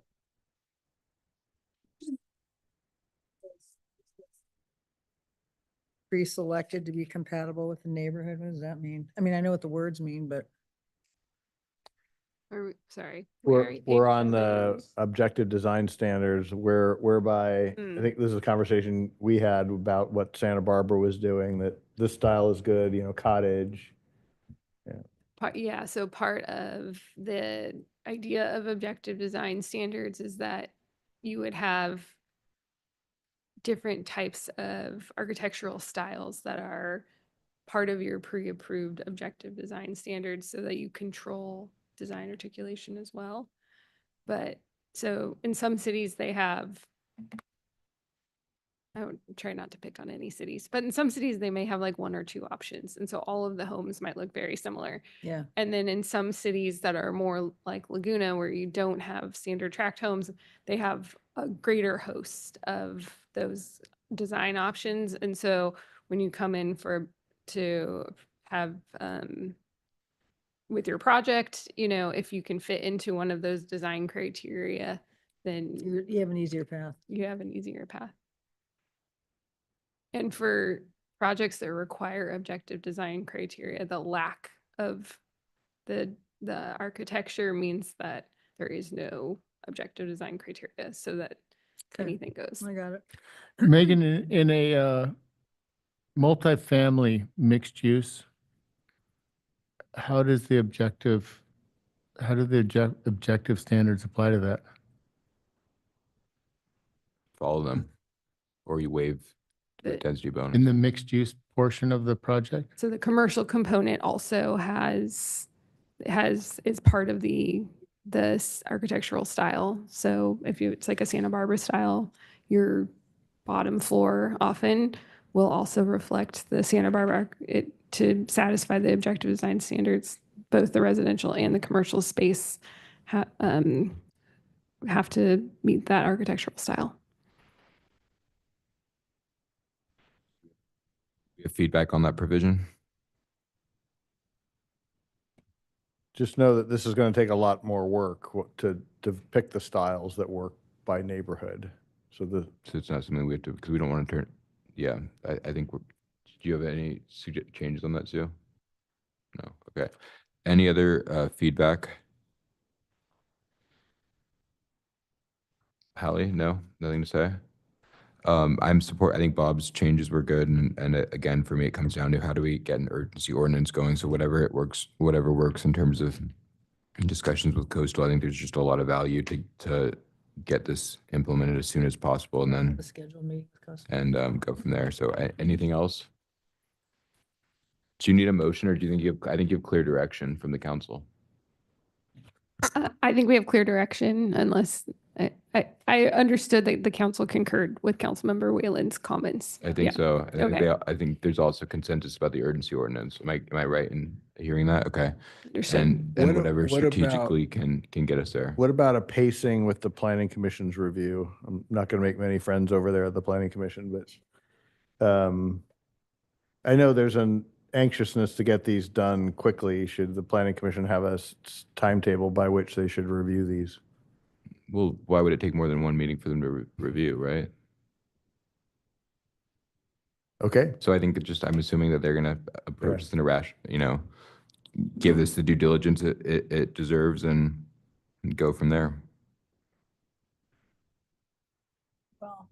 What's the schedule? Do you know what the schedule's like? I on know, plan? you guys are more experts in how the planning commission might want to look at this. Well, maybe I'll start by mentioning that the Planning Commission has already been introduced to a lot of these concepts already, and they've provided some initial feedback. And so this is really round 2 for the Planning Commission. So can't speak for what the Planning Commission will ultimately determine to do, but going into it, my expectation would be that it is one hearing with the Planning Commission. And then I'll also point out that we do have a scheduled meeting with coastal staff to discuss this ordinance, introduce at a high level the concepts, and get a pulse on what their feeling is on the city pursuing an urgency ordinance for a part or the whole of the When's the meeting? non-urgency Anthony? ordinance. When's the I believe meeting? it's May 6th. Hmm. So between now and then, we'll do some refining to the ordinance based on the council's feedback tonight. So when could this get on planning? Yeah, that's what I was wondering.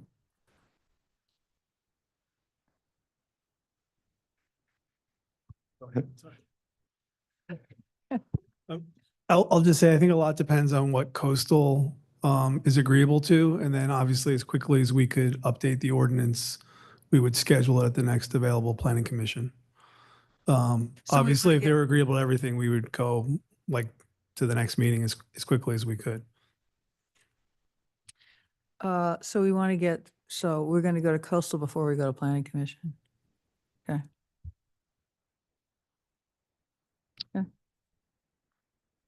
So whatever they're not agreeable to, we'll just take it and drop it into the next, the longer term strategy. Correct. And or if at the adoption phase at council, there were things you wanted to put off to that phase, we could do that as well. Couldn't you just take this to make the revisions, which I think are not significant necessarily what we're just raised up here, go to planning commission, and it's really more of a, not really a policy question, more of a strategic question as in terms of what's in the urgency ordinance. And then so let's say coastal says, you know what, we don't want hotels in this. Put an exemption in that after it goes through planning commission for the urgency ordinance, and then separately process an LCP amendment. What's the downside of that approach?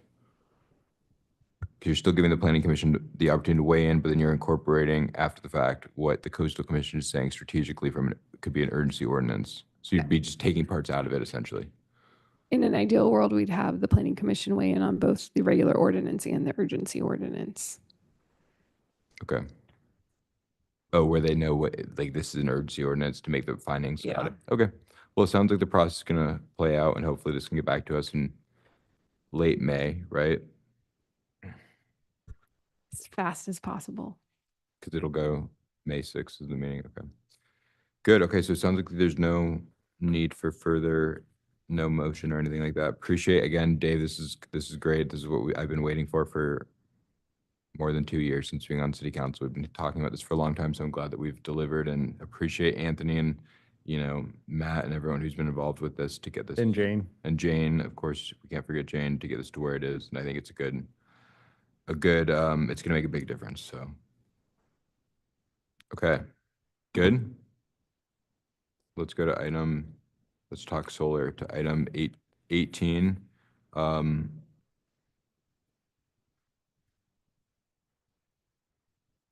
Do we have a staff report from? Okay.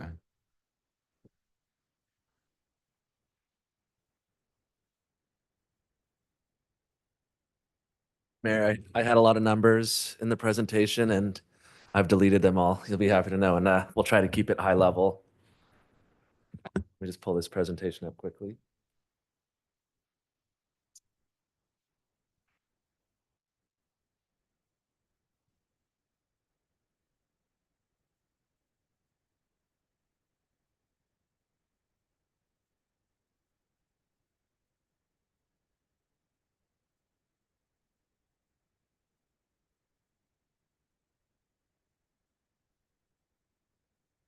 Are they in? Ready? Okay. Good evening, Jeremy Fremont, Assistant City Manager. With me is Aaron, and then we also have online Jonathan and Amanda with Optany. If you recall, they're our purchasing agents that have assisted us through this process. And a quick reminder of that process, we've evaluated 11 locations across these facility types and conducted some financial analysis. The other direction we received was to look at 3 different resiliency levels at each of these 11 meters or locations. I'll use meter or location interchangeably. This is a battery system that does the normal battery operations, but then has either a 24-hour, 48-hour, or 72-hour reservoir for the city's operations as if nothing changed. For example, if the power went out right now, we wouldn't even be aware we're on solar. So it's full operation. We also then looked at 3 financial models. Option 1 is direct purchase of solar and battery. I'll use PV for solar. And then we have option 2. There's a power purchase agreement plus a battery lease. I'm not really going to delve into option 2. I don't recommend it. It doesn't pan out financially. And then option 3, which would be the recommended action tonight if the council chooses to proceed. And that's purchasing the solar panels and then leasing the batteries. All of that information was put together and culminated in this financial analysis, 3 iterations of this right here. So we've gone through that, and the key points from this stack of paper here is that the projects do not achieve cost recovery, save one of the 100 scenarios we looked at, do not achieve cost recovery within the 25-year lifespan, even the 24-hour capacity. And then the longer ones are even less financially viable. That's attributed to essentially the cost savings is eaten up by the cost of batteries and the operation and maintenance of batteries. That's really where we lose our savings. But I'll touch on that more because I have another option that's not in the staff report, but I'll share with the council later in the report. The key takeaway here is that while it might not be a cost mechanism, it still does provide resiliency. And does the council want to provide resiliency to its facilities? And based on the results and the direction we received, this is the proposed strategy. And as I mentioned, let's go with option 3. It has a lower cost to entry. We're just buying the PV, the solar panels, which that technology is not really going to change much in the next 20 to 25 years. Efficiency might improve somewhat, but a solar panel is generally a solar panel. Battery systems are changing. I mean, the integration of batteries, that technology, it's in a rapid space of evolving right now. So leaving the city with some flexibility in upgrading our technology over a 20, 25-year lifespan might be beneficial at this point. I do recommend the 24-hour systems. That's going to cover most of the options or the outages we experience. And then there is an ability, 24-hour resilient system is actually a pretty large system, larger than the most systems. So what we can do is use the computer that manages it, and it's called load shedding. So we turn off, if there's a serious emergency, we can turn off air conditioning, right? We can have the police department and the EOC only running. And so we can get way more than 24 hours. That is full operations at the 24. But if we have a serious emergency, we can have a preset to an emergency city hall and get much more than 24 hours. So the price point and the ability to load shed and also cover just kind of our standard outages, 24 is the sweet spot. You're adding about 25% cost as you go up to 48 and 72. Can I ask a question about that? So wouldn't, if you had solar and you had an outage, wouldn't you be able to still have electricity as long as it was light out? Do you need it for 24 hours or? Correct. I mean, it would be outside of your generating hours. You have a reservoir. So your system would be a microgrid battery system is normal operations plus a reservoir, however many hours you say. So yeah, so long as it's generating, you're off of, yes, you are charging your batteries. So why do we need, why not, why do we, remind me why 24 hours is the key, or why not looking at, a smaller battery? I'm going to get to that. Okay. That's a great question, and I asked the same. But under this proposed strategy, we are prioritizing resiliency. And the 11 sites, I want to create a plan and for implementation, but let's target a completion date of 2033 so that we can max out that 30% investment tax credit, which we would receive on the solar panels. We wouldn't receive on the battery, but that's okay. I'm sorry, tax credits through the feds or the? Yes. Okay. It's still standing as of right now. As of right now. I'll check tomorrow. Alternate strategy here, exactly to your point, Mayor.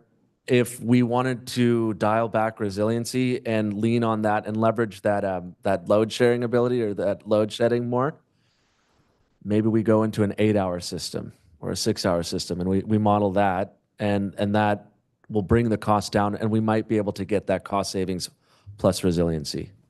We'll get a little less resiliency, but we'll get more cost savings. Right now, we don't have cost savings, but we have, it would be a robust, resilient system. And then we would need to evaluate the financial model, and again, target completion doesn't change. These are simplified recommended actions.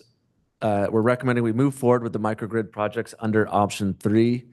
We have bid this. We've been working with Staten Solar. These are bidded figures. They're market figures. So we'd prepare the agreement based on the direction we received tonight and bring that back and consent as a service agreement at a future council meeting. I would recommend, though, that we do look at this as somewhat of 2 phases. The city's budget has $500,000 in it for microgrid systems this fiscal year.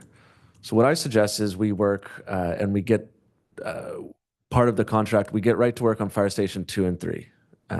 The cost come in right about $150,000. I'd like to leave it there, unknowing what the tariffs will affect costs. I think there's enough of a buffer in there that we could stay within budget. There are 2 good locations to make resilient. The generator at 2 is outdated. I know the fire personnel would be appreciative of the diesel generator not going off when they lose power.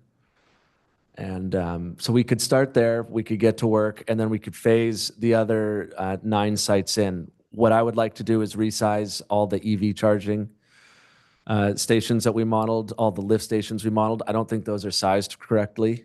I think they're sized more as facilities than lift stations and charging. So we could probably make some more money there. And then also with council direction, do we want to dial back the battery size for our larger projects, corporate yard, city hall? Because then we could really potentially maximize cost savings, because those are going to be the cost savings facilities, city hall. The fire stations aren't. We want them to be resilient. We want them to stay open when power is lost. So I recommend the 24 hours. But city hall, we can load shed, and we can also have energy savings to create the funding mechanism, Mayor, that you spoke about many months ago. That concludes my presentation. Available for questions. Thank you. Any questions? So if we were to look at the smaller battery size, like going to an 8-hour model for some of those less critical spots, would you guys be able to model how much those would cost then? Yeah. So we'd look at cost, we'd look at the energy savings. yeah, and be able to provide, you can see in the staff report, I've provided some tables in the staff report. We'd be able to provide those figures. Question for Jonathan. So when you guys did that report for us a while back, it seemed like even the 24-hour ones, there would be cost savings. So I guess my question is, one, why is that not the case here? And number two, what is the downside of what's a situation where you wouldn't, because you'd be able to have an 8-hour battery compared to a 24-hour, like when would, and then those are my two. And then I guess the third question, which is related to my second one, is would there be cost savings if we were to pursue an 8-hour battery strategy? Yeah, I appreciate those, and good evening, everyone. The pricing, it did come in a little higher than what we had anticipated. I'd say that was partially driven by, PV module pricing actually has gone down over the last year, 2, 3 years, but we've seen steel prices, copper prices, and labor prices continue to increase. And so overall project increases, pricing has generally held the same, excuse me, or increased a little bit. We've seen financing costs also kind of grow a little bit. So they came in a little bit higher than what we would hope. And then we've also been implementing the change from net energy metering to our current net billing tariff under the utility. So basically, instead of getting full retail credit for everything you export to the grid, you get a much lower rate for it now. So not only are the costs slightly higher than what we had originally anticipated, the benefits are lower than what we had anticipated based upon policy changes. Sizing. So you asked a nice question about the PV. Why can't the PV fully recharge the battery every day? And in most cases, it really can. But what we are sizing for is this 90% likelihood of ride through. So basically, there are very few instances in like March through October where you wouldn't have that full recharge, and you'd likely have indefinite energy, because you'd have a full recharge of your batteries from the solar. But when you get into November, December, January, February, you have more cloudy days, you have fewer sun hours. That's when you start to get hit by having a smaller battery size. And so that's what drives this resiliency sizing. Would you see savings from a smaller battery size? Almost certainly.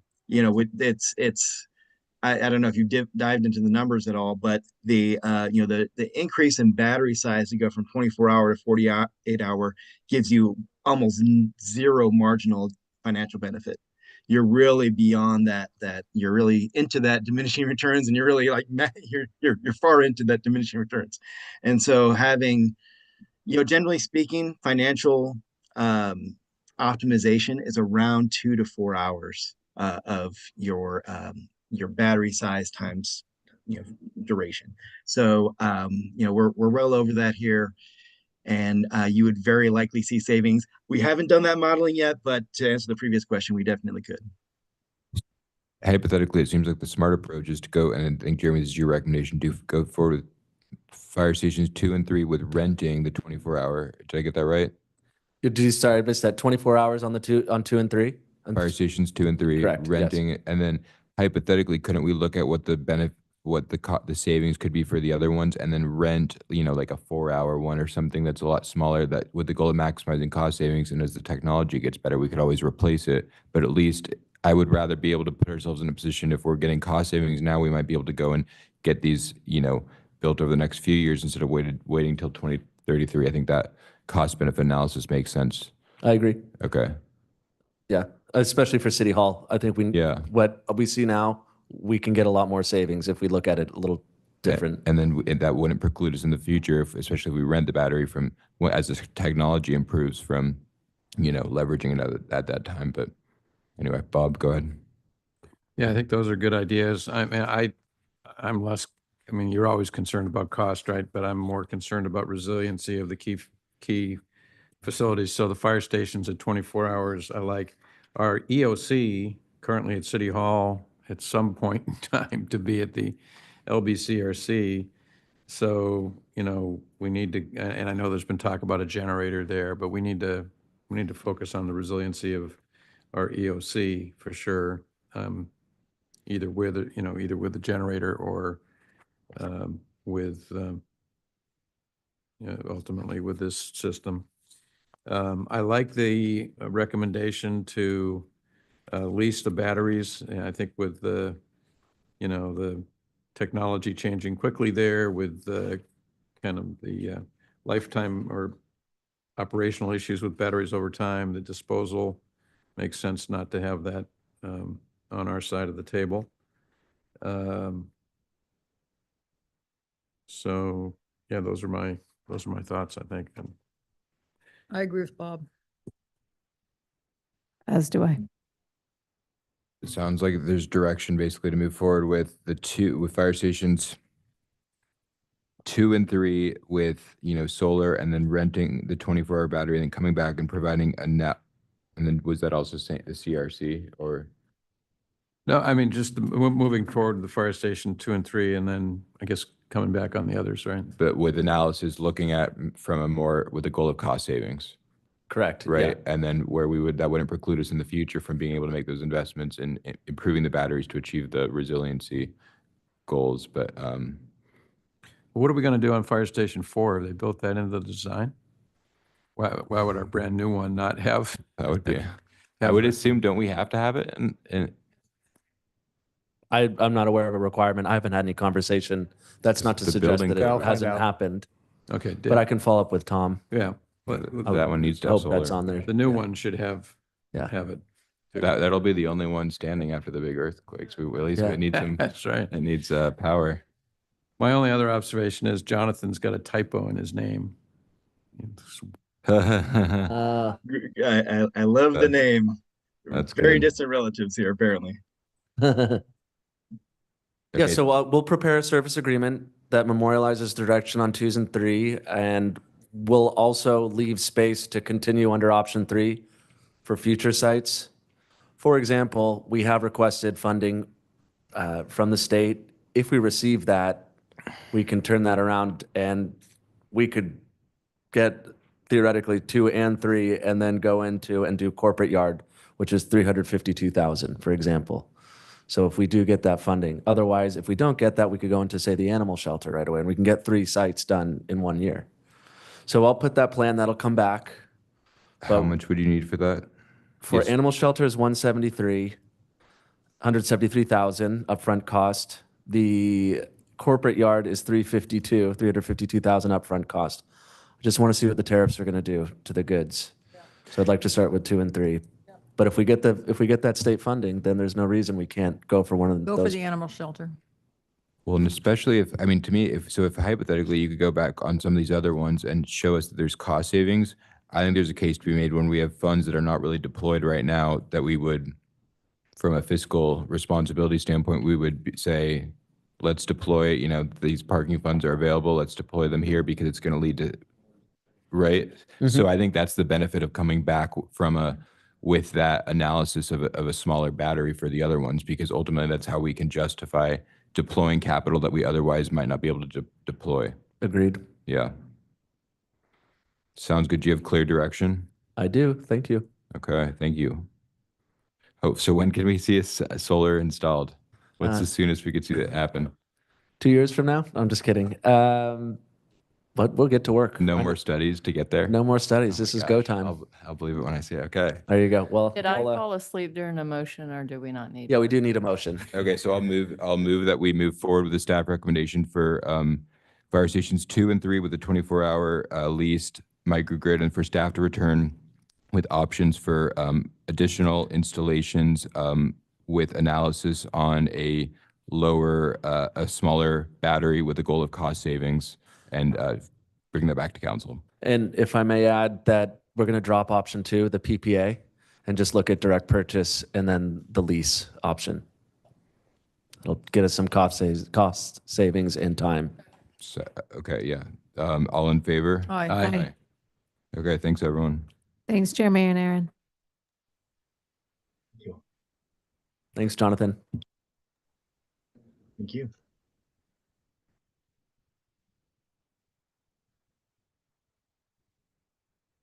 Yeah, I do. The one about that I brought up at the beginning about the committee I want to bring back an item to look at people with the committees, whether there should be a consistent term limit, because right now design review has one and everyone else doesn't. So is there another person who supports that? I'll support that. Okay, is there a third? You repeat it. At the committee meeting, people they said, why is it that design review has term limits, but the other commission and committees don't? And so I think there should be some sort of a consistency. Maybe all of them have it or all of them don't, but I think it's something that we should weigh in on. So do you want to be the third vote for that? Sure.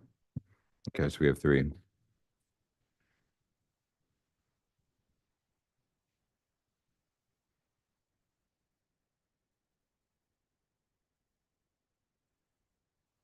Are we adjourned?